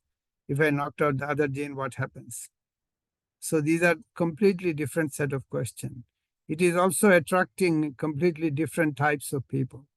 The people who has done historically forward genetics, someone like me even, is inherently temperamentally different from people who are doing reverse genetics. Next slide, please.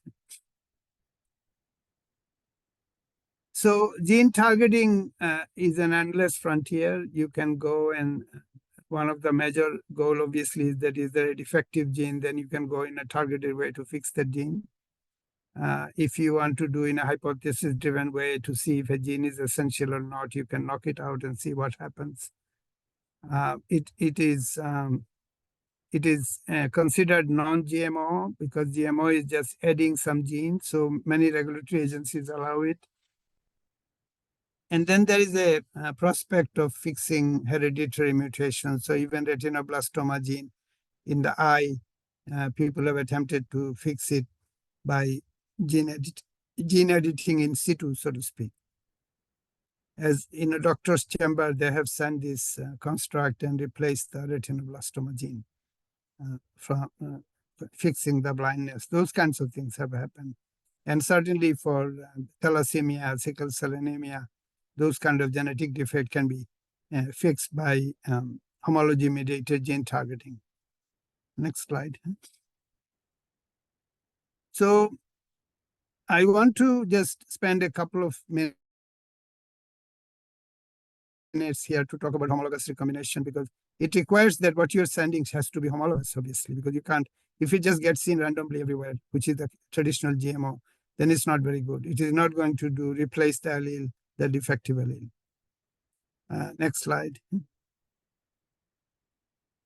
I think it's just talking about the utility of it from a particular paper. So I have already covered it. Next slide, please.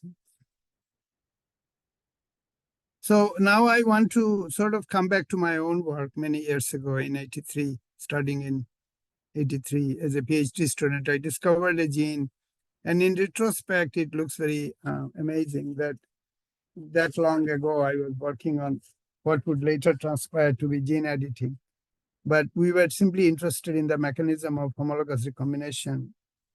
And I had beginner's luck, and I was freshly out of Bangladesh, but I discovered a gene called RecD, which has been eluded discovery for about 2 decades by very famous people, from biochemists from UC Berkeley, etc. But they had no clue that that gene existed. But I did a very simple experiment and ended up finding this hidden gene. And suddenly, what was known as RecBC, so it was a kind of a boring enzyme, but after you incorporate the third subunit, the idea became very powerful, and a lot of people started joining this field. And obviously, I moved on to do it. This field kind of continued in a supercharged way. A very particular character of RecBCD system is that it had the capacity to recognize a DNA sequence called Chi, which means crossover hotspot instigator. And that Chi sequence is simply 5' GC, TGG, TGG, 3'. So it's an octamer.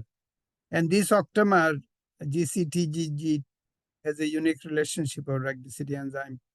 RecBCD enzyme enters double strand break, unwinding and rewinding. And once it meets the Chi sequence in the 5' to 3' direction, it changes completely.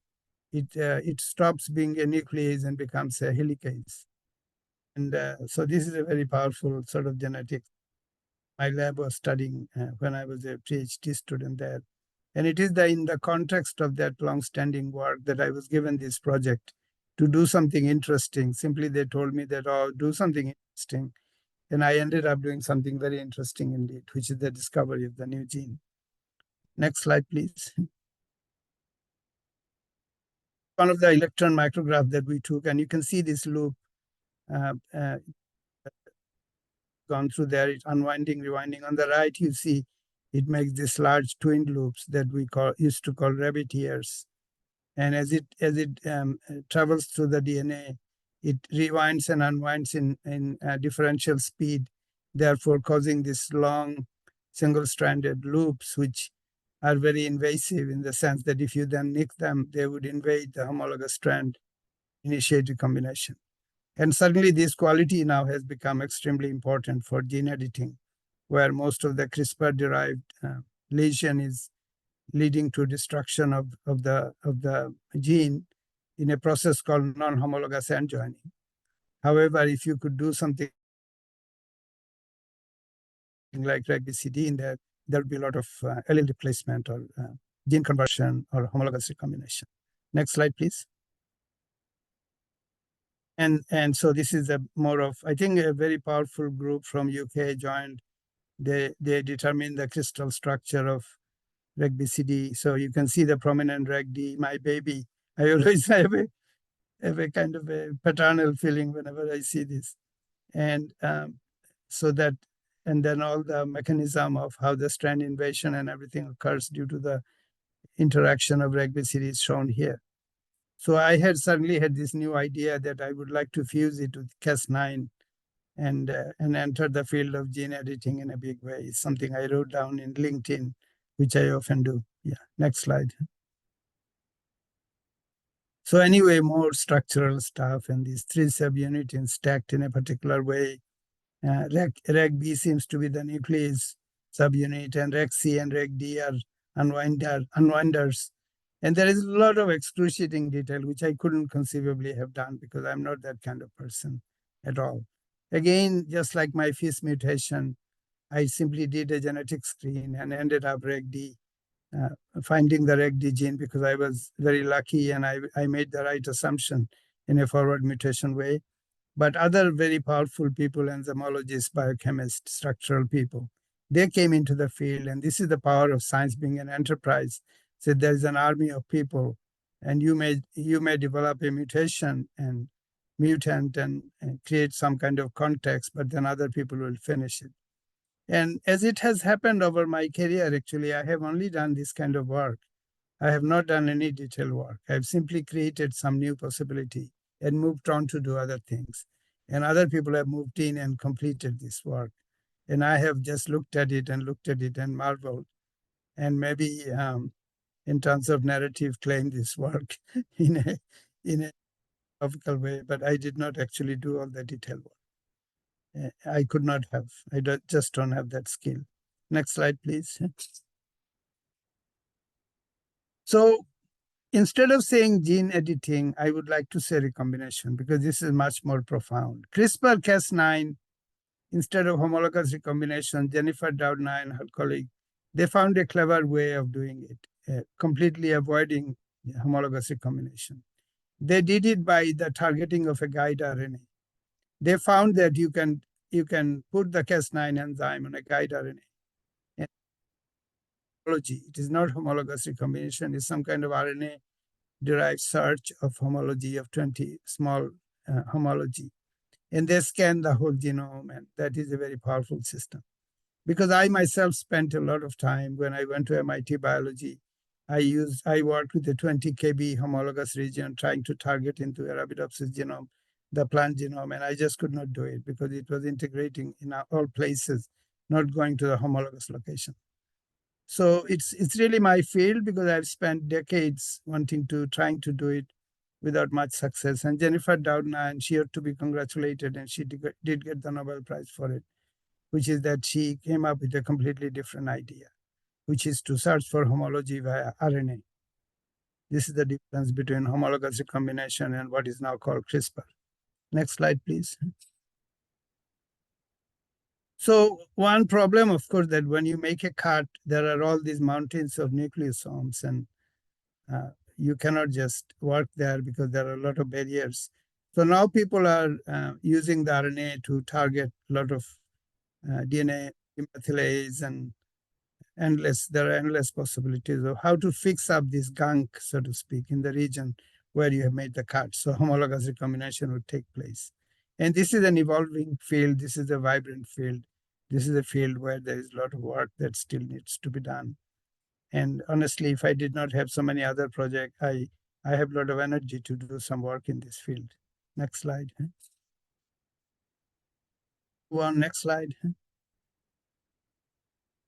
So there is a vibrant field of fusing the Cas9 with other functions. So one example would be, because what happens is that Cas9 makes a nick and the DNA heals.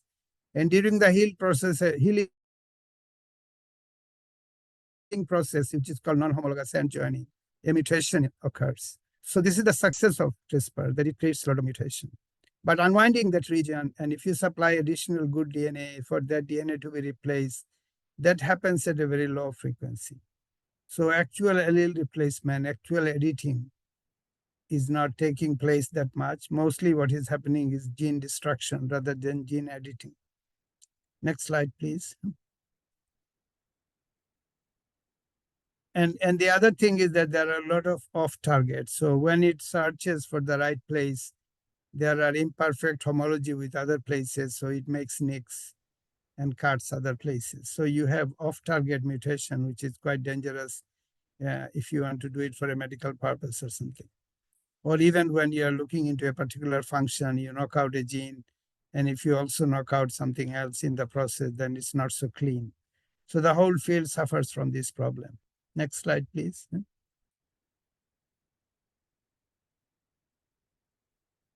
So there is a big scope, as I've said, the integration of Cas9 with homologous recombination factor, such as powerful DNA unwinding protein like RecBCD, or there's one called RecQ, which would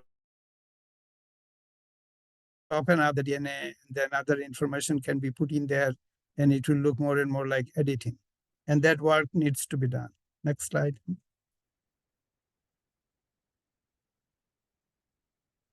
So a whole new field has come, technique has come, and that is called gene writing.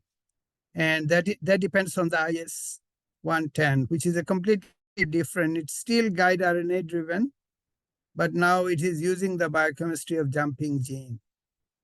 And conceptually, it's not that different from CRISPR-Cas9, except that a different guide RNA is being used, and it has its own system, not the Cas9 system, and it's considered to be more efficient. And this is even more complicated. Cas9 is very simple, not that complicated to understand. But the transposition, the jumping gene biochemistry is complicated. But suffice it to say for this class that a whole new factor has come by, and that is called gene writing. And that is to achieve the same goal mediated by guide RNA and doing gene editing in a very sophisticated way, but it is not CRISPR-Cas9. Next slide, please. And there are a series of papers. We have tried to get that distilled essence, and maybe we will give these slides PDF over to students. And there are three papers that came out in Nature, and we have tried to kind of mine the paper, and it's quite hair-raising actually to cover it in this little bit of time. So we will kind of move on and not do so much detailed mechanistic description. Next slide. This paper goes into exceeding detail of how to construct a vector, how to put the bridge RNA, how to clone that other protein, and then go into the site and do your thing, which is the gene writing. And it's very sophisticated, it's very beautiful, but not something that I can cover very quickly here. Next slide. I think we'll move on, yeah.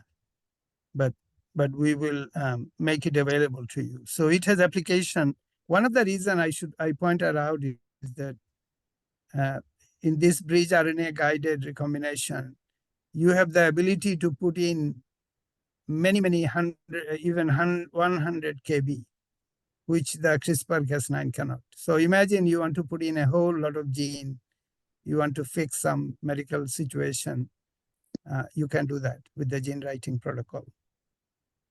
Next slide. And I'm actually extending it even more. There's a phage called phage mu, which is a whole genome you can theoretically put in. And I partnered with my old colleague Ming Luo to look into some new clever experiment in this using the transposase system. Next slide, please. Next slide. Yeah, so it compares and contrasts, and there's all the information you could conceivably need for gene writing are here. But I cannot just go line by line, it will just make it just too long. Next slide.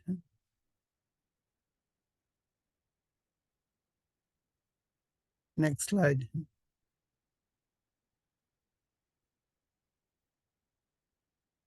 So next slide. I think we are started to describe gene editing again. There's some redundancy in the slides. So just go back a bit. Just go to the previous one. Yeah, just the one before. The one before. Yeah. So this is very nice. I wanted to give people a very direct thing for this CRISPR is. So the Cas9 goes in there and makes a double strand break, actually. It is called non-homologous end joining, you can see on the left. So it's very simple. You mobilize this protein and with a guide RNA. Guide RNA takes it to the exact location because you have put in some DNA sequence belonging to that location, your favorite gene. So the Cas9 is guided. The Cas9 protein is guided by the guide RNA to that location, and it makes a cut. And once the cut happens, then there would be recombination or there would be healing of the cut, which will create a mutation. So this is the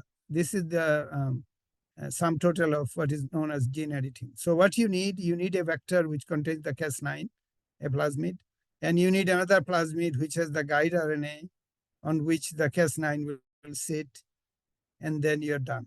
So this is as simple as that. And all the talk about gene editing, CRISPR, you hear it's everywhere, and this is what it is actually. And similarly, in the other system, you have the guide RNA, also common, but you have another protein and another system of integration. I think for now, that's enough. And the whole exercise is, of course, reverse genetics, because you have a gene in hand, you are trying to go into that specific gene and you are trying to fix it. It is conceptually and philosophically completely different from the situation of the type of work I described to you before that I did, where you don't know anything, you have an organism and you mutagenize randomly all over it. And then among the mutagenized population, you search for a particular character, in my case, seed without fertilization. So you see, it's a very different approach to genetics. So next slide. I think we can rapidly go through these, and these are most helpful slides, and we'll make them available to you. Now, I should say, no, go back a bit. I should say that it's not CRISPR alone, but there are other mechanisms such as the one before, I think, talks about TALEN. Yes, so there are zinc finger nucleases and TALENs, which are also doing ZFN and TALENs, which do very similar to what CRISPR-Cas9 does. So CRISPR-Cas9 is not alone. We have protein-based method for DNA editing, and the CRISPR one is the RNA-based method. Next. Now let's go forward quickly. Actually, I have spoken for about 50 minutes. I think I would like to take a break and ask some questions or comments at this stage.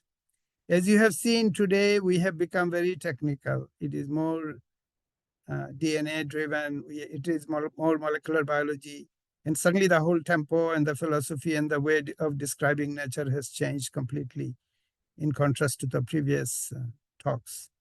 But nonetheless, I would like to get some feedback from you and to see how you are grasping it and what you think of it, or if you have any questions.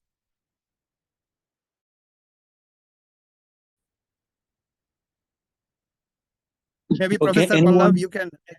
Yeah, Professor Pallav, if you have any feedback or comment about the application and also the development of CRISPR or other modern development in biotechnology or genetic engineering.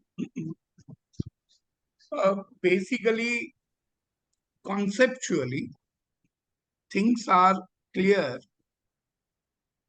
How it is happening, whether it is homologous recombination or CRISPR, how different they are, and what are the advantages or the disadvantages. That was also discussed, particularly in case of human gene editing. I have a question which is little different from this. There is something called cloning. Now, how is it different from gene editing? I would like to have a little knowledge of that. Yeah, cloning means that you have gotten a piece of DNA from an organism, let's say human genome, and that pure piece of DNA you clone into a bacterial vector, so it can be maintained in the bacteria, that pure gene. That is cloning. So cloning is very simple. It's a process of isolating a particular gene from the rest of the genome. And then, so cloning is a prerequisite. If you want to do CRISPR of a gene, you have to first clone it, right? So cloning is the first step of doing any reverse genetics. Now, coming back to your compare and contrast between homologous recombination and CRISPR, the difference is very clear, and I myself am a victim of it. So I tried to put in 20 kilobase piece of DNA, I isolated, cloned, and I tried to put it back into the plant called Arabidopsis in the homologous location, and I could not. It just would not go there. Why wouldn't it go to the homologous location? Because long before it can do that, it will get integrated somewhere else. So gene targeting does not work well through homologous DNA when you put the DNA horizontally into it, but works very well with RNA.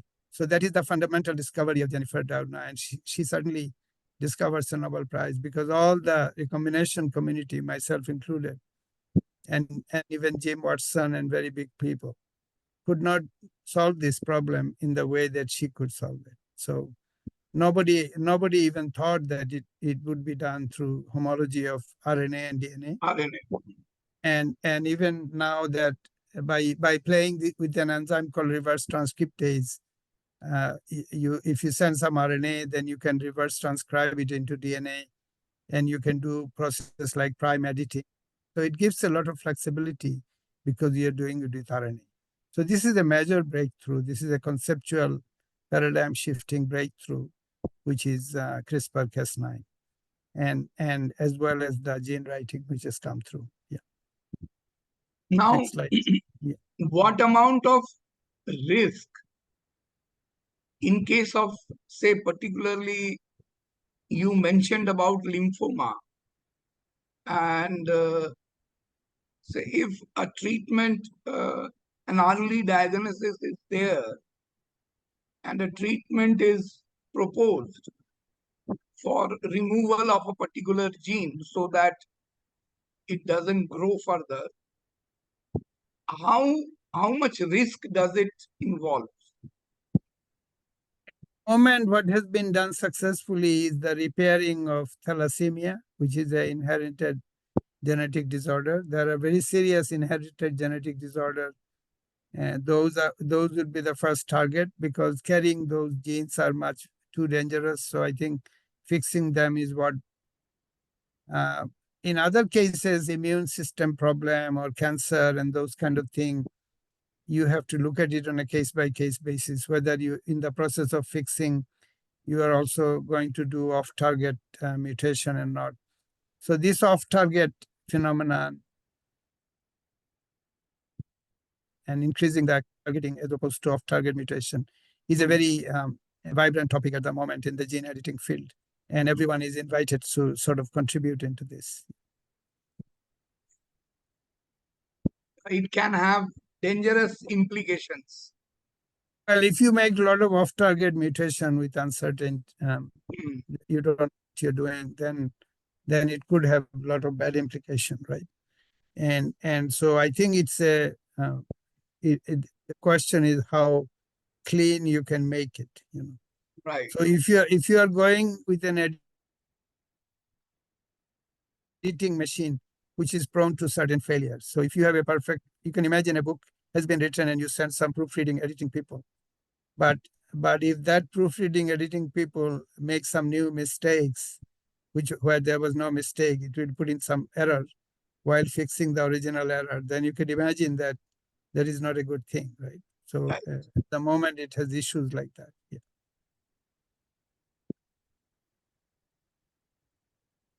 But the technology people, they're always talking it up. They're saying, no, there is no issue.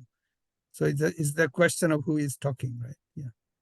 Whether there's a commercial company talking or whether there's a neutral assessment is taking place.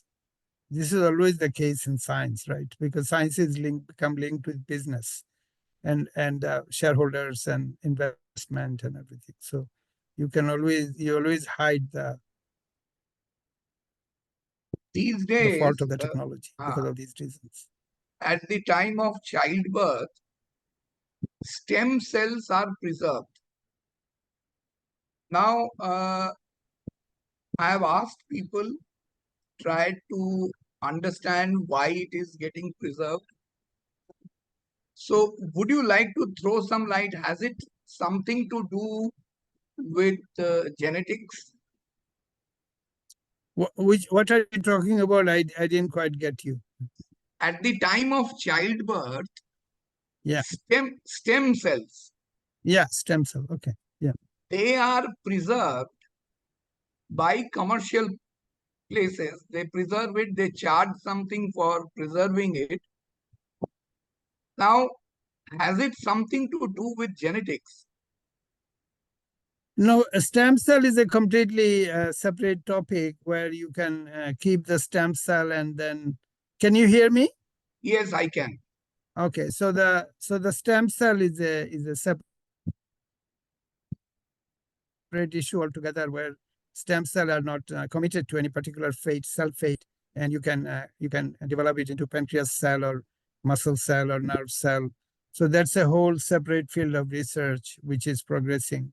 Okay. And with obvious implication, like if you can fix the pancreas, so the pancreas will make certainly diabetes could be cured.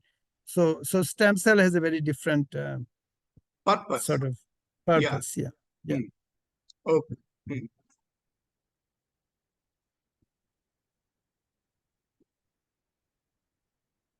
Any more?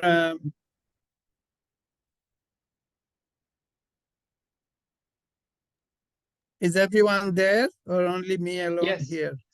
Yeah. Okay. Just a quick question, because as you correctly pointed out that this is a bit technical for some of us. So, but then there are implications that we can think about. For instance, I've been thinking of asking, I mean, the question what came to my mind for over and over, facing the problem of climate change. And also because climate scientists are saying that global temperature will keep rising. So there might be a question of survival for human species. So I'm just thinking whether genetics or gene editing is there any possibility that this can make a contribution to human survival in the changing global climate change situation? So I think this is a long shot question, not directly related, but no, it's a good point. I think reverse genetics or gene editing takes the view that you know a lot about the gene that you have cloned, right? And often the field is not developed enough, so you don't know a lot about the field. So to me, that is the obvious thing. So I have made a lot of progress. I can call it from my own point of view, because I did forward mutation. I also had cloned some genes, and if I had said, look, I'm gonna work something with the gene that I have cloned, I would not have been able to do much at all. So it all depends on what you want and what is your view is. I think reverse genetics attracts engineering kind of people, engineering mindset, where they are very ambitious and then they think they know everything about a particular molecular pathway, and they go proceed to do CRISPR, etc. And whereas I have taken my view from the beginning is that I really don't know much, and I want to find out what's going on. You know? So this two diverse attitude towards science continues even today. And I'm continuing to, for myself, I'm continuing to do forward mutation, which has given rise to multi-harvest rice and all those things, as you know, which I could not have at all done with CRISPR because I wouldn't know which gene to mutate. My intuition says sort of like your work is mostly on the empirical end, but does mathematics help? I mean, or is there a good bridge between mathematics and empirical work in this field? Yeah, mathematics, statistical mathematics for looking into the existing variation and making sense of natural data. In those kind of area, mathematics help. But forward genetics, cloning genes from a phenotype, these are more like conceptual deep understanding of biology and hunch. So it's a bit like, kind of a fundamental laws of physics where you have some hunch and you think, what if this were to be the case? And you try to do the experiment. So most of the breakthrough in science is occurring due to some hunch, some ad hoc idea that one has. And it's a lot like art, actually. It looks a lot like a creative poetry and things like that. Then there are more mechanistic kind of work involving mathematics, statistics, which are more engineering type of work. So there are all kinds of work, and different people based on their temperament are doing different things. The kind of science I myself have done can be done in a very simple place. It could be done in a village in Bangladesh. It could be done with very little facility. A lot of reverse genetics and gene cloning and CRISPR. You have to first spend millions of dollars to set up a lab, and only then you can do it. Yeah. So.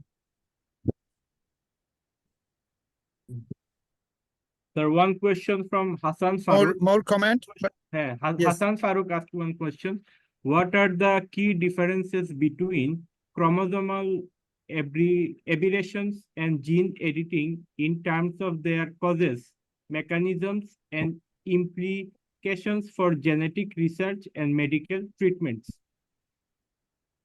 Yeah, so adding a gene in chromosome is fraught with difficulty because when you add it, you could disrupt an existing gene, right? So normally in GMO, it is the DNA sequence is put in and it randomly integrates everywhere in the genome. You have no control over where it will go. And then you look for something like BT brinjal, and that sort of thing has been done that way, or golden rice. When you do CRISPR or gene writing, you are putting it in a defined location. Either you are correcting the existing mutation, or even if you put in additional DNA, you know where you are putting it. So that is more safe, I think, more predicted.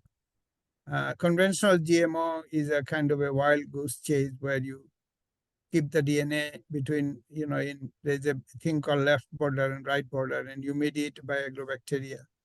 And that piece of DNA then goes randomly, sometimes in many, many copies, it integrates everywhere in the genome. And that to me is not a very clean thing, but that's happening. When we say GMO, this is what you are doing. So I would not just randomly add pieces of DNA into the chromosome. I would try to do it. So gene editing is much more sophisticated and precise than GMO. Yeah. Mushfiqur Hassan Siam, your question, please. Yes, sir. Thank you, sir. I have a question about that. We know that in the CRISPR, the process is that an enzyme is used in this process. If we insert this enzyme in an animal or in a plant or in a human body, it will be effective. You mean you want to have the Cas9 enzyme integrated into the chromosome? Yes, sir. And what is the purpose of that? Why would you want to do it here? As opposed to, so at the moment it's a delivery to the transient, and the enzyme does its thing and you're done with it.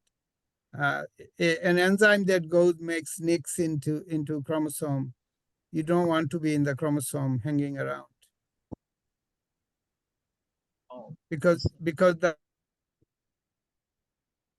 the target organism that you're dealing with is very precious, right? So you want to have only one event, your own planned event, and nothing else. So it is not a good idea to have the Cas9 enzyme hanging around in the chromosome. Yes, sir. If I insert this enzyme due to in the development of the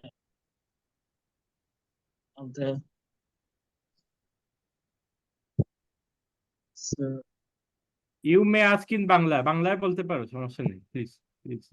রোগ প্রতিরোধের জন্য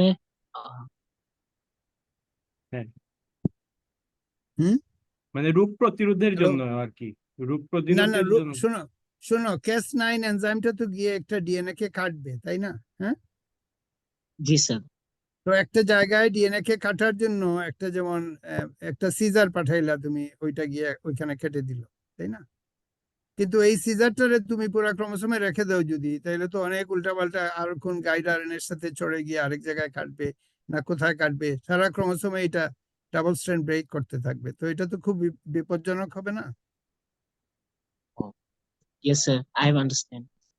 Yeah. Thank you. Okay. MD Nazmul Haq Roni, please ask your question. Thank you, sir. Sir, in your lecture, you said we use gene writing method to reduce off-target gene editing. Sir, you also said we have another two type of gene editing method. The one is RNA-based and the another one is protein based. In these two types, which of these two method is more efficient to reduce the off-target gene editing, sir? I think the zinc finger and the talent, they are safer, but they are not very efficient, right? So CRISPR-Cas9 is very efficient, but because it's so efficient, it also does off-target. And the new one, gene writing, which has just happened, is just the paper published, in fact, this week. So they are claiming that it will not be off target, but we have to see. There is not much has already happened in this, right? Okay, sir. So would you please tell me what is the basic difference between the two methods, or RNA-based and protein-based method? The whole technology is different. In one case, you have to make an RNA in a plasmid, and you have to deploy the Cas9. In other cases, it's much more complicated. You have to make the protein available. So I think the CRISPR-Cas9 is the simpler method that the whole world is now using. And nobody, to my knowledge, that much, apart from research, is using the protein method. Okay, thank you, sir. I just want to add something sure, to that, sure. if that's okay. Yeah, sure. So for the TALEN and for between CRISPR and TALEN, one of the thing is also what site you are targeting, because CRISPR is more versatile. You can design more RNAs and target more regions, whereas for TALENs, for every time you want to target, you have to make a new protein and a new design. So that restricts the amount of sites you can target, and it also is more costly, which is why people have adopted CRISPR more in labs compared to using TALENs. But personally, I have seen that TALENs is actually efficient as well. It's just a matter of convenience. I think that CRISPR is just easier to deal with. Yeah. And we have here Tahmina, who is actually done a lot of work on the issue that I was discussing, which is the prospect of making fusion protein and so on. Maybe Tahmina, you can say a few words on the kind of a future of improving the CRISPR methodology, and what are the gaps and where we can maybe young ones to jump in and do more work. Sure, sir. So currently I'm doing my PhD in UQ, and my project is actually completely on CRISPR gene editing. And we are trying to develop a novel tool where we can reduce the non-homologous end joining, or the off targets, as we say, when we are doing editing. Currently, there are a few things that is present, because off target has become one of the main concern in the field, especially when we're talking about therapeutics. And what we have seen is that currently every other month, I would say, there is a new paper which is trying to tackle this issue. There has been many fusion proteins, as Sir has already shown some of those, which kind of have aimed to increase the efficiency of how much we can do homologous recombination. But you can, like, when you research in detail on those, you will see that it's all very small differences between all the types of fusion proteins, or all types of CRISPR that has come. And also another thing that is very important when it comes to CRISPR and trying to reduce off targets is the gRNA design.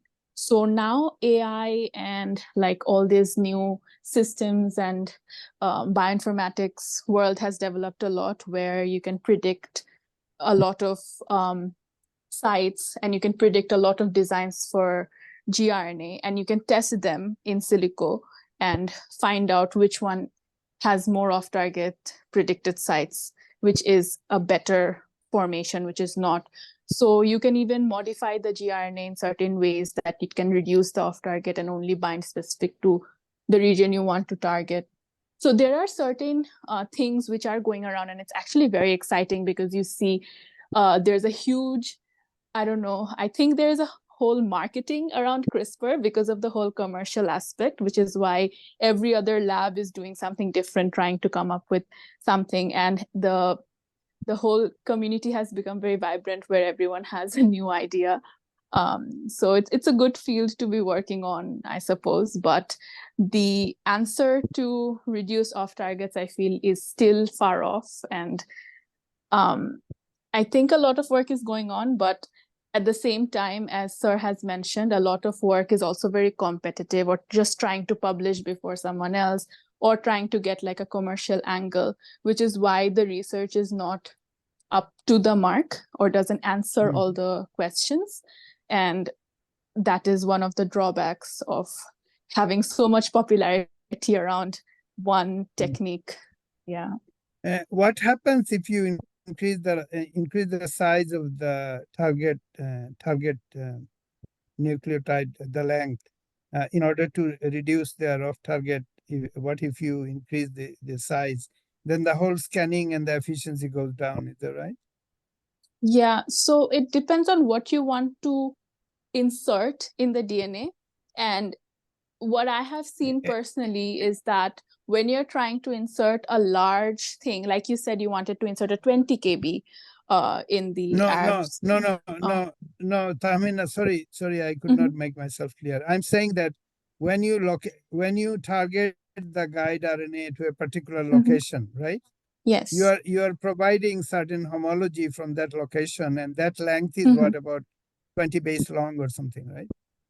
Right. Yeah, that also affects. So usually what happens is we what if use let me 800. finish my question. What if instead of 20 you make it 40 base? Then what happens?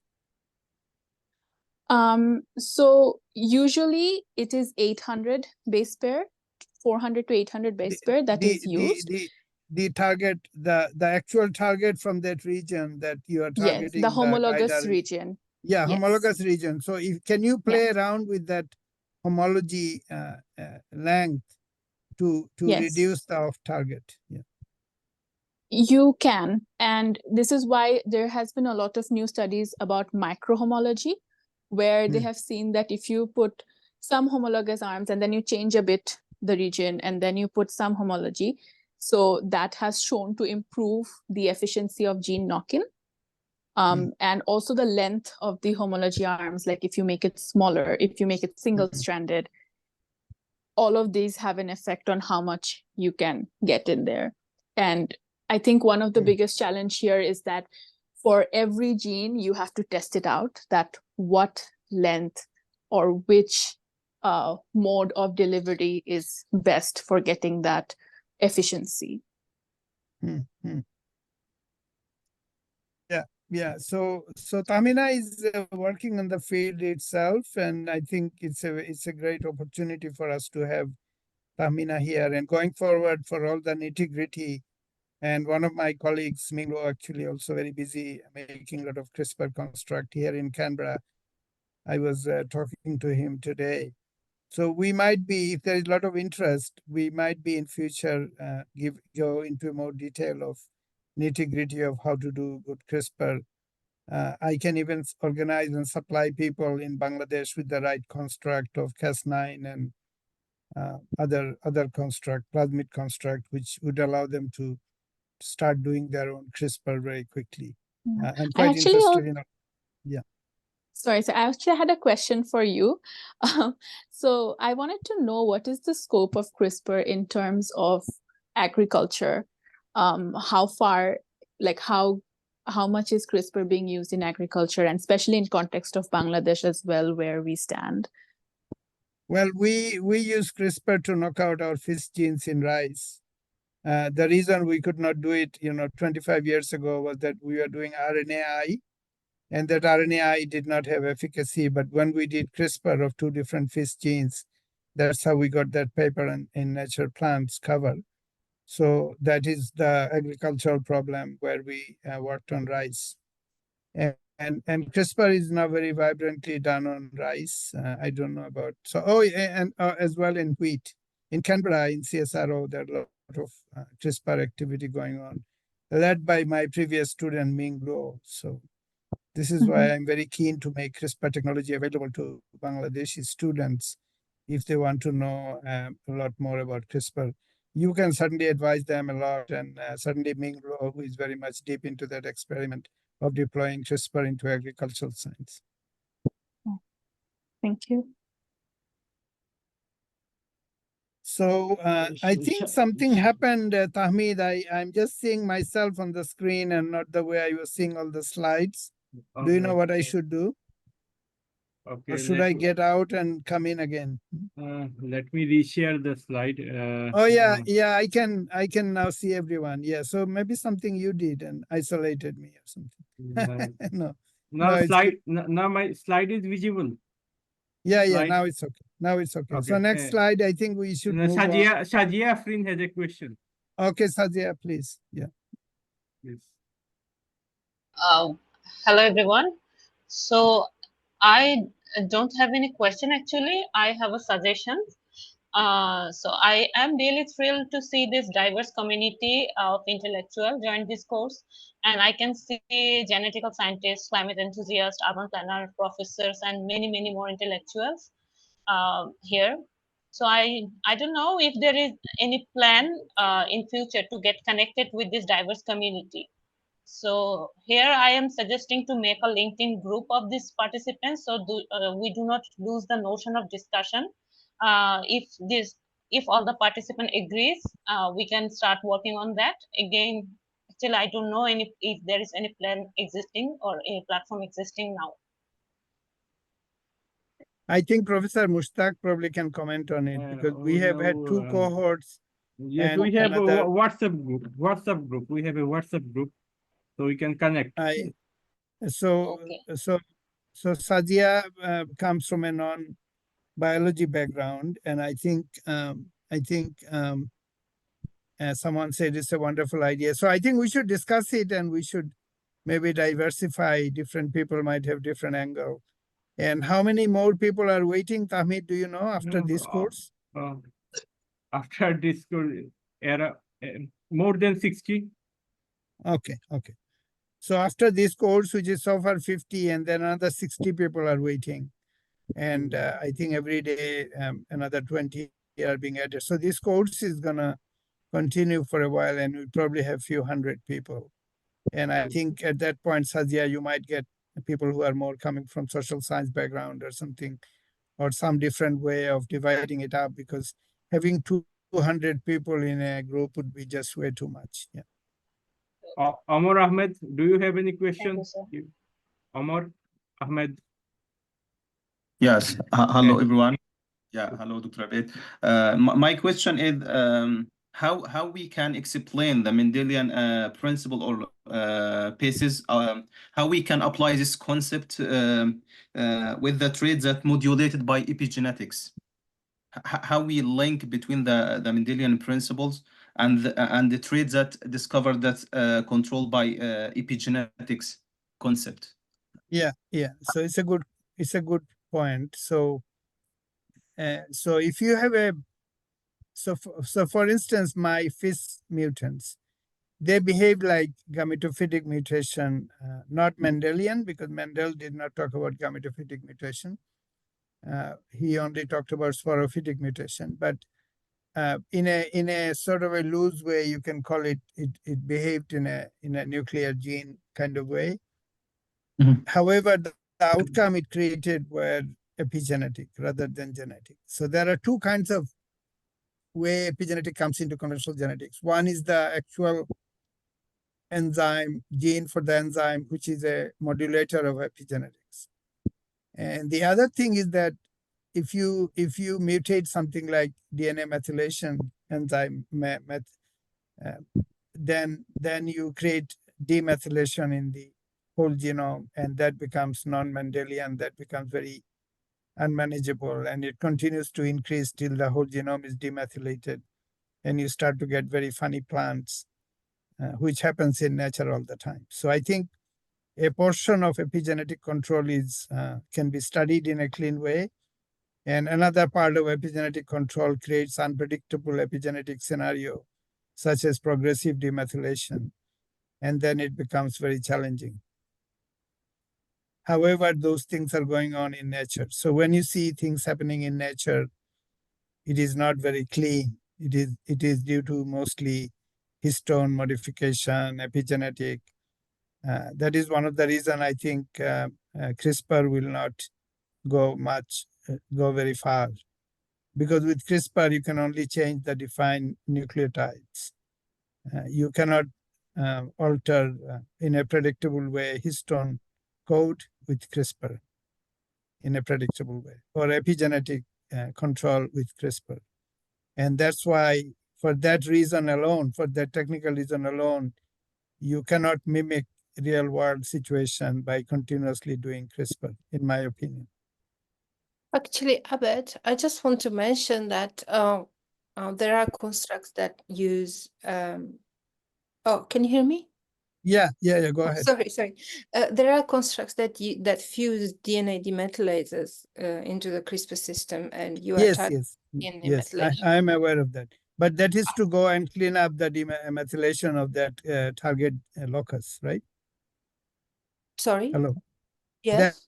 That is done to go and demethylate the region where the Cas9 has made the cut. Yes. And you made the fusion protein to demethylate that region. That's a localized demethylation event. Yes. But So I'm talking about I'm talking about a MET1 mutation, which in an unpredictable way demethylates the whole genome. Okay, I'm sorry. I thought you made a comment about CRISPR-Cas not being able to be used to change the histone code. I'm saying CRISPR-Cas9 is going to change the usual nuclear genes, right? Yeah. Imagine CRISPR-Cas9 is deployed to create a mutation in MET1, right? Oh, okay. I see what you mean. Then downstream of that change, there would be unpredictable scenario, right? Of course. So when you mess around with the epigenetic machinery with CRISPR-Cas9, you are not going to get clean result. That's what I'm saying. I see. Yeah. And because what happens in nature, that you see variation in nature, that happens due to histone modification or epigenetics and so on. You are not going to be precisely mimic that with CRISPR-Cas9. Because once the epigenetic machinery is disturbed, it starts to create unpredictable amount of epimutation, which has consequence, right? Mm-hmm. Clark-Kent allele and all those things. So, and those exist in nature, right? So how would you predict those things and recapitulate them with CRISPR? You can't. Do you agree? Because this is an important point. Yes, but I think the discussion from CRISPR is CRISPR as a tool to edit specific information. So for example, in the project that I'm running, we are targeting the DNA demethylation not to an epigenetic modifier, but to a region in a gene that is a regulator, FLC, in a gene that is a regulator of a process. So we are targeting the memory elements of FLC. So we are manipulating flowering time using CRISPR while fused with the DNA demethylase, right? So I think that's clear. That is right? fine. Yeah, that's not what I meant. I meant that I understand what you mean. Mm-hmm. Yeah, because a lot of people are saying that we don't need natural genetic variation anymore. We'll create it with CRISPR, right? Oh, but a lot of people are saying it, over optimistic people. And that indicates that genetic variation is all due to a SNP or nucleotide change. But a lot of genetic variation is due to very strange epigenetic modification, right? And CRISPR is not going to be able to create that precisely, because they are often a product of gross demethylation of the genome. I see what you mean. Yeah. So it's a kind of a complex argument, but I think it should be laid out. The totality of repertoire of genetics and epigenetics and reverse genetics should be laid out in a very open-minded way for the community, because people are making key decisions at the moment regarding GMO and all kinds of capability of technology is being discussed in a very simplistic way, in my opinion. So anyway, yeah. Yeah, sorry, I wanted to just go back quickly to Tamina's question about gene editing in agriculture. And I just wanted to give an example, a very recent example from last month that actually was discussed in the context here. You spoke about creating perennial crops and that you had this idea from your AMP1, which is a cytokinin thing. But recently CRISPR-Cas was used to convert an annual into a perennial and a perennial into an annual, simply because the candidate genes that are needed to do that were there, and they could be tested very simply by changing those loci with CRISPR-Cas. So that's an example of CRISPR-Cas in agriculture, that you can now create perennial crops out of annual crops. That's a brassica, is it? Or? Yeah, that was brassica. Yeah. Okay. So I think, because something like annual, perennial, binary, there are probably different ways of doing it, right? So one way would be a simplistic single gene, other way would be epigenetic and so on. So this is in natural world, there are just so many ways things happen. For myself, I found so many rice variants or mutants that I've become multi-harvest, and I have to map them and clone them, and there could be all alleles of the same gene, who knows? Yeah. Because we are taking the forward mutation view and from the scratch taking a seasonal plant into pushing this into towards perenniality. It's a bit like the fish screen. Yeah. So okay. I think we should move ahead. Can we go to the next slide, please?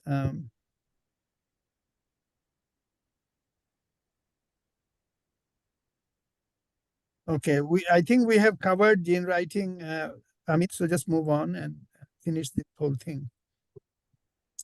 So I think with respect to gene writing, all I can say is that we have a lot of very informative, instructive thing put into the same place in the slides, and we'd be quite happy to make it available to students for their own work or whoever might want to have them. Yeah, move on. I think it's just the detail of the gene writing apparatus. Yeah, so I want to now just briefly mention to you the phage mu story. So the phage mu is a whole genome of phage is a jumping. The whole organism is a jumping organism, and it was an extraordinary.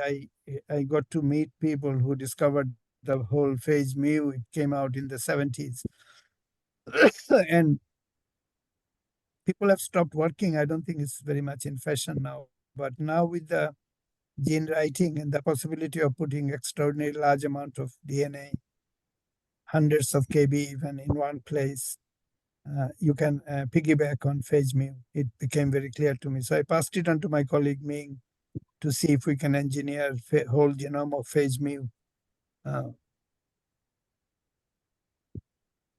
I tried. Oh. Next slide, please. So there are a lot of details of phage mu. When mu was discovered, it was considered to be a major coup, because it was like Barbara McClintock's jumping gene, but the whole genome was like that. So there are a lot of information. There's a whole group in Cold Spring Harbor working on phage mu. And a lot of the people of my lab in MIT biology, Martha Howe went to Wisconsin, and then Cold Spring Harbor group continued to work. So there are a lot of science of phage mu around if somebody wanted to deploy it for gene writing. Next slide. Yeah, I think I don't want to go into the structural aspect of TN5, for instance, is another transposon. So they compare and contrast of the structure of the gene, of the transposase. Yeah. Next slide. Okay, yeah. So I think I'm finished with reverse genetics, covering CRISPR-Cas9, gene writing, And before that, we started forward genetics. So that is the whole gamut of genetics. And now I want to come to you a completely different concept, which is the microbiome. And the way I introduce microbiome is that first there is the genome itself. There is a genome itself, which encompasses forward genetics, reverse genetics, everything that we have said, which is the black box on the left. And then we also covered epigenome, which has to do with histone and wrapping of DNA into histone, polycomb class, etc., which I call the second book of life. And the original genome is the first book of life. Epigenome is the second book life, or the audio book, I call it, because it has to do with the interplay of unexpressed and expressed gene. And the so-called third book of life is the microbiome, which is the genome of all the microorganisms that we carry in our body, which exceeds the number of cells of our own cells that we are carrying in our body. Next slide.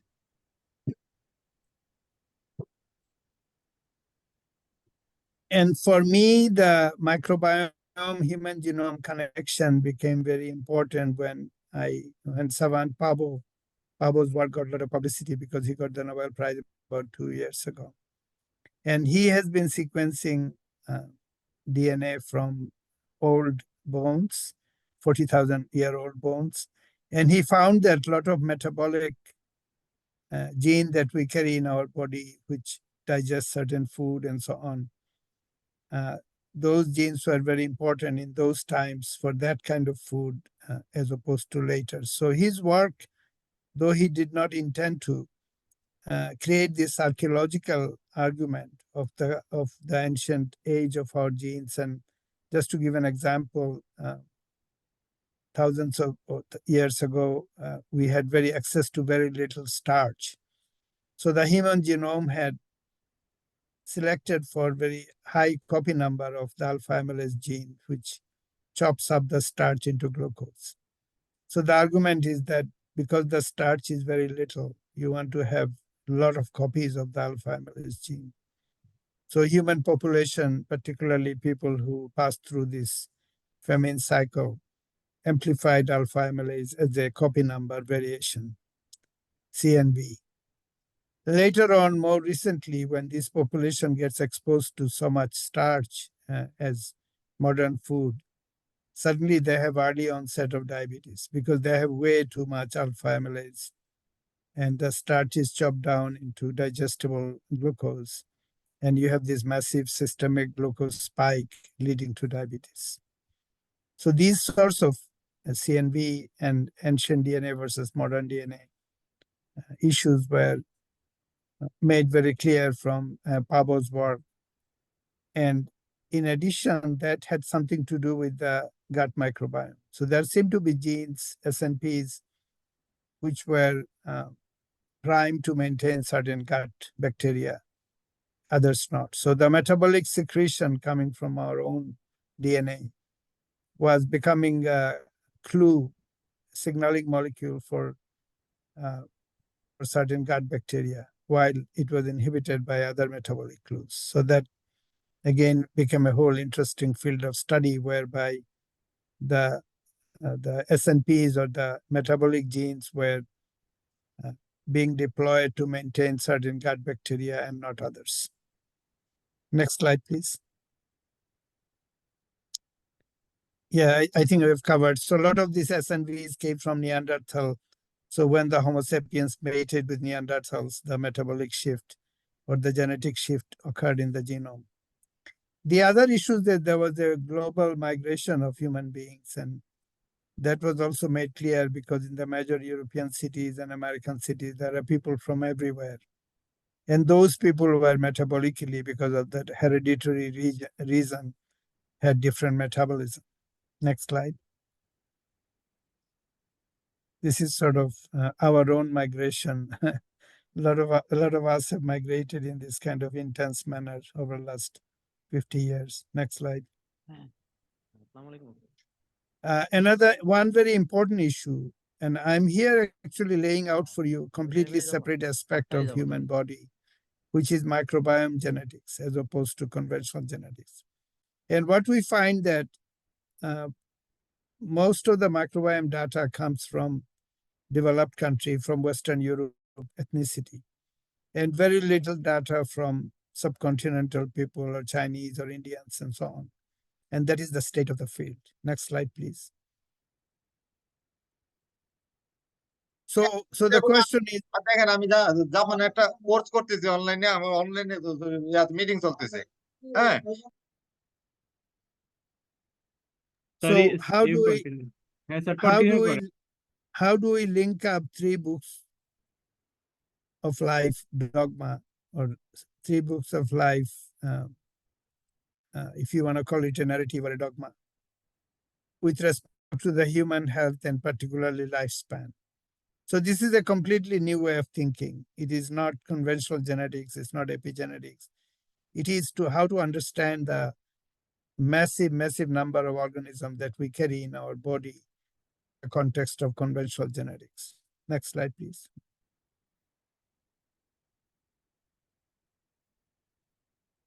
I think I've covered the next one. So the center of the attention is in the central is our gut, which you can see in the center. And the gut is controlling through gut-brain axis what goes in our brain. It is controlling the onset of colorectal cancer, irritated bowel syndrome, cardiovascular health, obviously insulin resistance and pancreas, and controlling things such as obesity and type 2 diabetes. So suddenly the whole centerpiece of human metabolism is in the gut, which is an extraordinary new concept and is in fact the true concept.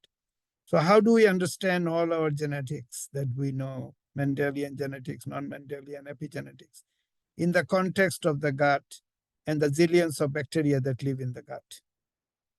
And to understand and deep dive into this biology and turn it into a project and even a business, I have co-founded along with Jahangir Alam a company called Genofacts, and you can actually see on my talk that I'm carrying the insignia of Genofacts. Next slide, please.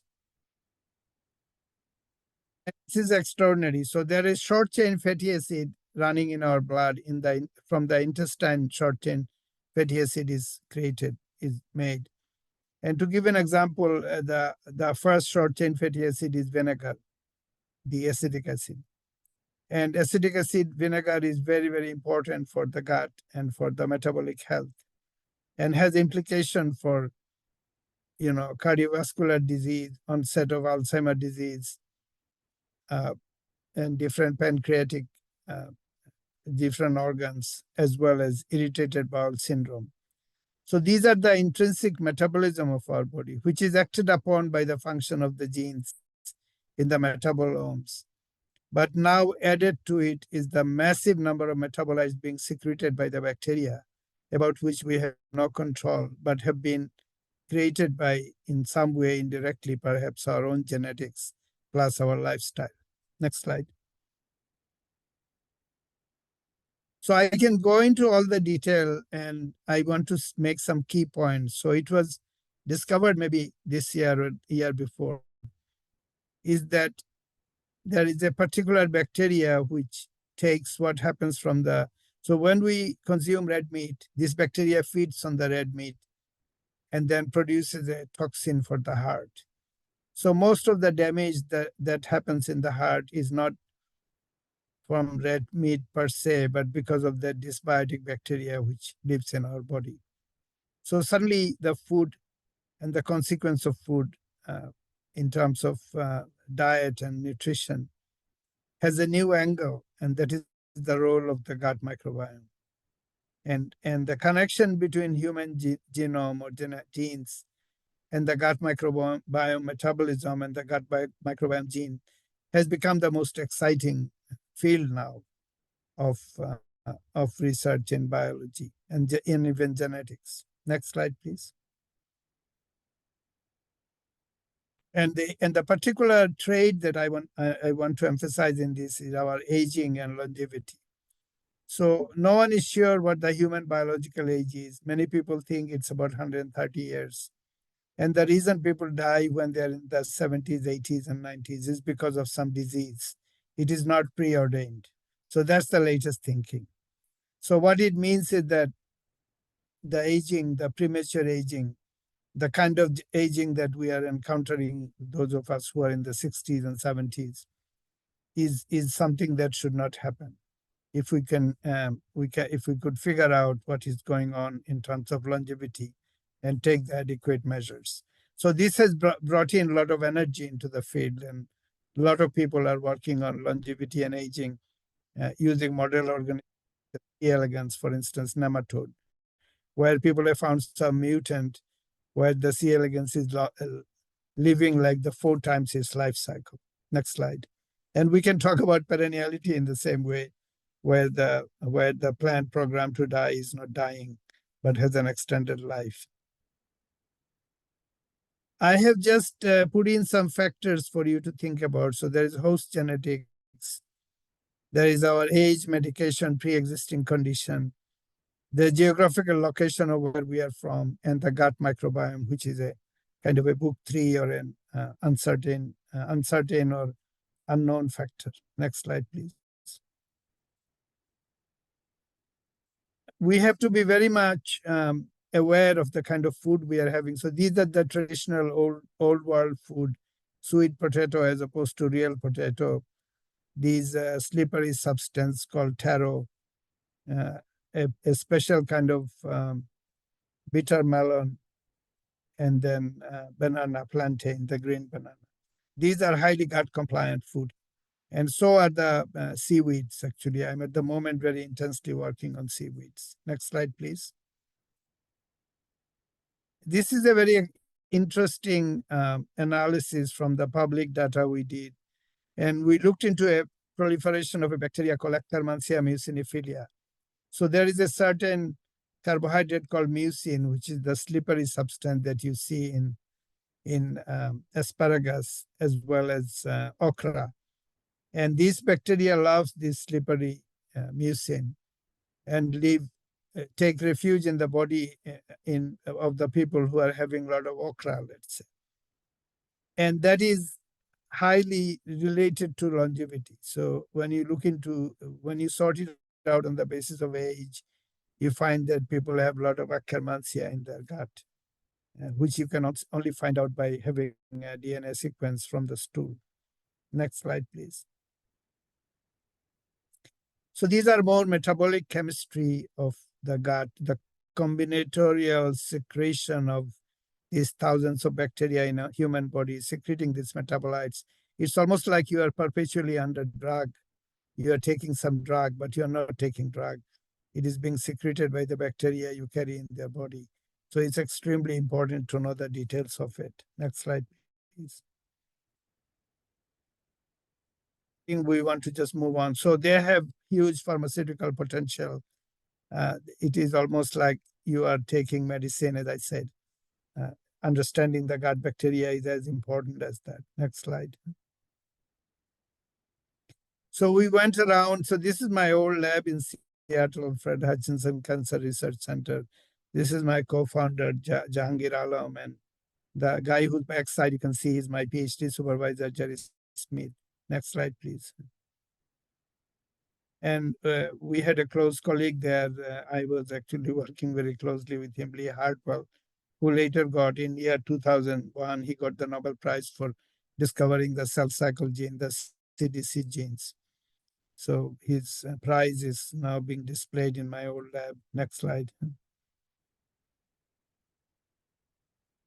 And somebody in my village or in Bangladesh painted my face surrounded by Mendel's peas and gave me this as a gift. And I think Tamid included this photo, kind of a neo-Mendelian person, I guess, surrounded by pea plants.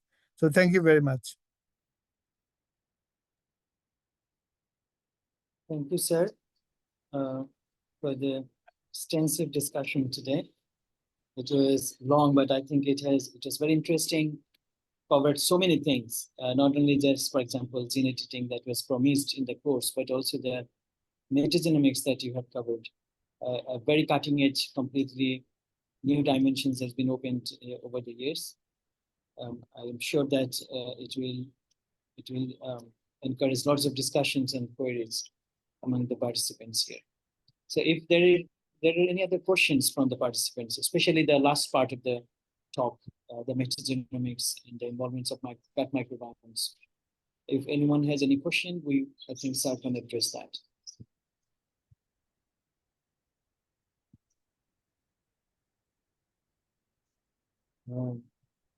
I have one. It will be just to get your opinion about the issue that you have mentioned in the first part of the lecture today. It was about whether the CRISPR edited organisms, whether they will be called GMOs or not. I think you mentioned that generally it's not considered as GMO. But I think if anything is genetically modified, and as editing is on kind of modified, shouldn't we call them genetically modified GMOs? And they shouldn't they also do the regulatory? Yeah, it's very unfortunate that the genetically modified organism has taken a very restricted meaning. It doesn't mean what it's supposed to mean. So anything genetically modified, however it is modified, should be genetically modified organism. But genetically modified organism, as widely understood now, doesn't mean that. It means where a horizontal DNA has been put in a transgenic setup with a certain vector so that the agrobacterial left and right border is still there. That is called GMO. And in fact, European community used the left and right border PCR as defining something as GMO. So GMO means something very specific. GMO doesn't mean something which is genetically modified per se. One should be very much aware of it. So in that context, CRISPR is considered to be less of a threat, if there is a threat, because it is it does not have external DNA. So it has now boiled down to looking for external DNA. So if you modify rice with rice's own DNA somehow, then it is not GMO. But if you modify rice with a butterfly DNA or sunflower DNA, anything heterologous, it's called heterologous, non-rice DNA, then it is a GMO. So that is the distinction. And in that sense, according to legal regulatory norm, not necessarily human logic, but legal regulatory consideration, GMO is not often allowed, but CRISPR is allowed. Okay. I think there is also a distinction, like as you said, when we do transgenesis, like or the transgenic organisms, when we transfer genes from one organism to another one, obviously that will be genetically modified and considered as GMO. Yes. Transgenesis, where the DNA is coming from another organism, is called GMO. Yeah. Okay. I think probably there will be, this discussion probably will, I don't know, but in scientific community, there might be still some debates going on regarding this concept here. This is not semantic or linguistic differentiation. It's a very specific legal definition of what is a GMO. And now another technology that's emerging that no one has talked about it a lot, but I can tell you it's emerging. They're called it cisgenesis, right? Yes. So what is cisgenesis is that you do the modification using the DNA of the organism and not go out that organism. But it's still manipulation. Yeah. So you can call it in a way CRISPR is kind of cisgenesis, because exactly. you're using the resident DNA to, So that is being allowed, but it's not allowed everywhere. I think Europe is not still allowed. In some countries in Europe, even EMS mutagenesis is not allowed. They're calling that also GM. So it's quite crazy. The last thing, I think we're going to end very soon, but probably on behalf of other participants, the the application of metagenomics, like as you mentioned, the concept, the company Genofax, which is already providing some services, gut microbiome sequencing, and also predicting the outcome from the sequence results. So the point is, how much you think we have known about the overall significance of gut microbiomes. That is one thing. And the other thing is, this area of science is fairly new. It's a recent development. And whenever something new enters into the scientific world, there is really big interest about that. And also there are tendency to make financial gains from the hype that is created with the new knowledge. So do you think there is also something going on in this gut microbiome area, or the promise is like really real and they are going to deliver in the coming years? I think the promise is very, very real. I think the metagenomics is the new genomics, because as you can see, like you are carrying, bacterial cell exceeding your own cell, and they are continuously secreting metabolites, which is entering your bloodstream via blood, through the gut. So I think that is an extraordinary thing, and the whole human baby from the day one is development is occurring in the context of the microbiome. Similarly, in soil, so soil is the gut of the earth, you can call it. The soil, or the gut of the plants, biosphere gut is the soil. So what's happening in soil? There is signaling via soil from one plant to another through mycorrhizal fungi.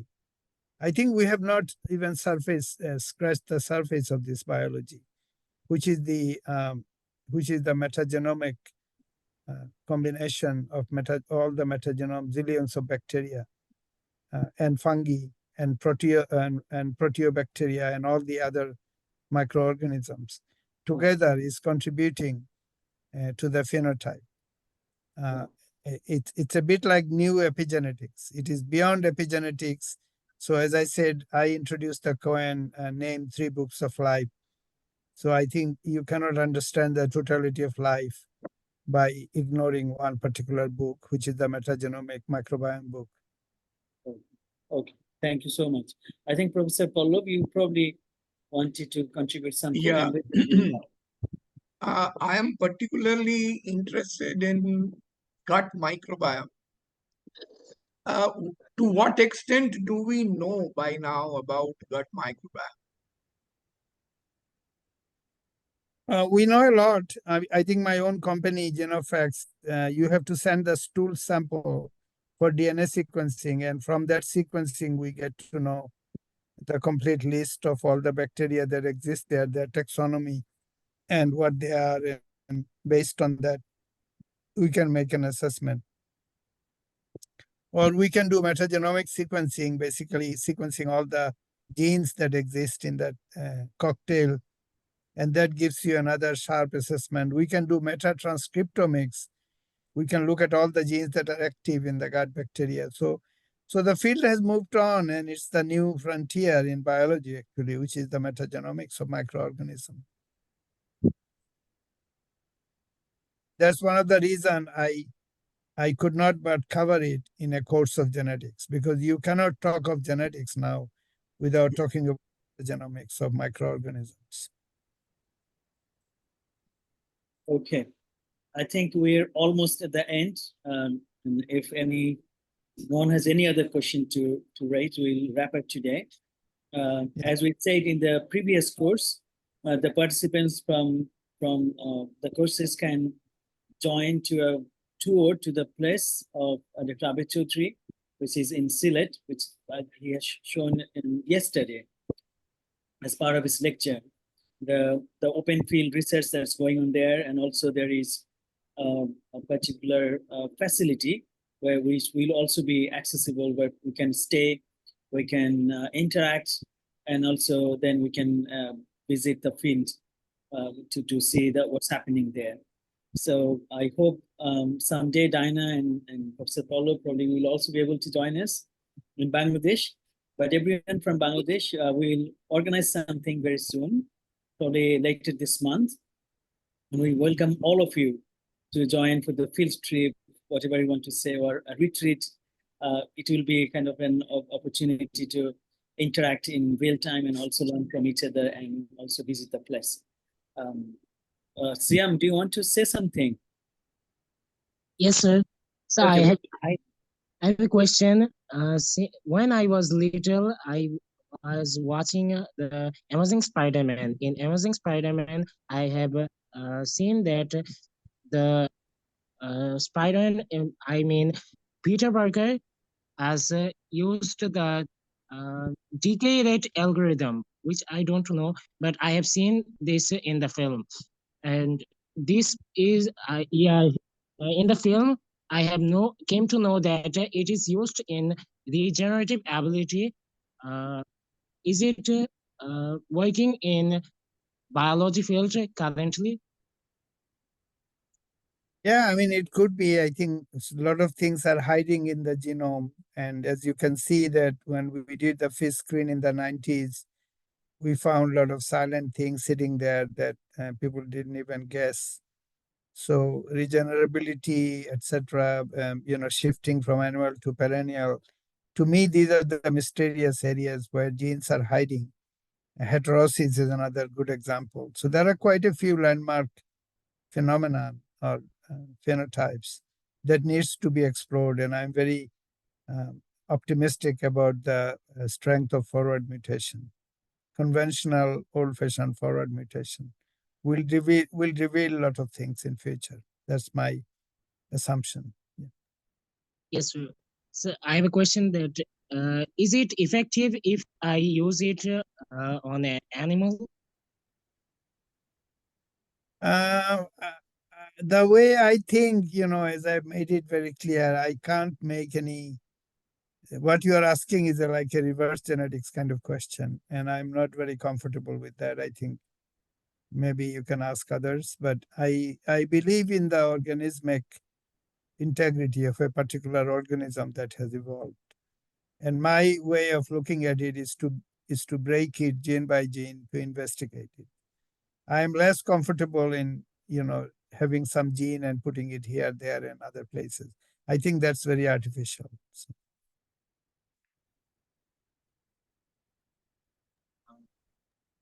Okay, I think I can just end with a very broad question. I just want to say that I also have a course on inheritance. And one thing that I'm trying to do is try to always get the right information and all of that. But one thing that I'm always surprised of, the student in the class, sometimes they are after inspiration. Sometimes they have their own kind of life and career questions. And actually, I noticed something that today Abed was very candid about. And I actually wrote down a sentence he said. And I'm asking this question, maybe he can, it's just an opportunity for him to give a kind of an inspiration view of how one should approach, big questions in life and in career. I had the feeling when Tamina was talking, for example, that she's also in an environment where science is very competitive and there is a lot of pressure on the individual to perform and to do things in a certain way. And let me tell you what Abed said to us today. He said that he was describing his approach in selecting what kind of topic he was doing. And you said that you always wanted to just create new possibilities and that you couldn't have dealt with the excruciating amount of detail and that you left that to other people. So one thing I want to know from you is, of course, now you know who you are and you know that you've done that, but at the beginning of your career, when you were young, how did you know that you are allowed? How did you allow yourself to just follow your inclination and do not respond to the pressure to just do everything? Because I'm sure all the scientists around you, they were after all of those details and after all of that, right? So how did you find out who you are and how did you know to follow your inclinations? Yeah, so it's a very good question. So for instance, imagine I was only 23. I was from Bangladesh, which is where I did not even study any biology. I was a chemistry student. I was suddenly stuck with exceedingly powerful American professors who were the landmark people of molecular biology. And there's always and a I, yeah. and I decided to do this experiment and found the RecD gene, and everybody was just totally amazed by this. So in a way, once I found it, my work had become compelling, and nobody could ignore it, and everybody kind of moved around to make space for me. And similarly, when I got all the mutants of male sterility before I went to Australia, all the mutants of seed size, fertilization independent seed, one after another, and these were creating new reality on the ground. These were massive number of new mutants that you need an army of people to work on, and I basically gave it to everyone. So I found this to be not a very, so I was not like, massively, scholar or anything, but I had this certain attitude, which is a very streetwise, optimistic kind of attitude of creating new reality on the ground. I think there is still scope for creating new reality on the ground, but you have to do it. If you do, it looks like you are doing it but not doing it, then people will crush you. But if you demonstrate it that it is real, like a moon has a raisin in the sky, then nobody can ignore it. So that's what I would say, that there is still opportunity. And I can, even now, I can see a lot of opportunity like that. I think it is in that spirit that I decided to make Rice 5 Harvest. And I'm also thinking of doing something quite new in the seaweed biology, in the oceanic biology, and things like that. So I think I really can't write a recipe on how to find this problem. I think it comes from your reading, your thinking, and a sense of extreme optimism, I think. Great, thank you, Abed.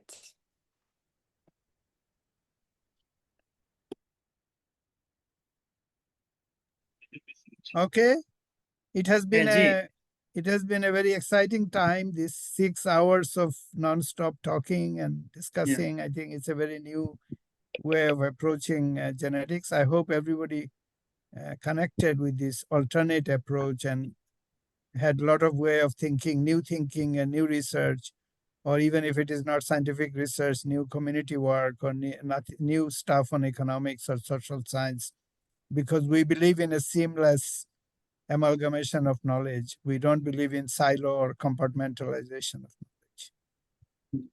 Thank you, sir, and thanks everyone who joined, and also especially Diana. Thank you so much for participating, and Professor Pallab Moitra, thank you.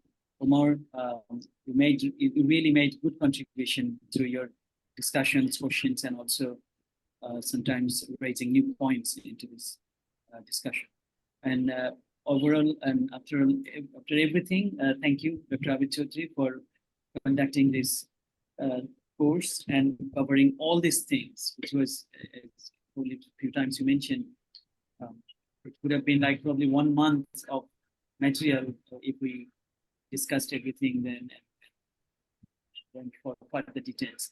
But you have given a really amazing idea about everything that you discussed. So thank you so much, and we look forward to the spread of this course, and whatever you have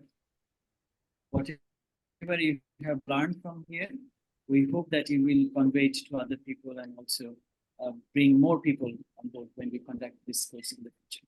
So thank you so much. Yeah. We are ending Yeah, today, and we hope and one request is that, as Professor Pallab did already, I would encourage everyone to write in LinkedIn about your impression. And the lady I was talking to from America today, she asked me to do a podcast, and it looks like a lot of people from the US will also join in future. And that is all.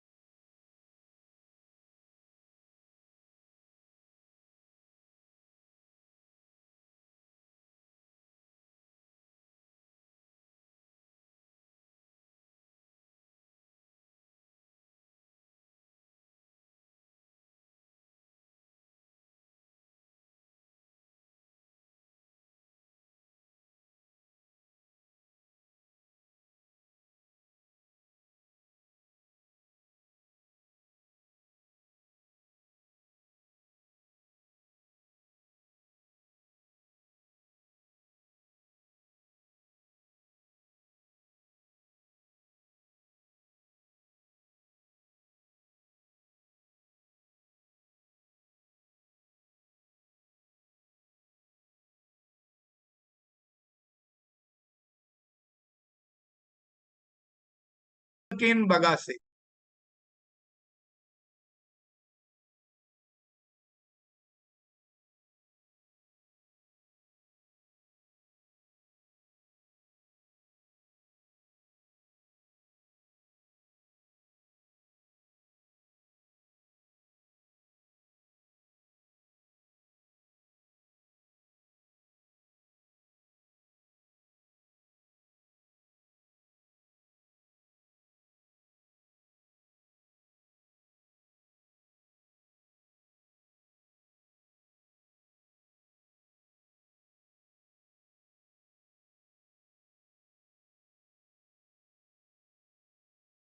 The feedback I have got, in fact, my personal feedback is also same, that people have given good feedback.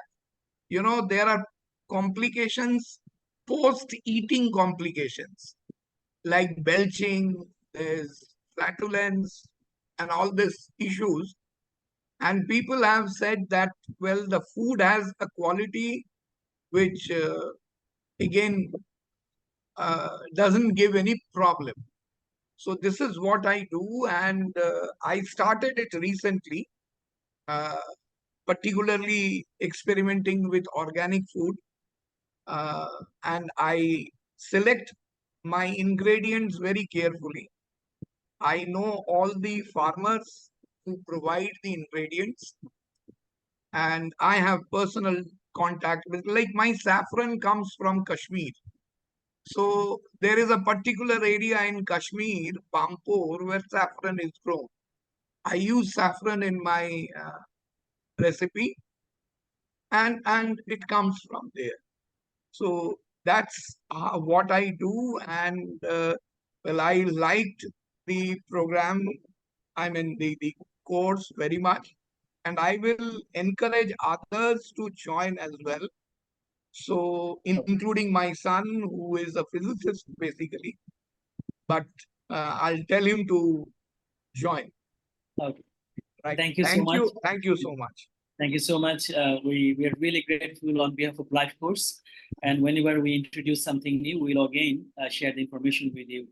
And hopefully we'll remain connected. Thank you so much. We are finishing today.